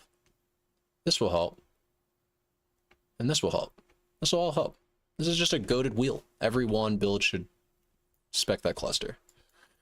Every wand build, because every wand build is probably doing something with power charges. I don't know how you would do a wander and not leverage power charges. I'll say it that way. And so since every wand build is leveraging power charges, then every wand build can use a power charge stacking % increased damage bonus. I mean, what would a wander look like that doesn't use power charges and stuff? Like, how would you play a wander that doesn't stack power charges? Yeah, how would you? Yeah, that's a challenge that I have to you, Twitch chat. How would you play a wander and not do something with power charges with it? We just go left here, actually. Left, up. Because I just want to... I want to get this mastery as quickly as possible to convert all this damage. So I think, actually, that's the best play we can make right now. And this is actually how you level. I know it sounds like or it probably looks like I'm leveling super slowly. I kind of should have. Maybe I should try this in hardcore. I don't even fucking know. Probably will try this in hardcore afterwards. Test the HC viability. I don't think this is a hardcore viable build, but I mean, late game it becomes quite tanky, so surely we can come up with some shit early game, right? I mean, right? Like, that would just be fun. Wouldn't that just be fun if I'm sitting here playing hardcore PoE XD, X-Plane power charges like I'm 5? I've got you, Arizaic, my good friend. I've got you. So power charges in this game, I will explain it like you're 5. There are three charge types in this game. They're power, endurance, and frenzy charges. They reflect the core identity of the game, being revolvent around these 3 numbers: red, blue, green. Strength, intelligence, dexterity. This is I'm a big melee dude. I'm located down here in this part of the tree. I'm trying to do melee hits, not necessarily melee, but it's pretty melee focused. I'm trying to be tanky. I'm trying to do melee damage. I'm trying to get life. And so endurance charges reflect that. Endurance charges, they give you 4% increased elemental resistances, which is actually pretty good if you can keep them up permanently. Endurance charges are a very nice way to help fill out resistances in your gear. And then also resistance give a very powerful stat. I think it's 4% physical reduction. PDR is what their abbreviation is, per endurance charge. So that's what endurance charges do. They're super dope. Physical damage reduction is hard to come by. It's a big source of death in this game, so people get endurance charges for that reason. But then you asked about power charges. I'm just going to skip over frenzy and explain power. So that's endurance charges. Frenzy charges do some cool things too. They make you quicker, they make you attack quicker, and they make you do more damage generically. Very powerful. Most builds will try to, if you're anywhere near frenzy charges, you pick them up and you try to find ways to get them in if you can. So like blood rage, or I guess if you're doing something with CI, it's kind of hard to do that. So, but you'll find another way to fit them in, because frenzy charges are generically very good on like anything that you're doing. They're just good. And power charges, very, very powerful, but kind of exclusively if you're going crit.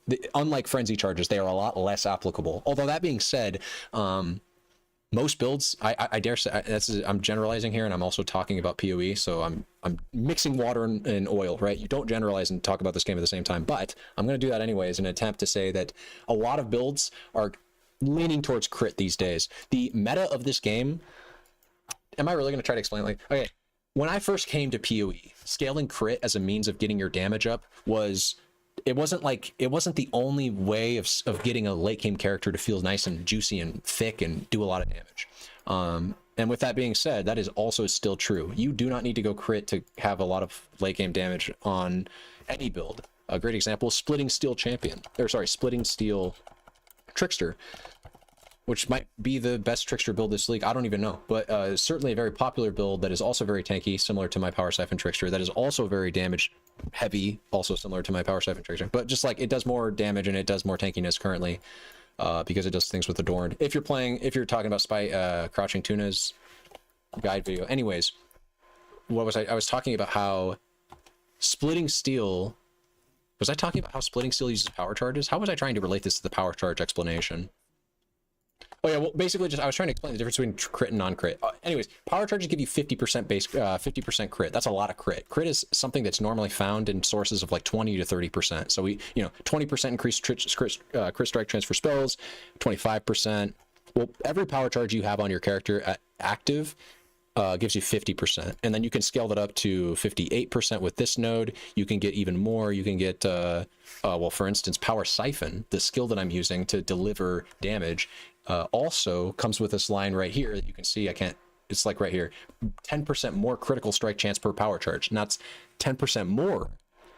And the way that this game works, more and increased are different pools. So if it says 10% more, it's going to take all of these increased nodes and just the the way it actually works is it's just going to take all of your crit and give you 10% more of it every time you get a power charge, which is why Power Siphon, in fact, just Power Siphon and power charges on my character right now probably puts me up to like 50% crit. Let's do that, right? I will unclick these nodes. So I have not ascended. I am level 99. Let's put my character to level 20 or whatever. Hopefully I'm trying to recreate the character you see before you. Let's just do this actually. Import, build. Display capture, sorry. Necropolis, wait, hold up. He's not showing. Do you have to refresh? Pop, maybe?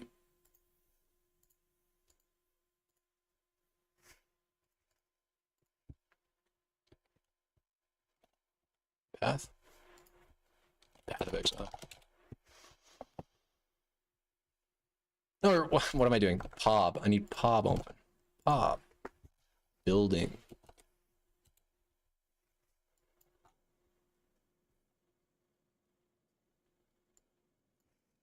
It's loading. Give it a sec.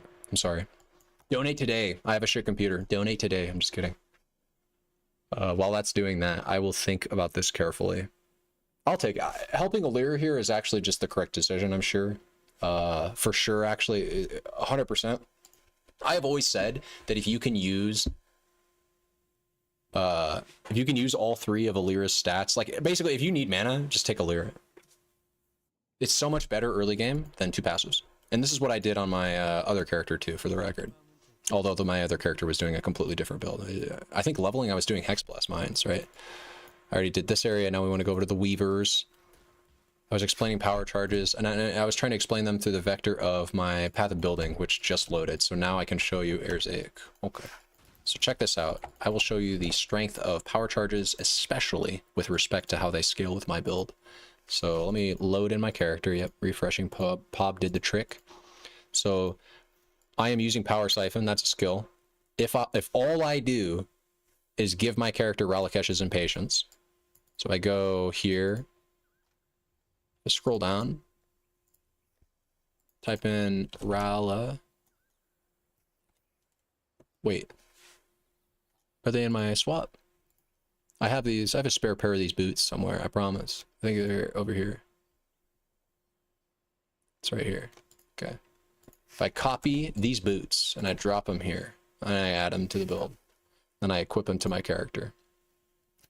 So these boots, if you read them, they count as having max number of all the charge types, and they keep that effect on you constantly. This item is, it's incredibly broken. I don't want to say one of the most broken items this patch, but it's a very, very, very broken item.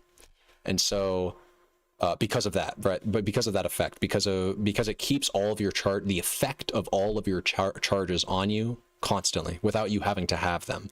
It says count as having max number of charges. Well, that doesn't mean you even have to have the charges. You just get the effects of being at max constantly. Is this the power charge stacking miner build? This is we are trying to get into that. We are at present we're level 17, so we are not stacking power charges yet. You would call us a I guess you'd call us a locust mine power siphon miner, just a power siphon miner right now, using locust mines. Really, I just call these characters like I call these characters by their most impactful gems, and if I was to do that, I would call this a locust mine character firstly and foremostly. Although power siphons, yeah, you got to include the power siphon part, because power siphon is the goated skill that works this way with locust mines. It really is the combo of those two. So we're just a power siphon locust miner right now. Eventually we're going to be getting into the power charge stacking variant. And I was talking about that earlier. How would you do that without having access to Ralakesh's? Because obviously, right, I showed you these items, or I showed you this item. This item that I just showed you, right, it's in my inventory. It's actually incredibly rare. Currently selling for a divine or 0.9 div. If you don't know what divines are, I don't think you do. That's totally fine. Divines are one of the most expensive currency in this game, kind of the baseline. I'm out of divines right now. I'm poor, but that's kind of like the Benjamin. You can see like the Chaos Orb is like a $1 bill. Divines are like a Grant or a Benjamin. They're like a $50 or $100 bill. You pay big money when you're paying divines. So this item, hopefully I just demonstrated that this item is kind of expensive early game, right? Early game, I don't even have divines right now. I'm poor. I just spent like 20 divines though, to be fair. But early game, like, and I say early game as in early on into a league, when you just re-rolled a new character, everybody's new, everybody is playing a new character, and nobody has anything. The Ralakesh's Impatience boots are even more expensive. I looked them up. I think league start this league, they were like 1,500 chaos day one. So if you wanted to be the very first or one of the very first people to this league to have Ralakesh's Impatience, I guess you just do that. You pay 1,500 C on league start. But like I said, I want to find out a way to make this build work without relic caches right now. Because you're going to have to do that at league start anyways, right? Like at some point we're going to have to figure that fucking puzzle out, and that's unfortunate. I don't even know what rares were there that killed me. And okay, so the way that I think I'm going to do it, I think I was saying this earlier, but the way that I think I want to gain power charges on this character before I get like Malachi's Loop and stuff, but I think come Malachi's Loop and Void Battery, I think Ralakesh's will be a non-negotiable at that point. It's going to be one of those, if you don't have Ralakesh's and Patience at that point, you can't really continue. Like you can't use Malachi's Loop. Where the fuck is the door, bro? Oak, are you? He's literally, it's right there. Look, this is the start of it. Cringe. Okay. And then how do you get in? Oh, it's over here. Sorry. Like your damage will always be gated, I think, if you are not using items like Malachi's Loop or items that give you reasons to stack power charges with a build like this, or because again, there's always another side to this story. You could just be playing a different build. Maybe you're doing something totally different. Like maybe you're playing power charge mines, but you're trying to do something completely different with the concept, in which case, okay, fair enough. But if you're playing this build, and if you're playing power siphons, because let's be real, dude, power siphon in general has a really good sense of scaling with power charges. I can't imagine playing power siphon, and not trying to do something with power charges. And so if that's the case for you, if you're playing power charges and you're trying to do something with power charges early game, I think you'd want... Oh, sorry, and you have access to mines, then I think you want... I think you're gonna want your fuck me, I'm flubbing right here. I think you're gonna want your charge mines. Charge mine support.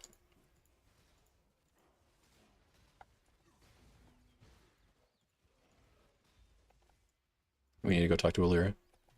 That oak took a long time. Not happy about that. You flatten lightning damage too as a gem instead of another. So then at level 31, when charge mines becomes available, that'll be our 4th link. Is that good? Is that actually good? No volatility. No volatility for a long time too, because I would be running this setup until I get a 5 link, when I would then probably add volatility.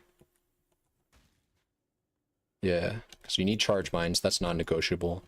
Can't even use Malachi's Loop with charge mines though, because you lose your mines. But you need Malachi's Loop. You need Ralakesh's for Malachi's Loop to work though. I would need... And that's a big boost to our character. That's really nice that we just got that. Alira. What else? I said I wanted to... Sorry about the sibilance there. Sibilance. I think that's what it is. I'm just going to become more familiar with my voice when it makes really annoying sounds in mic. Like the harsh S. I didn't kill the Weaver yet. Just need a moment to catch my breath.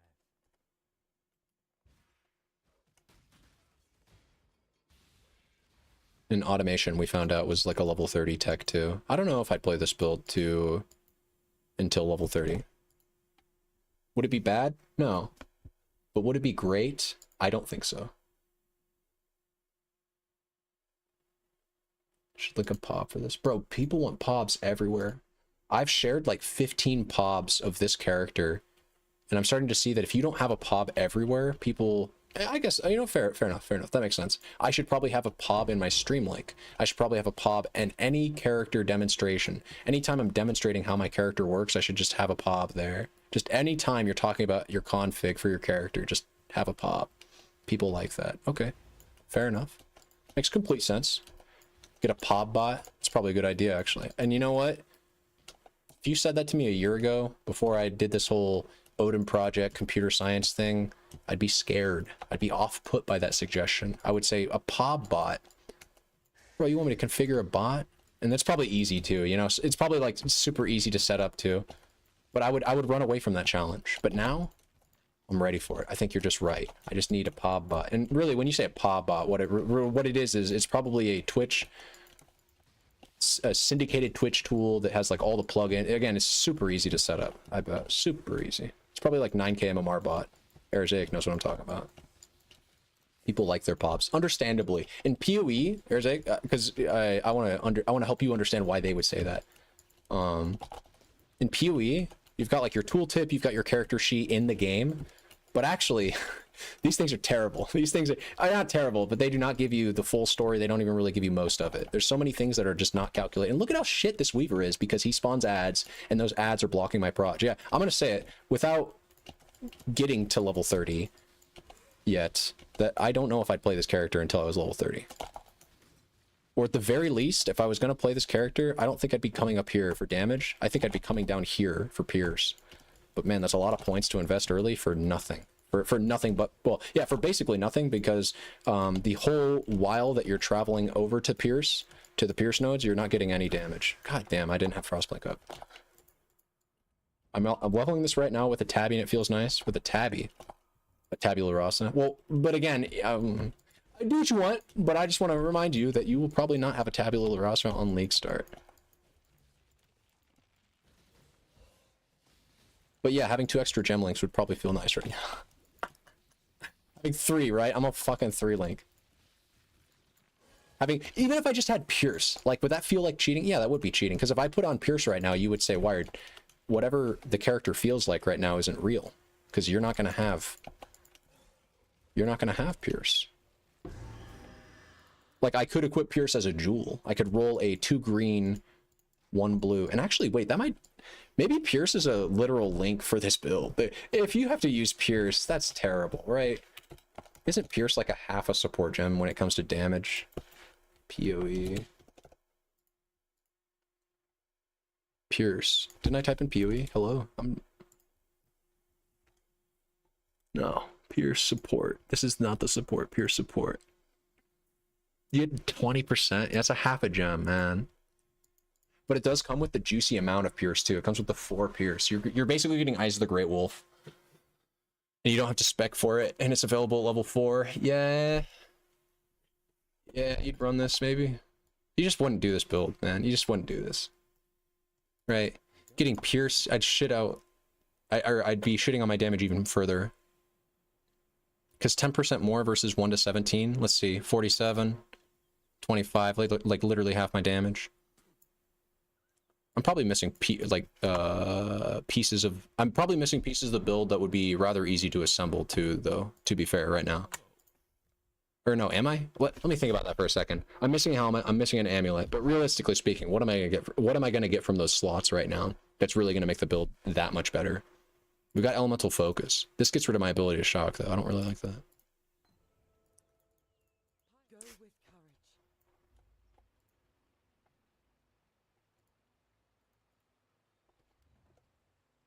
Hello. Am I wrong, or did you used to play Dota? You are not wrong. I did used to. I mean, I would still play Dota. I was thinking about how to explain this earlier. I was having a faux conversation with myself where I was thinking like, I don't hate Dota at all. I think Dota's a great game. I hate to say it, but I'd probably be playing Dota right now if I wasn't even playing PoE. And I hate to say that just because I don't want anybody thinking like, pose the problem. It's not like pose the problem. It's just that, I want to play more, Poe more, I guess. I like Dota a lot, though. Dota's a good game. No harsh feelings about me not playing it on stream or playing it much these days.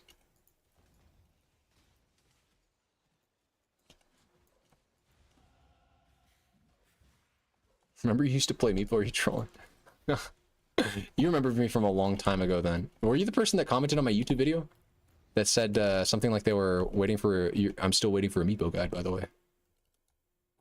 I didn't check my... That's a 2 link versus a 3 link. I said I was coming up here for the wand node. That was the big... I need to scroll in. When you scroll in, it makes my...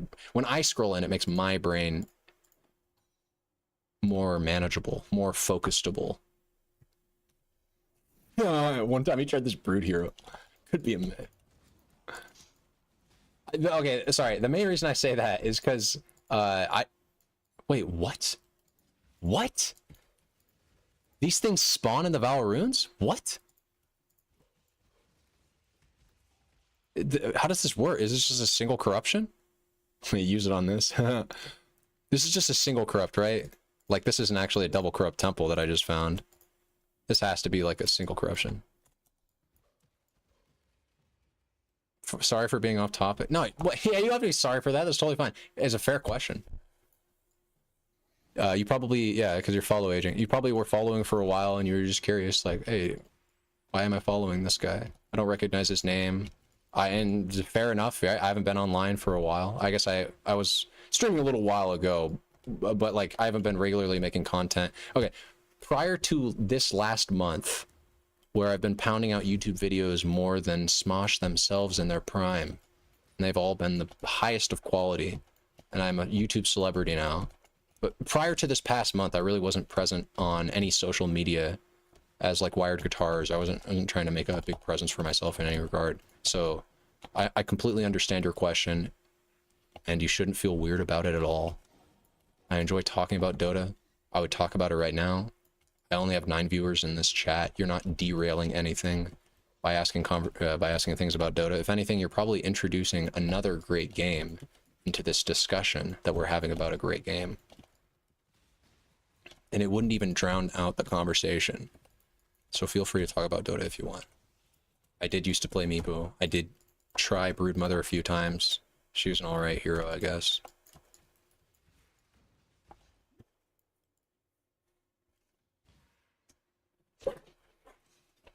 She's got some cool things going on with her kit, I think. Oh shit! What was that? I didn't even check the mods. I rage resurrected too quickly. Can you... Is there a shortcut here? There's not a shortcut here. There is a shortcut here. I just want to skip past everything until I get Pierce. But that's usually indicative of a questionable league start. When like the very thought of killing this blue mob is a chore, and it is what, extra cold and exposure. Okay, doesn't even have an antagonistic mod. Wasn't like he was lightning resistant. I'm just going every wrong direction. It is down here. I just died at a bad time.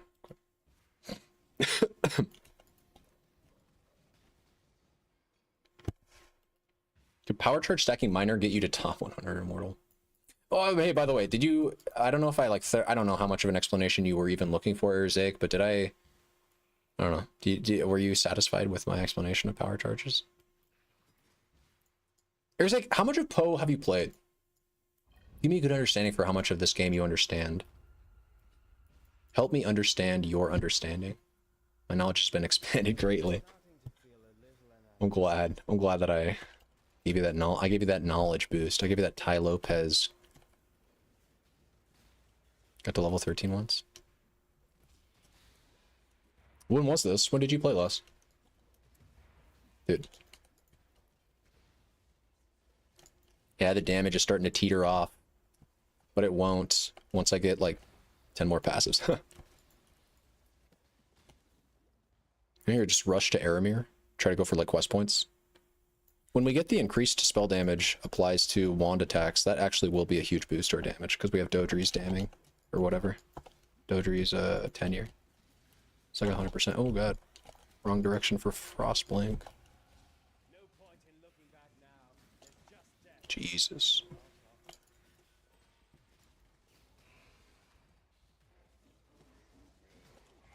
It really is the automation thing. Like, actually. Crazy.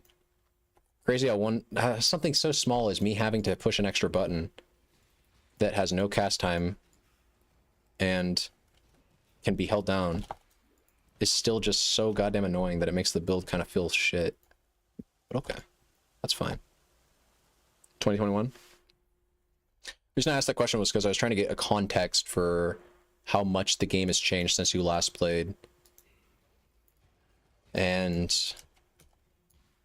I feel like it's still a fair amount. I'm trying to remember what was going on in 2021 of this game. This was before like Sentinel, before I really came back and started pounding leagues. And the reason I am saying this is because I was going to try to push it onto you again. Okay, I'm just going to be...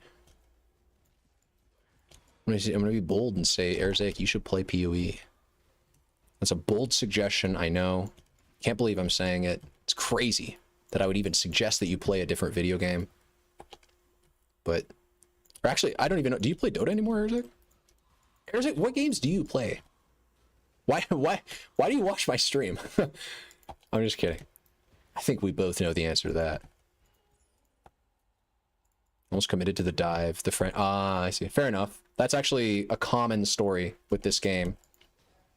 I think at some point this game was like, people were thinking it could be a competitor to other competitive games. Like, back in 2013, I feel like I remember this game being talked about and hyped up as, not hyped up. It was, PoE, I feel like PoE's been an underdog for a long time, but the player base, when you get immersed into PoE, I feel like there's a big faction, like a large faction of this player base that are elite, like very good, more than in most games. You hop into a game like Poe and you realize that most of the people playing Poe are actually just better than you, and it's by a long shot too, and you're like, damn, I have a lot of knowledge to make up. Versus a game like, I wouldn't say Dota, but because Dota actually has a similar experience, I think. That's why. Well, yeah, anyways, Dota has a similar experience. I'm trying to think of a game that you can pick up and have a rat, I don't know, Fall Guys, or like those party games that came out a little while ago, like Fall Guys. I was going to say, this isn't a party game, but the shooter, Fortnite. Yeah. Like, if you know how to play a shooter, you could pick up Fortnite. I guess the building's going to be a little weird for you. But when you pick up Poe for the first time, I think it's hard to even grasp how damage scaling works in this game. And so when you are talking to another person who's also new, but they're at least following a build guide, they're going to be sitting there grabbing all these nodes. And, well, I don't know. There's a wide range of player out there. There's people that follow build guides and turn their brain off. There's people that follow build guides and try to learn what's going on. There's nothing wrong to both approaches. You can play this game however you want. It's a video game. You're not doing anything wrong with anything. But if you are the kind of inquisitive player that when you're playing something, you're like constantly asking questions. Why are things working the way they are? How are we actually dealing damage? How are we actually staying alive? In a game like Poe, you find that the answer to those questions is often, if you're a new player, right? You're a new player and you're just trying to get like a grasp on how the mechanics are working together in a game like this to create a character that's strong. I'll give another example because I just love examples so much. I can't get enough of my examples. If you're playing a build like Cyclone in Legion League, when Cyclone was the premier skill of that league, I think over like, I don't know, is a large percentage of the player base was playing Cyclone. I think it was like 40%. And like, it was so dominant that people were turning the Cyclone skill into like people were doing screen-wide Cyclone. Just a lot of things were going off with Cyclone back then to make it a pretty dominant skill. And then in 3 point whatever, the patch directly after Legion, I think it was, I'm not even gonna try to guess actually, Cyclone got nerfed. It got a pretty heavy-handed nerf, actually, to be fair. Like, in typical GGG fashion, they nerfed the ever-living shit out of the skill. But when that happened, I think a bunch of people are forced to make that... they're forced to ask and answer a question, especially build critics. Whenever a skill like that gets nerfed, gutted completely, or not gutted completely, what idea am I trying to convey? When a skill gets nerfed and a bunch of players drop off it, you find out very quickly how many people were really committed to the skill and learning it versus how many people just needed a build guide to get them through the game. And again, there's absolutely nothing wrong with either approach to playing the game. But if you are the former player, if you are the player that is like, yo, how do we still make this shit work? Like, I still want to play Cyclone, it got nerfed, how do I play it? I think that kind of player is going to go way further in this game than the ladder player who's just like, oh, I guess Cyclone's nerfed, what's the next build, Rue? Or even worse, Cyclone's nerfed, Rue, are we still playing it? or even worse than that, you're not following the content creator, you're following like a friend that linked it to you, and then you've got like your 15-year-old brother and your shit got nerfed and he's like, and then you're like, bro, what do we play now? I don't know what to... It's just like, there's understanding this game and then there's playing it along with a guide. And again, I want to stress, there is nothing wrong with either approach. You can do either and you can do whatever you want, man. Look at me right now, right? I'm doing the former. I'm doing this thing that I was arguably, you could say, if you're trying to read into my words, you could maybe take a certain perspective on what I'm saying and say, yo, Wired, I think you're trolling because you're sitting here, and even though you're not saying it directly, you pussy, what you mean to say is people that create their own builds are better players than people that don't and follow builds. And yet, look at your build, Wired. Look at it fucking struggle against the Act 2 boss. Look at you dying like a peeny little wiener. And, well, aside from the fact that I never actually said that, I will say that if I did say that, you'd have a bit of a point. I am playing a character right now that does not look as good as the meta skill that you could use to level with this league, for sure. But I'm trying to figure it out. And I think that's the main takeaway to what I'm trying to say. I just try to figure things out in Poe. But you don't do that initially, okay? I go on this long spiel trying to express creativity and expression, and I should put a big stopgap on that and say, if you're new to this game, you should probably follow Build Guide, though. You should actually probably just, like, not actually try to think for yourself too much. Follow Build Guide and just understand what the build's doing. And when I say understand what the build's doing, I just mean ask those questions. But I'm not actually telling you to do that, Arizaic, because, of course, you can do whatever you want. And really, I was just trying to get an understanding for where you are. I love selling my soul. Once Poe gets its hands on you, it owns you for the rest of your life for every 3 months. So that's probably what Arizaic was saying, like, with I love selling my soul. Got one of my friends in this game. He has vowed to not let me convince anyone else. Yeah, yeah. Where do the rats tend to scurry after the nerfs hit? Scissoring. Come on.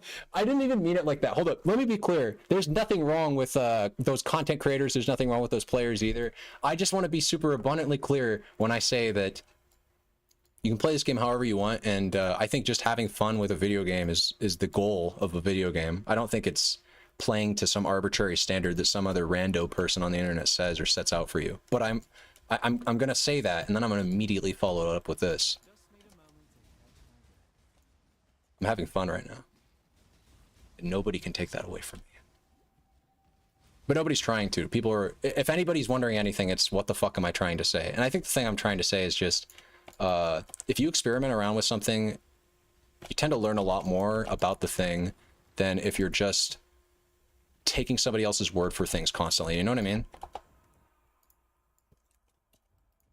And, the interesting thing about Poe is that there really is a large player base of both types of players. Like there's a large number of players that fit both camps. There's a large number of players that aren't really, they don't like to like experiment around. They'll look at a config, right?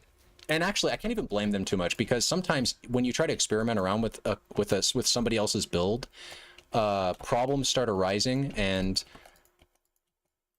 Well, no, that's not, it's like a problem is only a problem insofar as you let it defeat you. So like, whereas I might be playing a shit build and I'll be sitting there asking myself questions like, what can I do to make it better? A different player, not a worse player, but a different player than me might see that as an opportunity to reroll. And I think both approaches are fine too.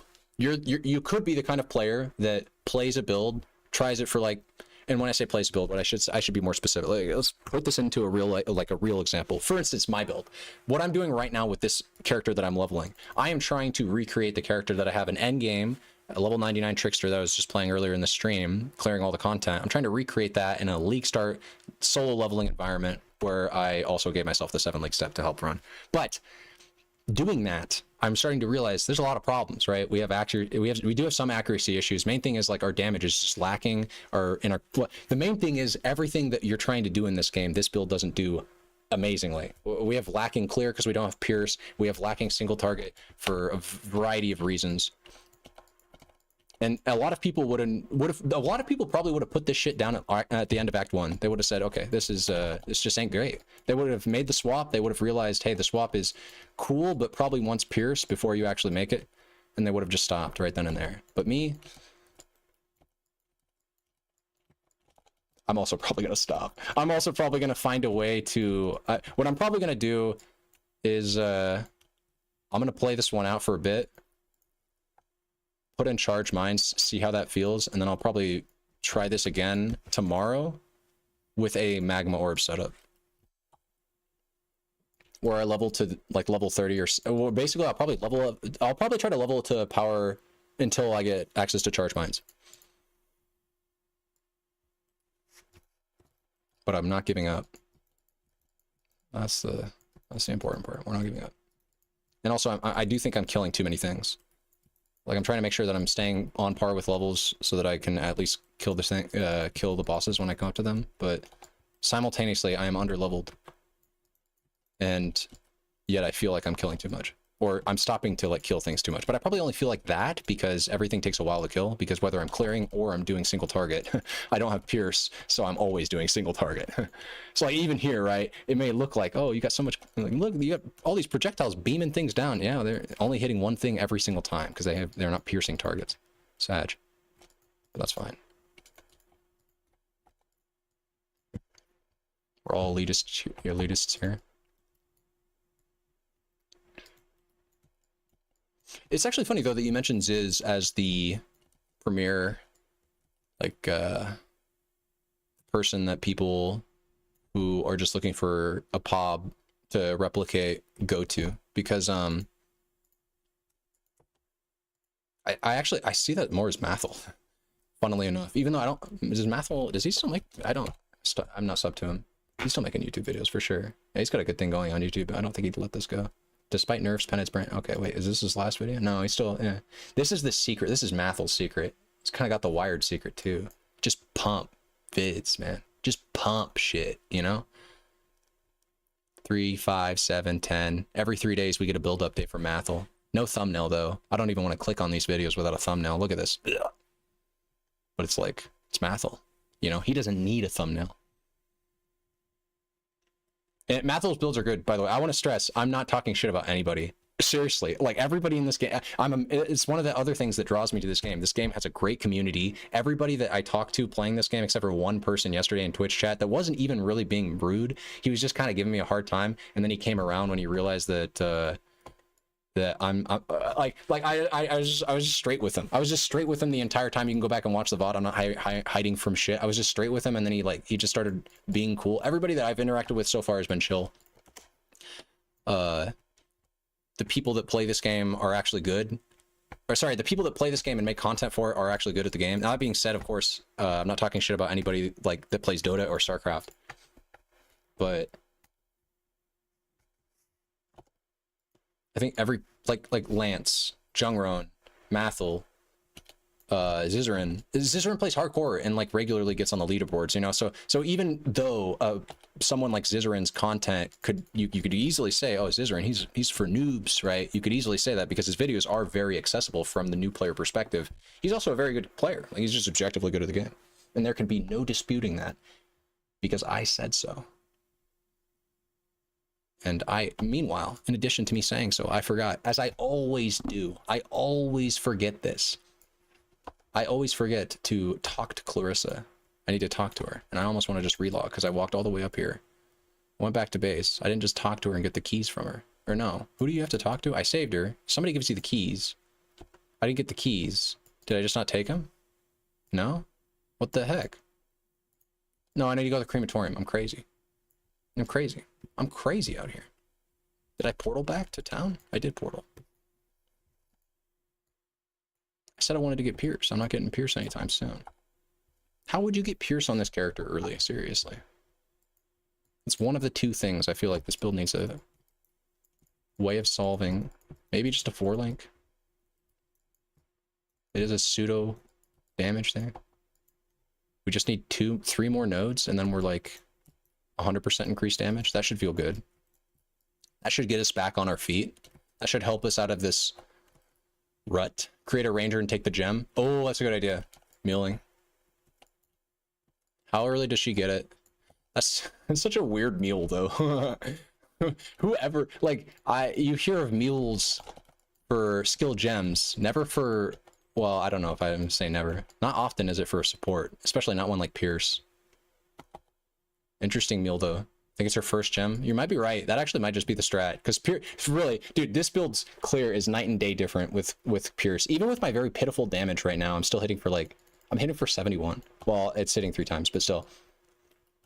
Like, once we get this node, the mastery for giving us this damage, I suspect our damage will double. Oh, it's sad. Defenses are actually a thing I need to worry about too, especially if I want to try to replicate this on hardcore. How would I do this?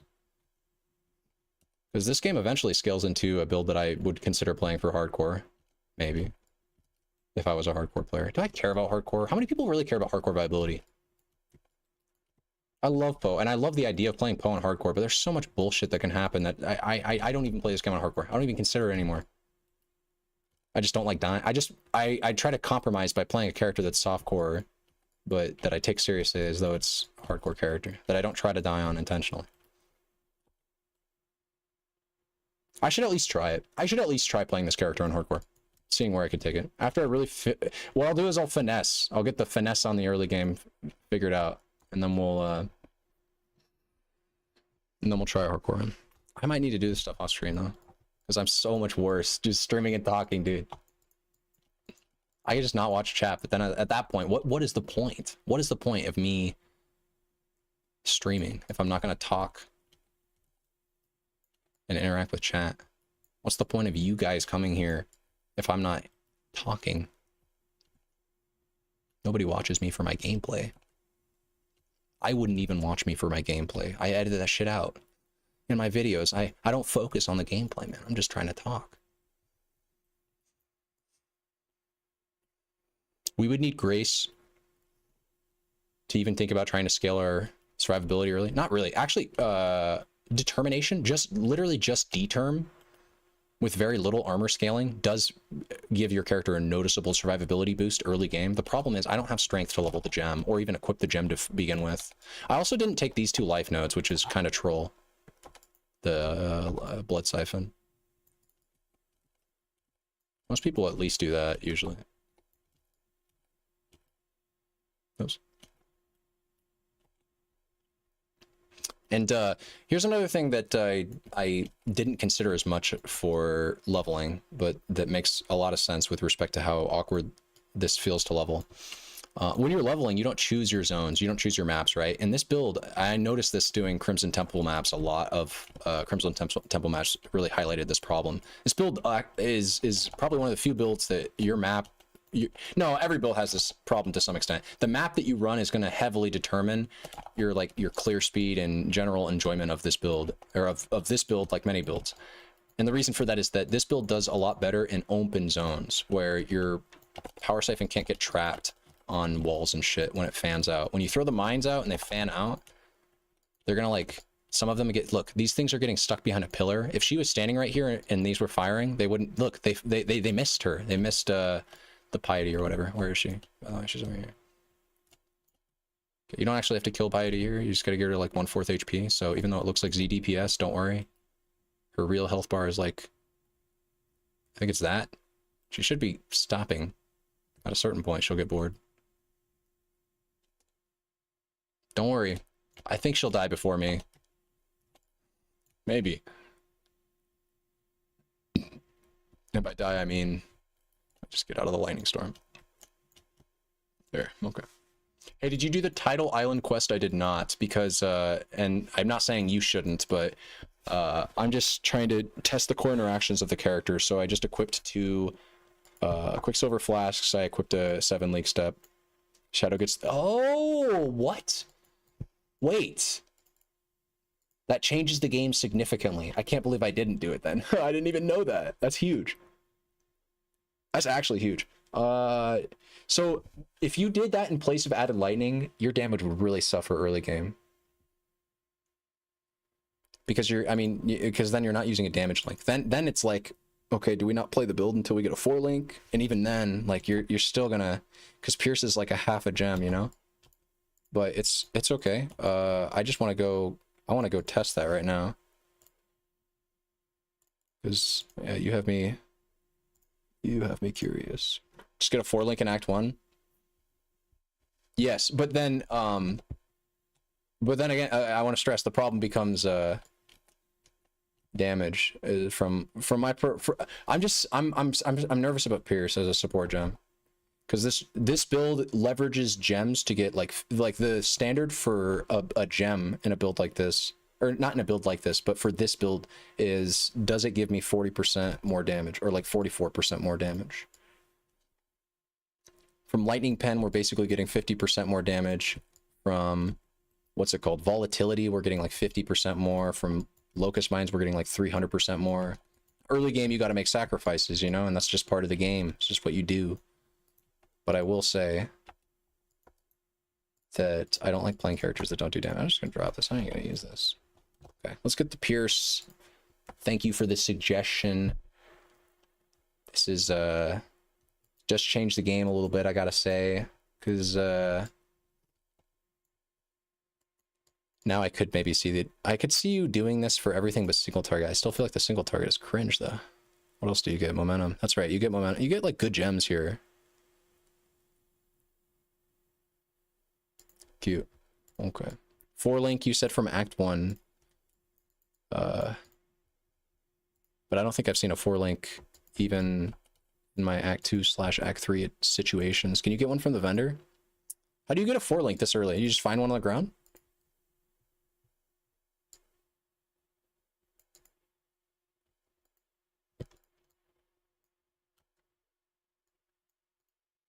I'm really not impressed with the damage. Discontent. Unsatisfied. You can't really, I was joking, yeah. Bit of prayer and supplication. More like drugs in a different reality. I think I think you just re-roll this as green, and then you don't, dude. You don't play this build until you get charge mines, I bet. Because charge mines will give you your damage. Charge mines will give you all of your damage. Because keep in mind, and this is something the build does, but it does it so automatically in any like pseudo late game variation of it. Like all you need is charge mines to get nearly crit capped, and once you get that, you're getting like 100%, 150% more damage, like right there. 200% maybe. I don't know, it's insane. Like, or you're getting like 500% more damage when you start getting your power charge scaling going, but that's like later. What I'm really trying to get at is power charges are really big for any power siphon build, period. You know, period. Like, just stop right there. That's the statement that I'm trying to make. If you could just get power charges on this character early, but you can't because charge mines is a level 31 gem, and I just don't see us getting access to power charges without that in any reasonable capacity. Obviously, you know, you're not gonna have a Relic Caches this early. Relic Caches is level 33, so it's around the same level anyways, even if it was something you could pull out of your ass. I think we just hold out until these two levels. I said I'd stop at Act 3. Let's keep going. Let's keep going until the build feels good, like I said earlier. I think there's another bust over there. I'm gonna go get it. I was gonna say another thing about, okay, ascendancies. So, okay. I don't know why I'm doing this. I haven't even ascended yet. I couldn't look at the tree. So I think Polymath you skip on. I think you go for Swift Killer first. When you ascend, you'd be level 30 or so. Yeah, you'd probably go for Swift Killer. The +2 Frenzy would actually make a huge difference.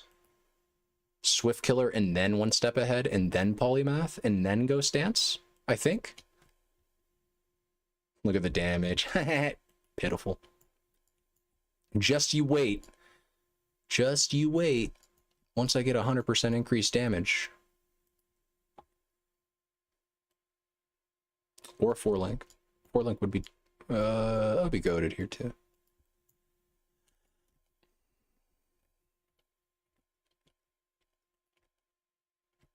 Yeah, charge mines, and then you'd need, yeah, that's the progression of the character. Charge mines until, or sorry, that's the progression of how the character does its charge stacking thing, how it figures out its charges.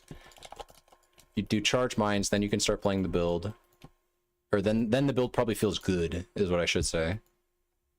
And then after that, you go, before you don't take them out, charge mines off until this, but Ralakesh's Impatience, Malachai's Loop, in that order.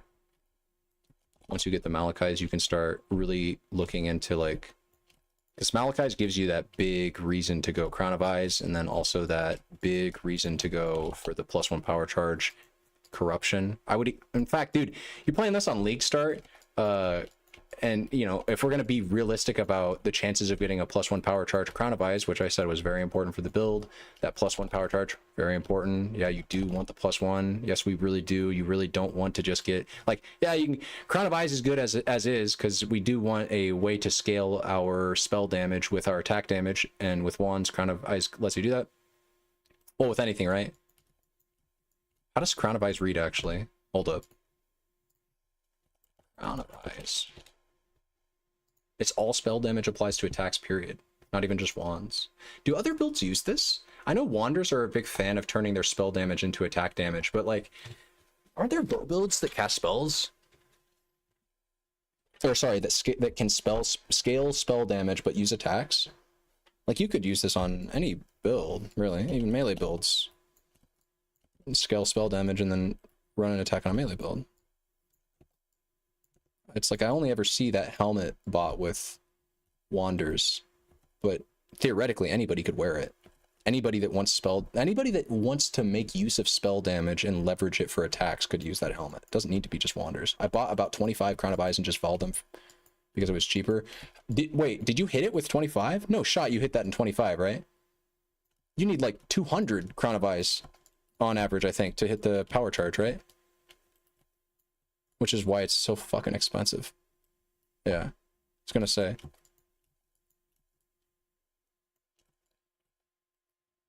But, man, even just getting the +1 power charge, like, it sets me off of ever wanting to try this in SSF.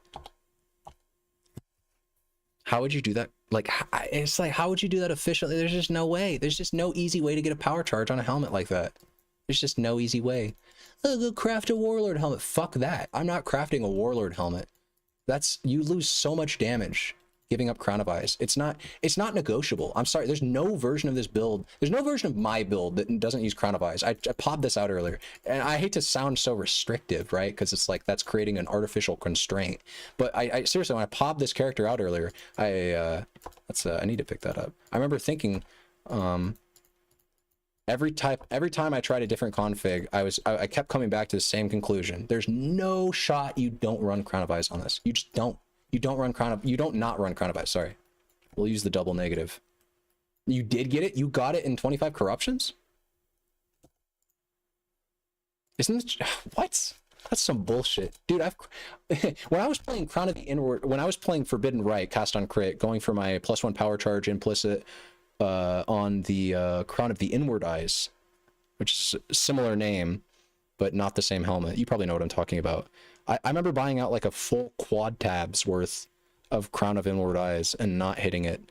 I actually raised the price on Crown of the Inward Eye, or I shouldn't say raised the price, but they were selling at 10C and I was buying them all the way up until they were 50C. You know what I mean? Like I was buying up the entire market trying to get double corruptions and I could not get it. So I'm looking for Val implicits. I think the weighting is all the same. And so yeah, you're going for this. You have like, I'll just count them out. 4, 8, 12, 16, 23 choices to pick from. So 1 in 23. It even says it right here. All weightings are equal. You have a 4% chance. And remember, this 4% chance is actually it's a 1% chance, because when you Val Orb something, you have 4 different outcomes. And so you can brick it, you can get white sockets, you can brick it again, or just do nothing to it, and then you could obviously get a corruption. So you have a literal 1% chance, and you hit that in 25 Crown of the Eyes. You got pretty fucking lucky. I mean, come on. You got pretty fucking lucky. But that, I mean, hey, that's all it takes. So yeah, it's really just one of those, like, how early can I start getting Crown of the Eyes to start mass corrupting? Because that's what you did, and I mean, that makes complete sense. That's how you should do it. How do I start mass producing Crown of Eyes? Use buy them off trade. That's so many trades. I don't want to do that. I don't want to do that. But I don't. It's just like, dude, there's got to be some. What do people do when you need a gear piece and it requires a difficult to obtain, not difficult like content restrictive, but difficult like I would need to farm and iterate. I would need to iterate over this a cajillion number of times before I finally get the result that I need to just begin. I guess you just do that. I guess you just literally do that. I think I'm just answering my own question. if you're playing SSF and you want to transition into this build, I guess you just farm a bunch of Crown of Eyes and then you just take him to a bunch of double corrupt temples. I think I'd be taking the double corrupt temples too. Vol orbiting them is a good idea, but hitting a +2 on like the Warcry gems is really sick for this build. And then also hitting Cannot Be Blinded, really sick for this build. And then also hitting, what were the other ones? There's a lot of really good double corruptions for this character. Just because we can use the double corruptions for like Warcry gems now in a very powerful way. We couldn't really do that before in old PoE pre-Necropolis League. I don't think that tech will remain though. The tech where you keep permanent uptime on Endearing Cry buff because you get enough Warcry reduction cooldown stuff. Okay, yeah, so this is a hit. This is obviously a hit. So this is mandatory. You need this, and then you'd need I shouldn't say need, but I would want this. This could be good. This is, I dare say, Holy Grail. You can change. You can start doing a lot of different things with the build if you got this. You could change where your auras are. You'd lose some levels because I have my auras in a +2 aura gem Ralakesh, but I would absolutely move them to this, to my helmet. So yeah, you could, and it'd be easy to color because because it'd be corrupted at that point. It wouldn't even, no, oh, fuck that. Anyways, you'd want, this would be cool. This is cool. This is needed. Great. Actually good with Zealot's Oath, but not like, if we're talking about getting some kind of sustain or defensiveness, I would prefer just getting this, or this also works, I think. This works. And then these are all duds because we can't leech. And then increase max ES's damage for tranquility, but only a very, very small amount. But it's also, it's nice to have. This is not bad. Effective shock is like helps you for pinnacle bossing single target. So yeah, technically all fine. I think I would double corrupt these. And mass, that'd be painful. I'd do that for 1 league and then I would never play SSF again. I don't know. I'm gonna start making temples, so I'm going to start double corrupting helms. Yeah. I was looking for, because there was why am I saying there was? Literally just yesterday. So literally just yesterday, there was a version of Wired Guitars that was theorizing Curtain Call and turning this character into a Dex Ents hybrid stacker. But I just kept like, well, okay, anyway, so I was thinking about that, and I'm still thinking about that kind of. Curtain Call's like, it's such a shit helmet for everything other than the +2 mines, but that's such a goated stat that it might be worth it. Anyways, I was thinking about Curtain Call, and the only Curtain Call on the server that had Cannot Be Blinded +1 max power charge, I bought up for 10 div, and I equipped it, and then like 10 minutes later unequipped it, and it hasn't sold, and it probably will never sell, and so I probably just wasted 10 div on this piece of shit. Where is it? Yeah. +1 power, can't be blinded. But this would be nasty if it was on a Crown of Eyes. And I mean, really, this would be nasty if I could fit this in somewhere. It's so shit. Like, think about the way the way that Trickster scales Ghost Dance just for a split second, and then you can immediately see how this, like, you can immediately see how the fact that this base for some reason just has nothing, like, why does it not have any energy shield or evasion? Would it really be too strong if this had like any defensive stats on it? I don't know. Anyways, we almost are gaming.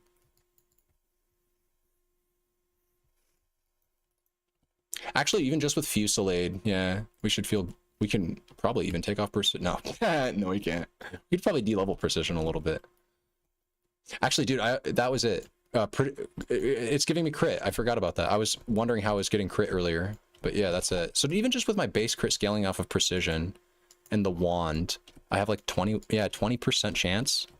That's fucking nuts, dude. We do not need much. I'm telling you guys, you do not need much to get going with this build. It's just charge mines. Hold out till charge mines. I'll log off on charge mines. Actually, I should log off now. I should really be getting going. Poor Co, it's like 12 o'clock. I haven't given him a walk. I was talking about giving him a walk 2 hours ago. We'll finish the ribbon spool quest and then I'll hop off. Look at the damage. Our damage is almost non-existent. I almost feel like I'm tickling the mobs. We just need that extra passive from the stat, from the oh no, when we crit we do damage. Look, so I have a bunch of hits. Yeah, and I'm dead. Maybe you can kind of tell because it's like 1/5 the time. It's like every 5 casts, or maybe 3 or 2, because I'm attacking twice or 3 times every time these things go off.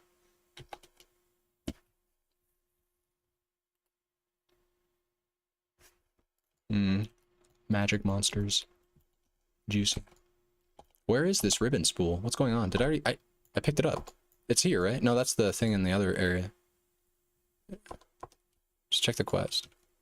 Yeah, I've got it. What the fuck am I doing?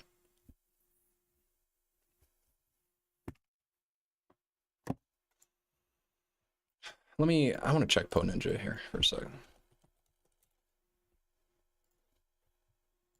Can I check the availability early on in the league of an item that has a corruption? So like, I know you can do this. I know you can check Crown of Eyes, because this really is such a huge piece to the build.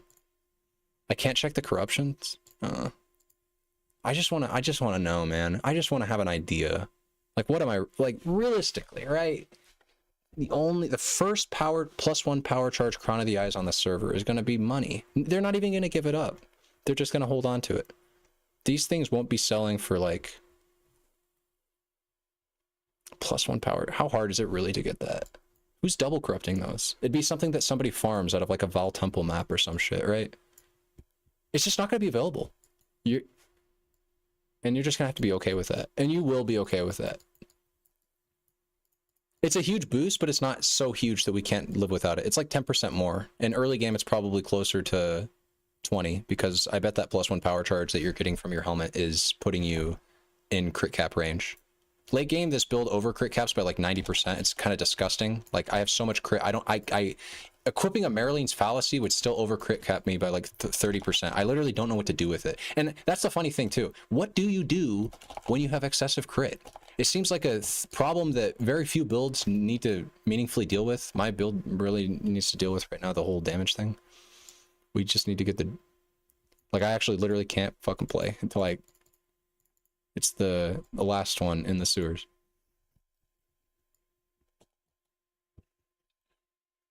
There it is.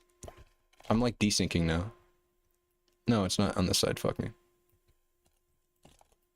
These kinds of corridors are so shit. I need this oiled coat. It has the links and everything. No, I don't. I have this. This has the links and everything I need. I just need to equip this, actually. Hold up. I need a new wand, too. I'm playing an attack build. I'm not upgrading my wand. That's like a huge... Yeah, bro. Dude, I'm not doing the bare basics I could... What am I saying? Dude, I haven't upgraded any of my fucking gear. I could just throw 2 flat rolls on my wands. 2 flat lightning rolls, and that would insanely boost my damage. And now I apparently don't have enough dexterity for this precision. Well, we're definitely not getting that off a passive point, that's for sure, because 1 passive and I got my increases and reductions. Let's just throw flat lightning. And yeah, we could just throw flat like this, but then that makes it unwieldable. Oh no, we can't throw flat. This is going to be 32. I'm not level 32. I'm level 24. Oh, but that's what sucks about attack builds. You got to roll your weapons super early on. Okay. You wouldn't have the scouring orb necessary to do this twice. Maybe 3 times. Oh no. Whoops. Where is it? Where'd it go? I went right here. What the fuck? Okay. I should have spotted a new precision. It's level 1. Why the fuck would I even do? I'm trying to like brag. I know about this gem recipe, man. I'm so cool.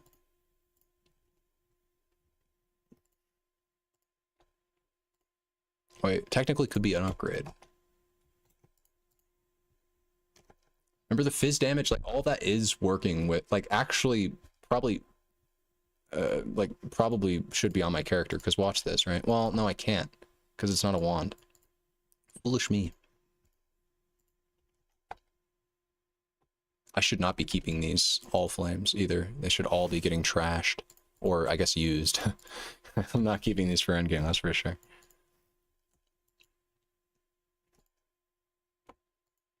When did I say I would stop? That's until, okay, the build feels good. When the build feels good, that's when we stop. Just gotta go get this. That's 100% more damage. Then we need to just take this fucking gem. I need the dex. I need the dex. No. I just de-level it, but like I have to go back to town for that again, but I'm gonna go back to town anyways.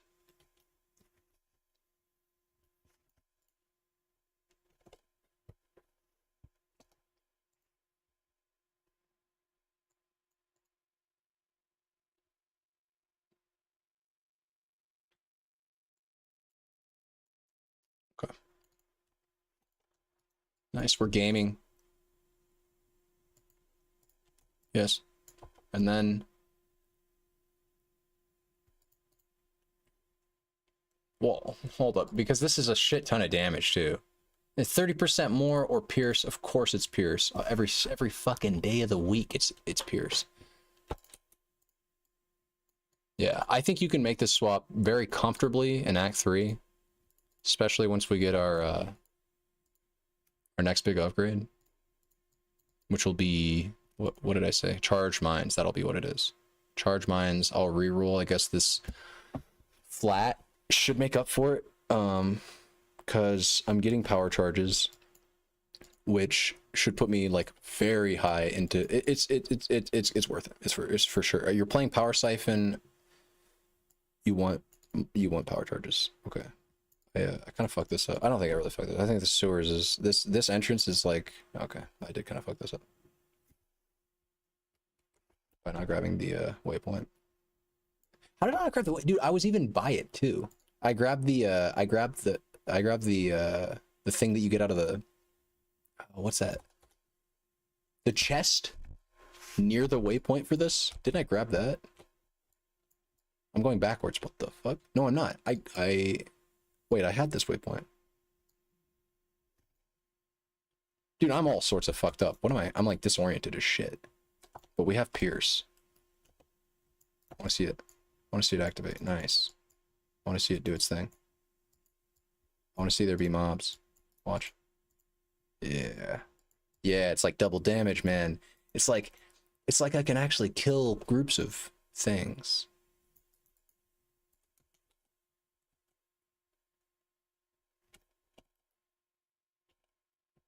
Okay.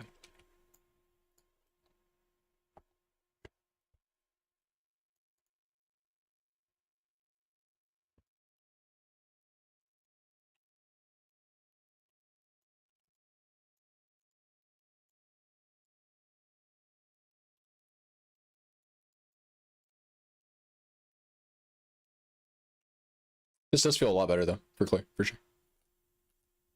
Even though, yeah, so the damage for sure needs to be, gotta figure that out. I can't tell if it's the gloves that are doing it. We took off the flat, so we have even less base damage. So inconsistent, it's annoying. That's probably the next thing I'm gonna start. See, it's always something more. It's like, what's the problem with the build now? Because this build has so many pieces that it needs to assemble that until you have probably like 70-80% of them, it's probably just going to feel bad. I shouldn't say that. There's got to be tech solutions to making it feel better this early on. They are there. They're probably just in the form of uniques. Like the do you guys know what I'm talking about? There's those gloves that give you, I think they're called Thunder Mitts. They give you like a level 30 added lightning gem. Yeah, those gloves would be dope. Like DOPE dope with this build. We're talking insane as a 4-link for all the way up until you get your 6-link. Oh, I get it's like technically a 5-link, right? I guess it would replace my Dodri's tenure. How much are they? Hold up. And normally they aren't that expensive. But I want to see PoE Ninja. How much are Thunder Mitts in PoE Ninja on day 1 of the league? Probably expensive. Because these things are always good for leveling. Thunder Mitts? Thunder Fist. Thunder Fist. 10C even now. Okay, so then they're, yeah, these things are going to be like 50. Oh, God. Because they're good for leveling for sure. Level 30 added lightning damage. Also, what level do you need? Do you need to, is it no level? That's cap. There's got to be a level requirement to these. They don't give you access to a level 30 skill gem without having a level requirement. Yeah, 67. So actually, no.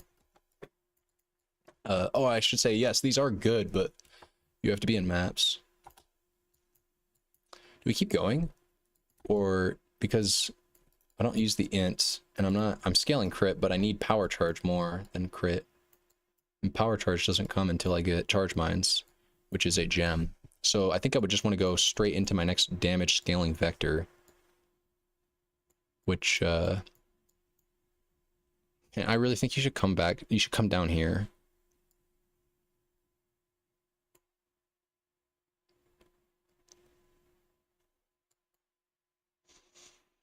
Come down here because we can get damage here. This is good damage. And then, sorry. And then we could get charisma. I still need to equip grace.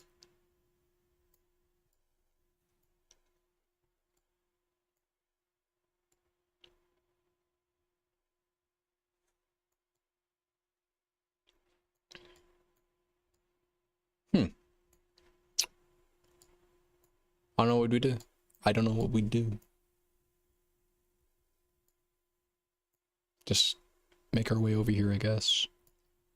Could come down here and start filling this out. Yeah, because we're level. No, it's kind of early for that. I don't know. All I know is that thinking about all of this instead of just playing the game is usually a bad decision. Also, thinking about all this stuff while you're playing the game is the not smart. I'm bad at planning. I'm a very in the moment kind of person, but usually when you're gonna level a character in PoE, you start with PoB. You look at PoB, you try to plan out your tree. You try to make it so that when you're actually playing the character, you don't have to think too much about all these things. You've done all the thinking ahead of time. That's just not how my shit works, man. My brain does not work that way. My brain has to be like in the situation, experiencing all of the trials and tribulations that the build will go through.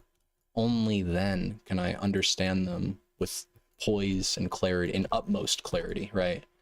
Because like theorizing about things is cool. You can remove yourself from the moment to moment situation, try to, you know, I guess getting in front of a pob, really. Just having a pob in front of you is nice, but if I'm not playing the build, I don't know what I need. PoE's kind of dances between both of those.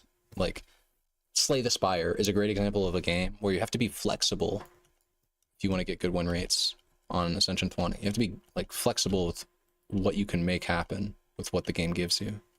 And PoE kind of dances between that a little bit with SSF especially. Where when the game gives you, like, you know, if the game dropped for me a curtain call right now, I guess I would just have to make it work, you know? I'd have to somehow find a way to get 800 dex net. I'm going to start making tabs. Level 67 though, it might make sense to get Piercing Shot. What is Piercing Shot? Wait. Is that a notable? Piercing Shot.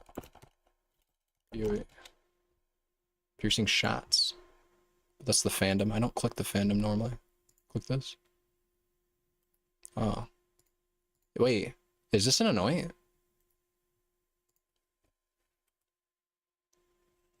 No, yeah, this is that. This is this that you're talking about down here. Right? Wait, where's that? Here. Yeah. Oh, can you anoint? No, you cannot. It's either path down here for like 50,000 points, get a Thread of Hope from Cirrus, which is not happening, or anoint it, which is not happening early game. There's no comfortable way to get clear early, but you need it. Or not clear, pierce. There's no comfortable way to get pierce early, but you need it. You absolutely 1000% need it.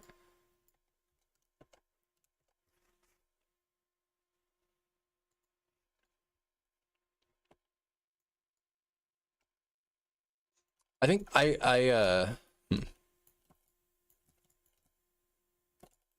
damage, it does not feel bad. This does not feel bad. I'm content with this. On Piety, it would probably feel similar. There's another Sadist Garb. Or Silken, another 4-link, I should say.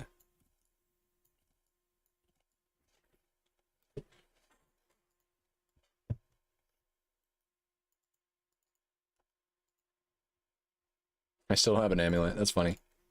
Makes sense too. My other attributes are really low. Amulets are where you fill out your attributes early game. Amulets and rings. I don't know why I leveled that up.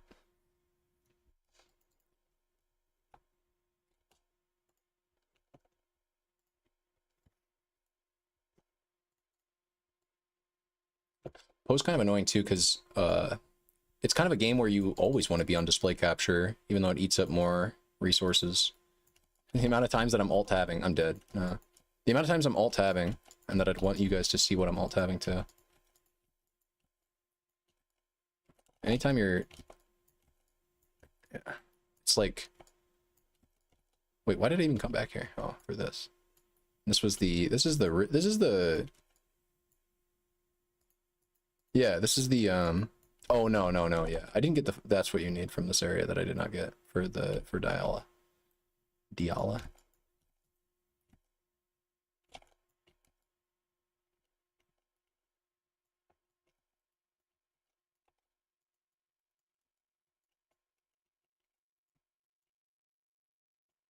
What are these guys? Crit resistant? Okay, that explains it. Explains a little bit.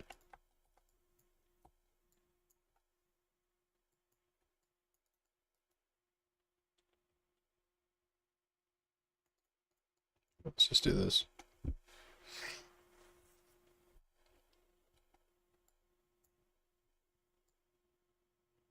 I said I wanted to come over here, right? Where? Where was I? I was looking at a specific notable. What was I looking at? Could get this. That'd be cute. Probably bad. Oh, I was gonna just fill this out. More crit, more int. I'm not doing anything with int right now. It's completely wasted, but the crit is nice. Both crit and crit multi. I guess, yeah, you help fill out your crit. You definitely don't need Elder Powder, though. I think I should just be going over here and trying to get to my +1 power, +1 frenzy. Because it won't be long now before we have our charged mines. Okay, I'll play 15 more minutes. I'm gonna go until 12.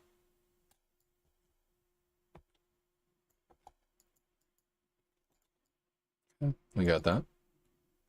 Come back here. Yeah, these gloves would be sick. I think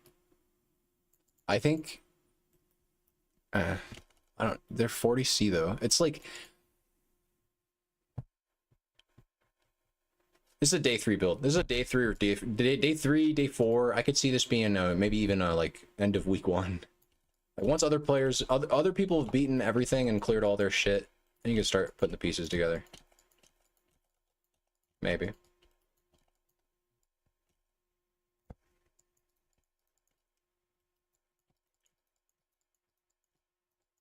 I'm joking. We really, you can make a lot. As I said in my most recent video, I'm getting better at like just saying things in video as opposed to on stream. I'll keep saying it. You just need a couple mil DPS, which this build can achieve with very little. You only need a couple mil. +1 power charge, Crown of Eyes. You really only need that when you're trying to get into late game. Like you want it, but just a Crown of Eyes, let's think. Probably like a crafted chess piece. You wouldn't need much to get a couple million DPS on this build, just with how it's, because of the way it's making Locust Mines work with Power Siphon. You really don't need a lot of damage scaling to get pretty cool results.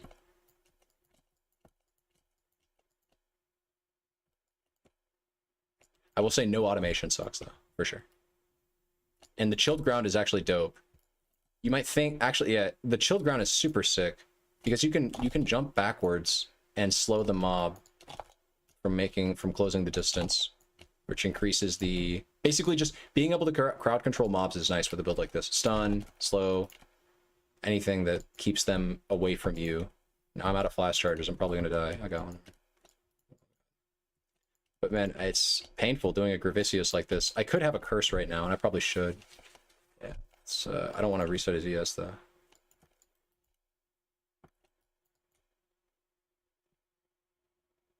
Or more realistically, it's a mark. It's just the prod speed thing.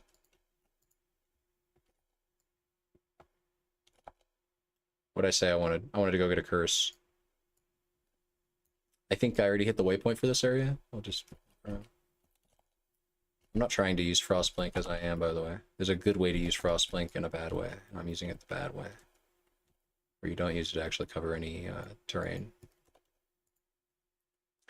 Did you solve the problem with mines don't detonate when we stand next to? No, that's always a problem. The gem is inherently like that. Locust mines does not activate unless you are the number of meters away. I think you were the one that suggested that tech, right?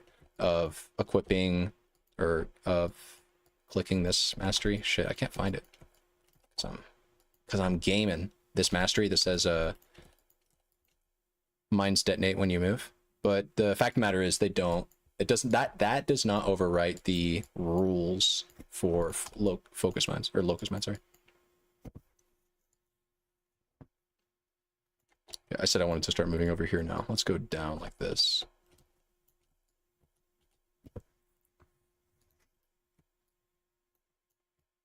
See unique damage testing. Okay, terrible. I'm not going to be killing Colm with this. Or whatever his name is, Cole. The big dude. I think he spawns in this zone too. Power charge levels, power siphon levels.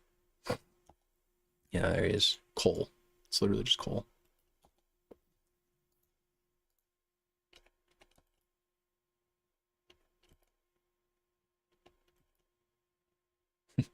You know what dude, they could fix this build or nerf this build in a very like in a pretty God, the stuns are ripping me apart. They could nerf this build in a really like not trivial, the opposite, like in a really like just bam way, just like destroy your fucking build in an instant.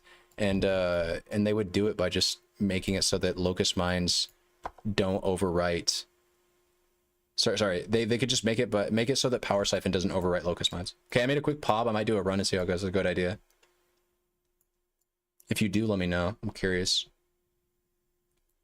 This build can get nerfed in so many ways. I'm scared to even like focus too much on it. I do want to play new characters this league. I'll probably like I'll do the pop. I'll do the league start video. We'll do the whole like go all out. You know, show you like walk you step by step through the leveling process, and then I'll probably try to work on a new character because I'm just so afraid this character is going to get nerfed in like any of the 50,000 different ways it could. Right? We could lose Ralakesh. We could lose the locust mine interaction with power siphon. We could be seeing a nerf to the permanent uptime situation going on with that's getting nerfed. Dude, that's 100% getting, so 100% that's getting nerfed. I don't even want to question it. Like, dude, Enduring Cry and Immortal Call being up like all the fucking time because of the cooldown tattoos and the new support with Call to Arms cooldown whatever. Like, there's no shot that stays in the game. That's getting nerfed, and that's a pretty big defensive layer that we're using. Am I gonna stream tomorrow? I will either stream or make a video, one of the two. I'll stream. I want to keep doing this. I want to keep leveling through the character. This will be towards the goal of producing the video. So yeah, I'll need this content anyways. I'll stream. I don't know when. But I don't have anything going on. We'll get him into maps. We'll get this guy into maps. We'll get him into maps. We'll get him 5 link, maybe even a 6 link. I'd probably just stay on the 4 link with Thunderfist though, if I could get Thunderfist. I don't want to buy Thunderfist though if I'm trying to recreate that SSF experience, because you're not going to have Thunderfist day one. I think I will only limit. So I'm going to get it to maps. That's the one I'll make my first trade if I am to trade. I'll eventually, depending on how far I want to take this character, this version of the same character basically. Depending on how far I want to take it, I guess I could, or I will eventually have to start trading, right? Or just play at SSF, which is probably not good for this character, for this build. So at some point I'll make trades, but I do not want to trade for any like double corrupted items, even single corrupted items I'm sketchy about. And if I trade for an item that is like Thunderfist or Crown of the Thunderfist is a great example.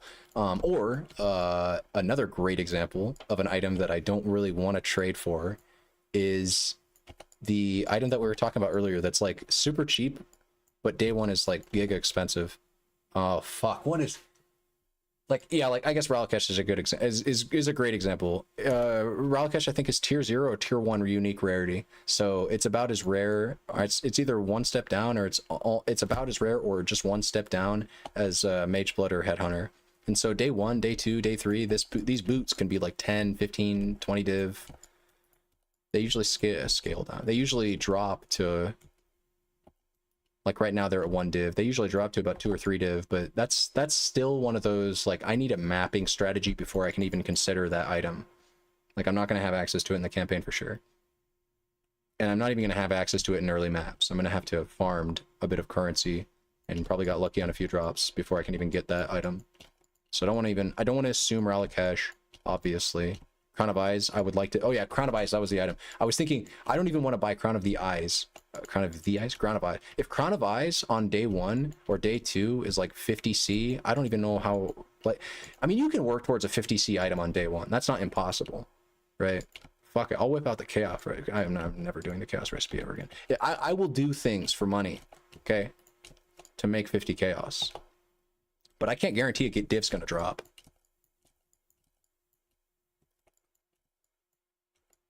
But early on in the league, a div is usually only like 100C anyways, so it's all the same. I just need to make sure that whatever we do tomorrow is going to be league start accessible. That's for sure. That's my solemn pledge. I'm not trying to juice this character out in such a way that the whole point of me doing all this becomes null or voided. And also, I'm going the complete incorrect direction. What am I even fucking doing? No, I'm not. I'm just well, yeah, I'm exploring.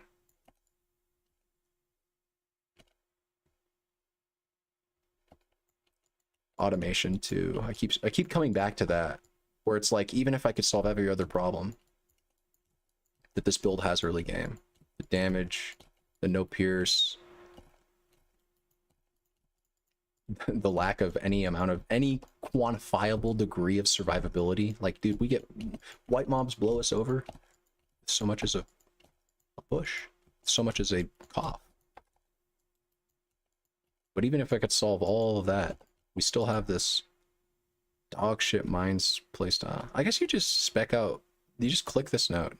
Just click this node, dude. Just click this node, quit being a little bitch, man. It's not that hard. It's not that hard. There. Now we're gaming, dude. I think you do that for sure. Actually, I think you just don't be stubborn and you do that for sure. Actually. Because now it's at least playable.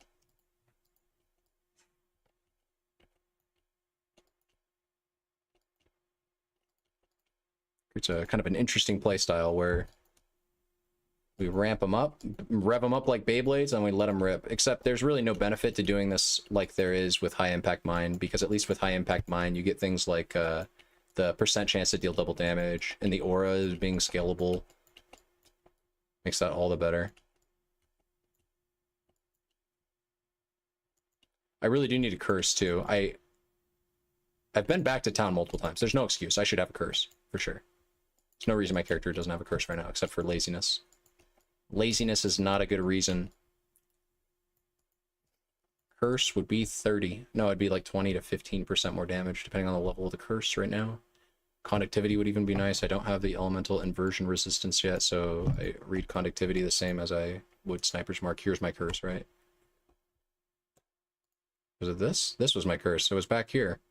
I remember looking at this screen too, and what was I thinking that I didn't just grab this gem and immediately equip it? What the fuck? What the fuck? Okay. Boom.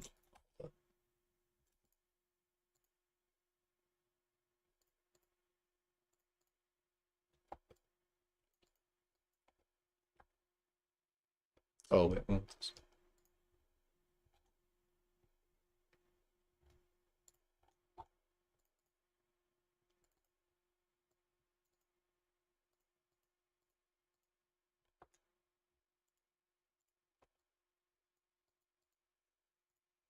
Clean some stuff out here, that's cool.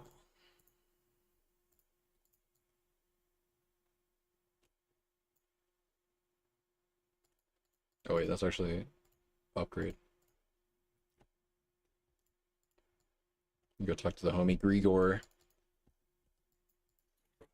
for +1 passive.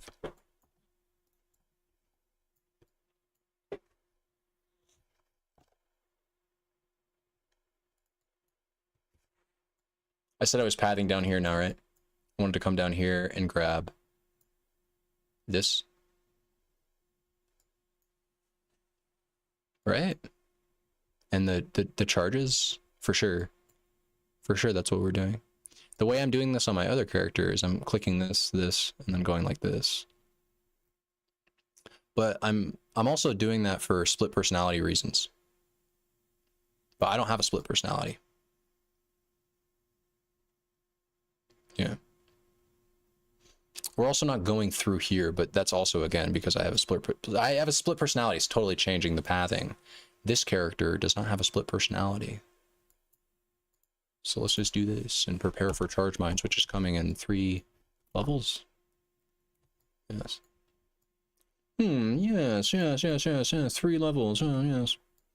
We also need to talk to this guy over here. Or wait, what?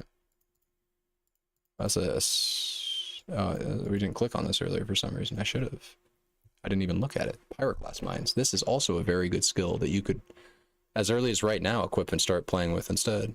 You just play Pyroclast mines instead of whatever the fuck I'm doing. That's actually what I did on my first character of this league. But why would you level all the way to 31 to swap from one mine to another? Or no, the real meme is like, we'd be swapping to we'd be leveling this build to swap to Pyroclast to swap back to Power Siphon. That would be the funny part. I have automation. How early did I have this access to this? 24. So I've just been sitting on this for a long ass time. In fact, I've been sitting on this for so long that I came up with a stupid decision to try to circumnavigate it. It was completely unnecessary.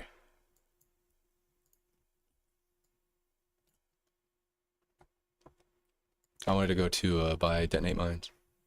I can't remember if you have access to this early though, because I'm buying it off Lily Roth, but I don't think other vendors sell this. I'm not sure.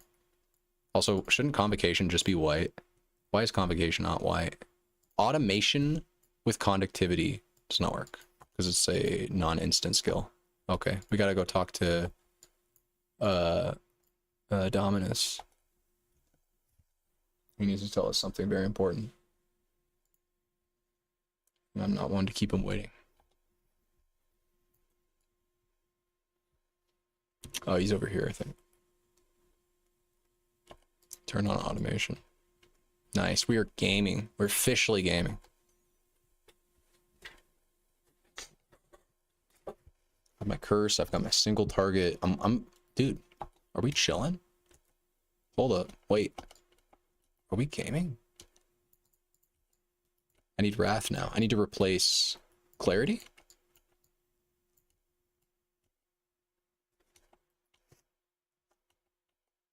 Yeah. We're chilling. Dude, we're good on mana. Feels good for now. Because Locust Mine, this is another goated aspect of Locust Mines. This could also, I could see this getting nerfed. If they wanted to go with an elegant solution, they could just like reduce the amount of cost reduction, or okay, increase the cost reduction for Locust Mines. This is the library quest. You get a, I can't remember what you get. I think I no matter what, I'm getting something from the library quest. Something useful. Quest POE. I just want to check to see if you would do this. I'm not going to do it.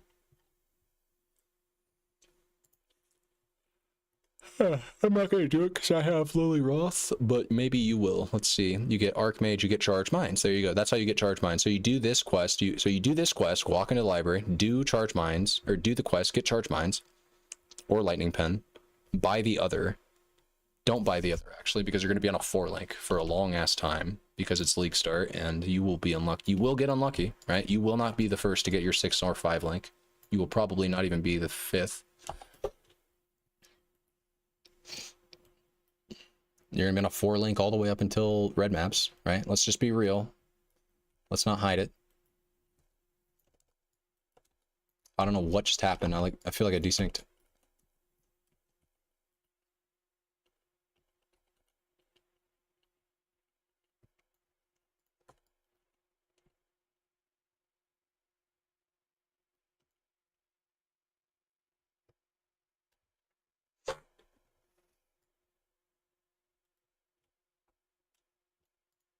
I don't have sound. Wait. This game is like half as fun without sound.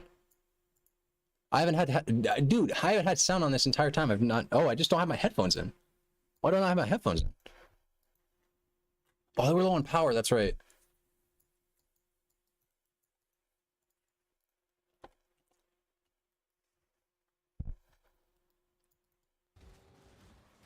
I wonder if you guys could hear things, because theoretically, yeah, right? This is the driver's hooked up to my PC, and sound was probably playing for you. I was the only person not hearing it.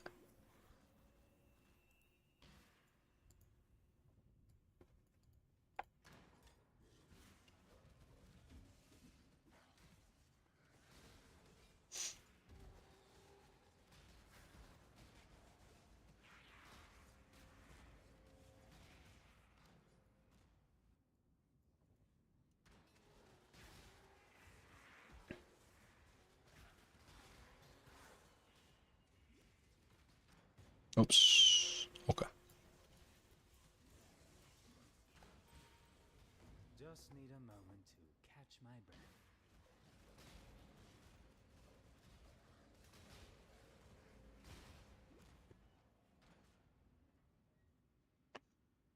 I guess we're kind of getting lucky on the positioning of the upper scepters of God here, I suppose. For what that's worth. This is far from a speed run, so don't think I'm trying to... Oh my god, we're going so quick! We're a zoomer. But this isn't even the right direction. I really like this effect. When this was first added, I thought this was insane. I thought this was the dopest rain ever. I even think it's gotten a graphical update since then. I don't remember these puddles appearing. This is such a cool effect, though.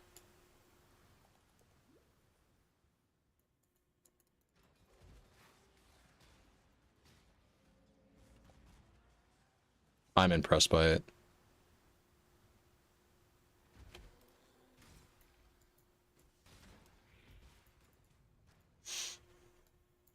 Eventually you change zones. Or no, we already did that. I'm crazy.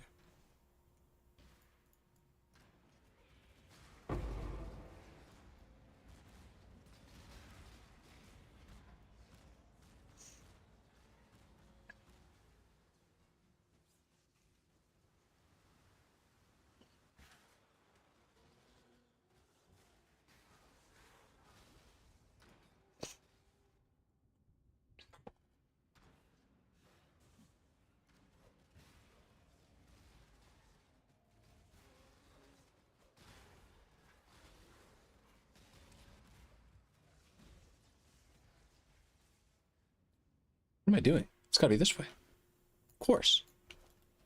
But of course. Okay, next rare, I want to try casting conductivity on it, just to see. How quick are the jolts? Okay, let's just wait until, yeah, let's just wait until this guy. Nice. Yeah, let's do it. Let's do it live. Alright, Dominus, you freaky bitch.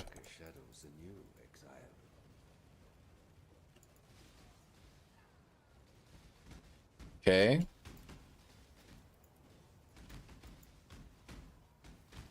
It is definitely poo-poo. But I mean, it gets the job done, right? Also, I don't know. Yeah, I was gonna say, I don't know why I feel tanky right now. I'm like dodging every attack. That just shouldn't be happening.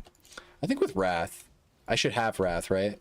I think I have access to the aura if I wanted to. Oh, and weapons, of course. I keep forgetting, but my weapons are total shit. My weapons are complete ass, and I'm playing an attack-based build. Yeah, am I even going to be able to do this? Because Dominus comes up, and I'm hitting for 200. Hold up, this is a little bit too embarrassing. Just give me 1 second to go craft some flat lightning. Nothing more. I'm just going to... Because I'm not even high enough level to use it. Okay, then fine. I'm going to literally self-craft. I'm gonna fucking roll this thing for some lightning damage. God damn it. Or +1. Even +1 right now is pretty cool. Come on, baby. Give me some added lightning. Give me some flat or +1 to all lightning. I guess I could take that too. That's like not a fair. Not. That's a good amount of damage. Or to get +1 to lightning. Increase lightning. +1 to lightning. Okay, sure. Or no, wait. +1 to lightning means nothing. Isn't actually, wait. This isn't even like a element or anything. This is like a nothing. This is like a nothing. How the fuck do I scale it then? I just get flat added lightning. to attacks or something. I don't know. Here, what's this? This one is got more flat and also a +1 lightning roll, funnily enough, but I'm more interested in the fire damage to spells and attacks because I just need some flat damage. I just need some damage. Hopefully, it doesn't even matter that it's lightning because all my damage scaling is generic, right? Like we're scaling with number of power siphons via multiple power siphon delivery systems through mines, and then you know, it does lightning damage naturally because how is it even dealing lightning damage? How am I adding lightning damage to this thing? Oh, yeah, have flat added lightning. Yeah. But that does not matter. So yeah, any kind of, just anything that gives flat added damage to anything. Since I'm not scaling, I don't have Wrath yet. Even if I had Wrath, Wrath is just giving, I'm not scaling lightning is the important thing. So any kind of just plus damage, flat plus damage helps. Even increased fizz, there's something to be said for that. I mean, that's like kind of it. I don't fucking know. Attack speed, sure, cool. Why not, right? Why not? And now you're left wondering, when you barely see any improvement, did I even do anything? Or could I not have just been like, oh fuck. Could I not have just been killing the boss this entire time? She's turboed or something. No, this is just normal. Kali, the crazed. God damn. I've never struggled so much on these clowns before. She's cursed too. Why is she taking no damage, man? Or it. Why is it taking no? Oh, it's not taking no damage. I think it was just like dodging my attacks, kind of. It was in that sweet spot.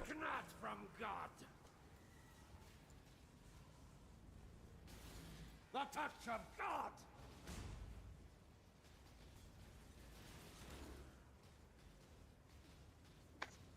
Die!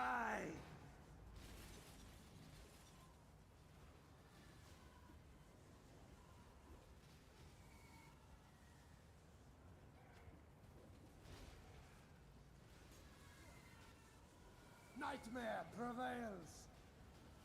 Is this like slowing my action speed? What is this?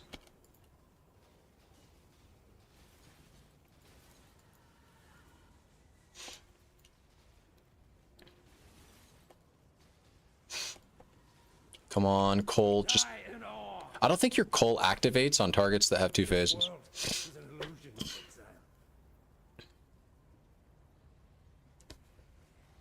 An illusion. I could die here. I don't really know how I'm gonna sustain this fight with my pitiful damage. In fact, I probably should have just equipped Pyroclast Mines, because now that I think about it, Pyroclast Mines just shreds all of this. From as early as you can equip it, Pyroclast Mines is a goated ass gem.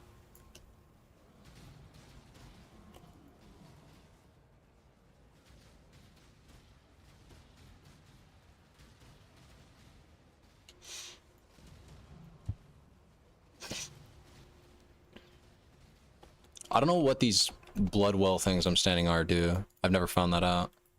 All my years of facing Dominus.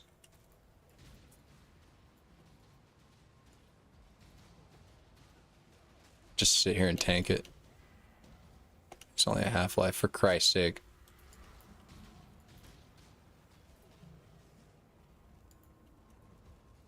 And then when he does this phase, he kind of forces you into the worst possible scenario of being melee with a Locust Mines build that can't really afford to be melee ever. But he dies eventually.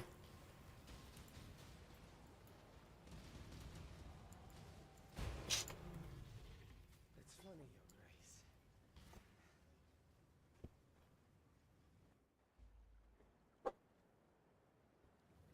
All is well? Bye-bye. Just need a moment to catch my breath.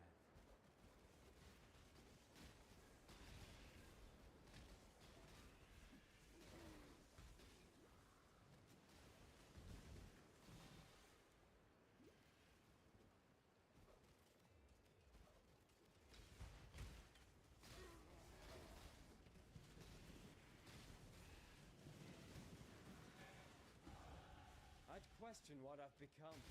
If I felt the need,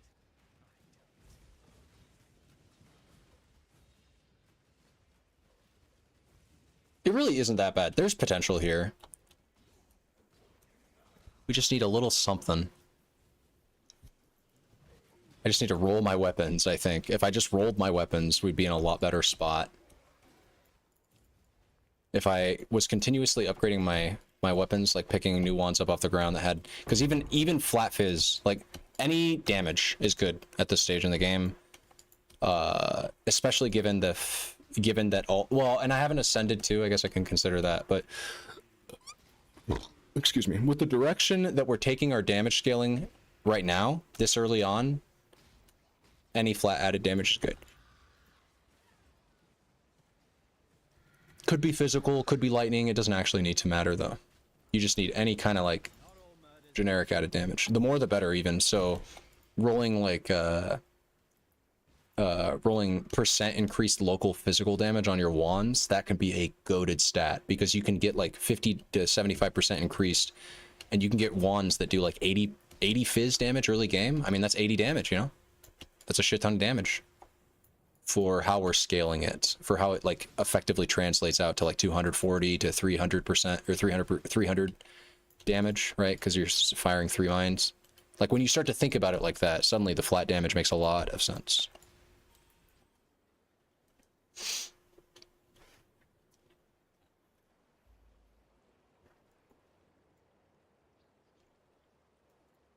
We go where you are needed.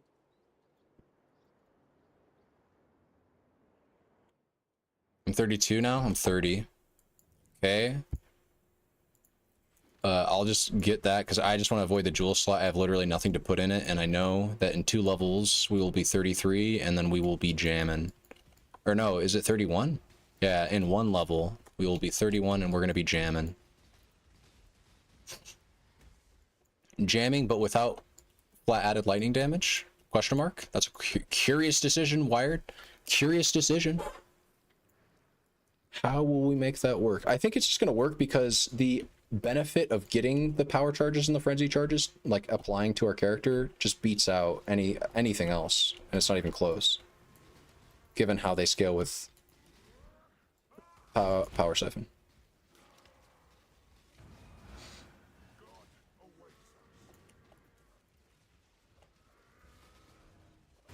No damage, except for in the perfect sweet spot.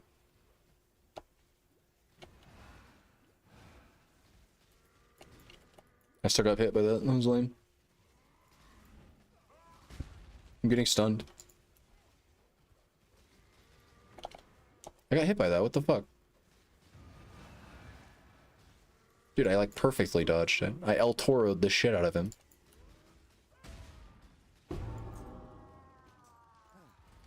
I just killed him.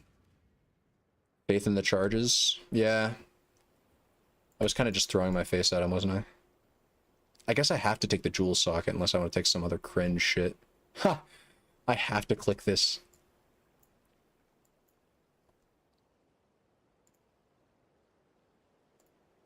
Alright. I don't know how I feel about this, but... Because now we're at like, yeah, we're at like 69 damage. Bro, it's all my fucking damage. Look at that. 175. 69. It's more than double. Yikes. Yikes. I actually think, I actually think I do just, I want to buy a wand and craft it. Give me, hell yeah, give me that. Or that? Yeah, give me that bad boy. Give me that fucking piece of junk. Hey, wait. Dispels, Sag. Dispels, Sag, dude. Come on, give me some flat. Give me something juicy. Give me something better than this. Attack speed, flat, fizz. Attack speed, flat, fizz yet again with accuracy. That could be it. That could be it. 21 accuracy rating is not a lot. It's dog shit. Who am I kidding? Who am I kidding?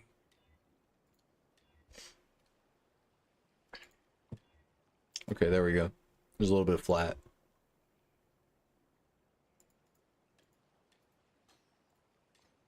We don't need clarity anymore, actually.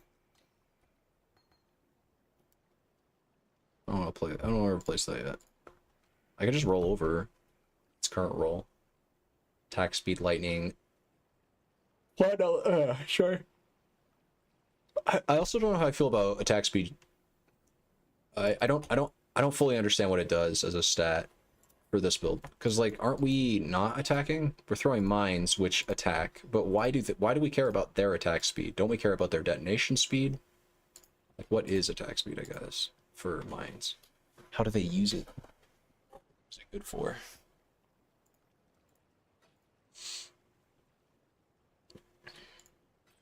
See ya. Crit with lightning.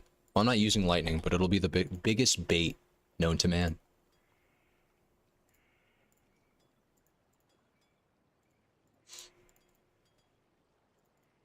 I don't think I need to be doing that right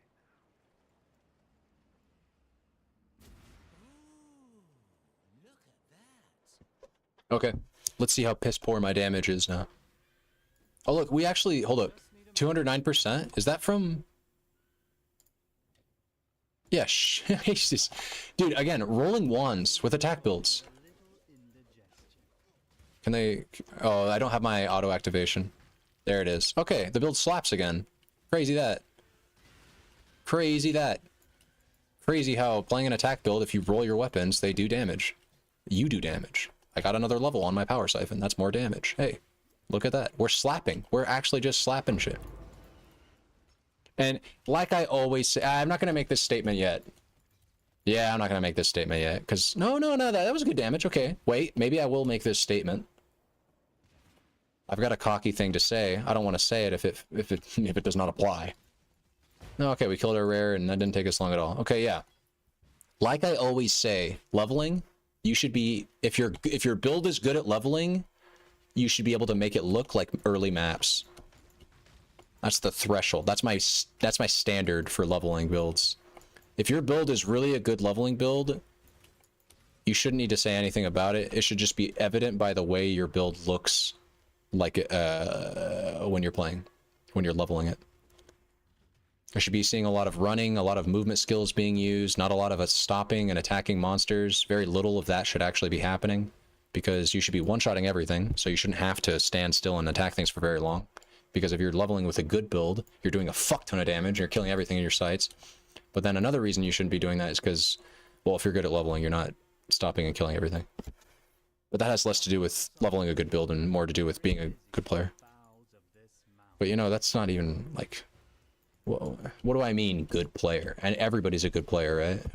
What defines a good player? I still haven't taken life nodes near the start of my tree. I mean, I still have 14 strength. I am a weak boy. Oh my god. You know, it'd be funny, or not funny, maybe funny. You know, it'd be funny potentially. Yeah, Iron Will. Wait, yeah? To spell damage, strength bonus, melee physical, 1%. Spell physical? Is that what it would be? Spell damage? To all spell damage. But it doesn't say increased. So it's not increases and reductions to spell damage. It's strength's damage bonus, which is melee physical. How does that work? That is just percent increased, right? It would just apply, but okay. Anyways, give me... No, actually, wait. Am I calling it? No, I'm gonna hit the next waypoint. I gotta use the restroom first. I've been dying to go to the bathroom. I'll be right back.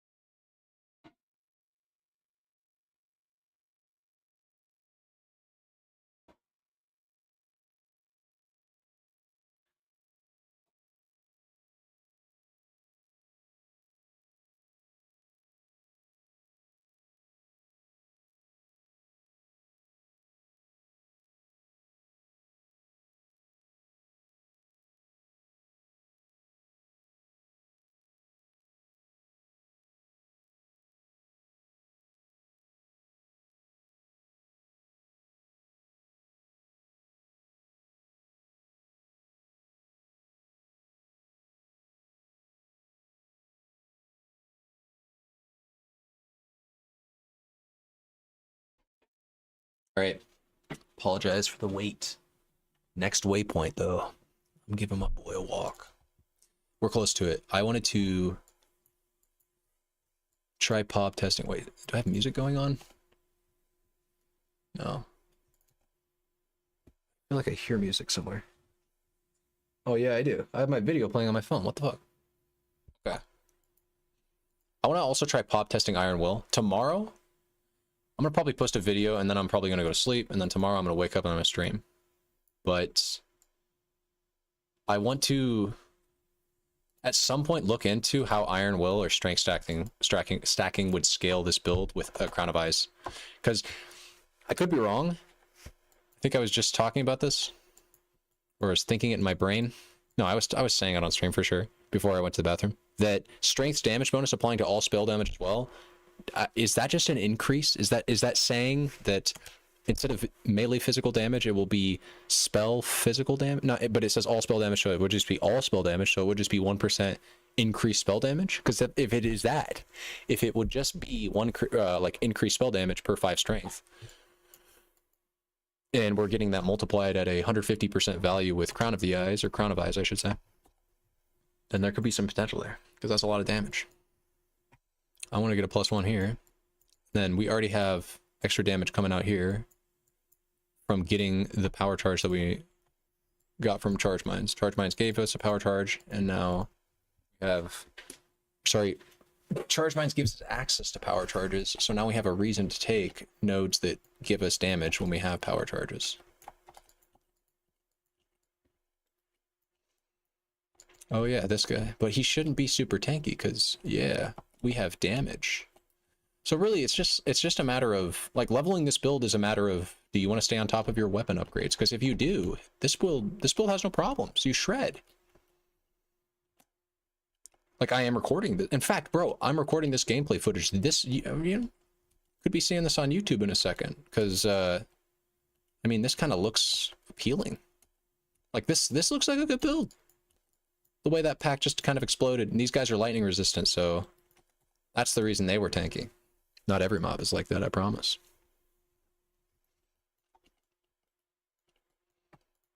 This guy is also... No, he's just a haunted mob. We're going to run past him, though, because you don't have to kill everything when you're leveling. And that, of course, killed me, because I still don't have Grace. And I could fit in Grace, and I could fit in Wrath.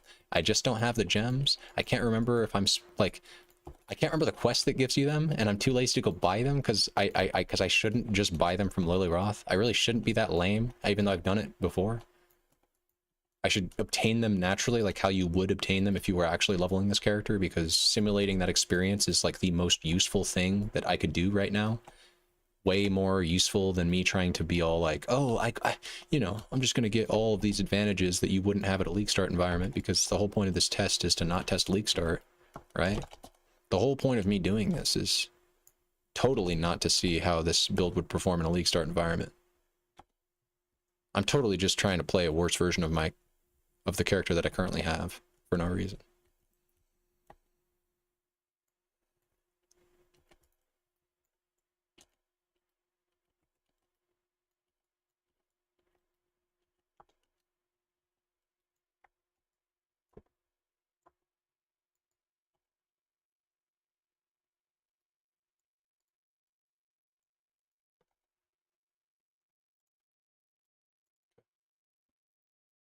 I hit a waypoint. I should stop.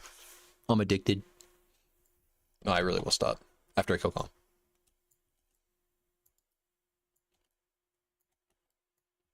Oh yeah, we still low roll, because like, look, sometimes they explode at half HP, sometimes they take 0 damage.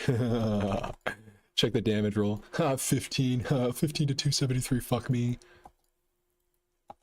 Classic. That's a lightning damage classic right there. I bet that rare, I bet he could have died in one shot. 500 damage now? 520 average damage. We went from 60 to 520. Pog. Pog. Just a couple of levels. Couple of config changes. Everything's all just fitting into place. Feels good, man.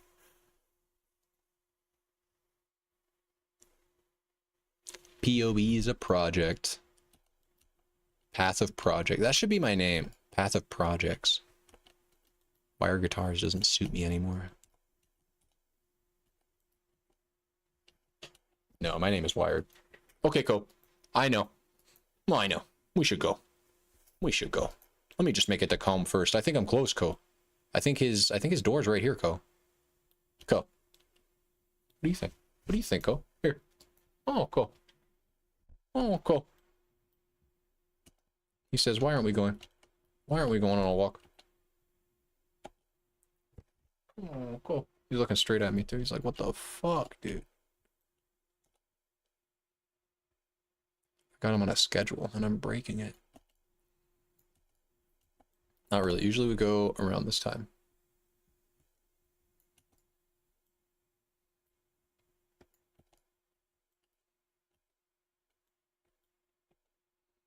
It's over here. It's over here. I'm over here. Believe it. Uzumaki Rendan. All right. Okay, that's you know what? Fuck home. I should go take my dog on a walk. I love all of you very much. I will be streaming tomorrow. I'll come back. I'll even pop a video out, but I don't think it'll be a relevant video to most of you because I think the video I'm going to produce is just going to be fuck. I had the idea for it earlier today. I want to talk about their inversion mastery and how it, and I talked about this on stream. Yeah, I want to talk about this mastery and how it actually works with penetration. So.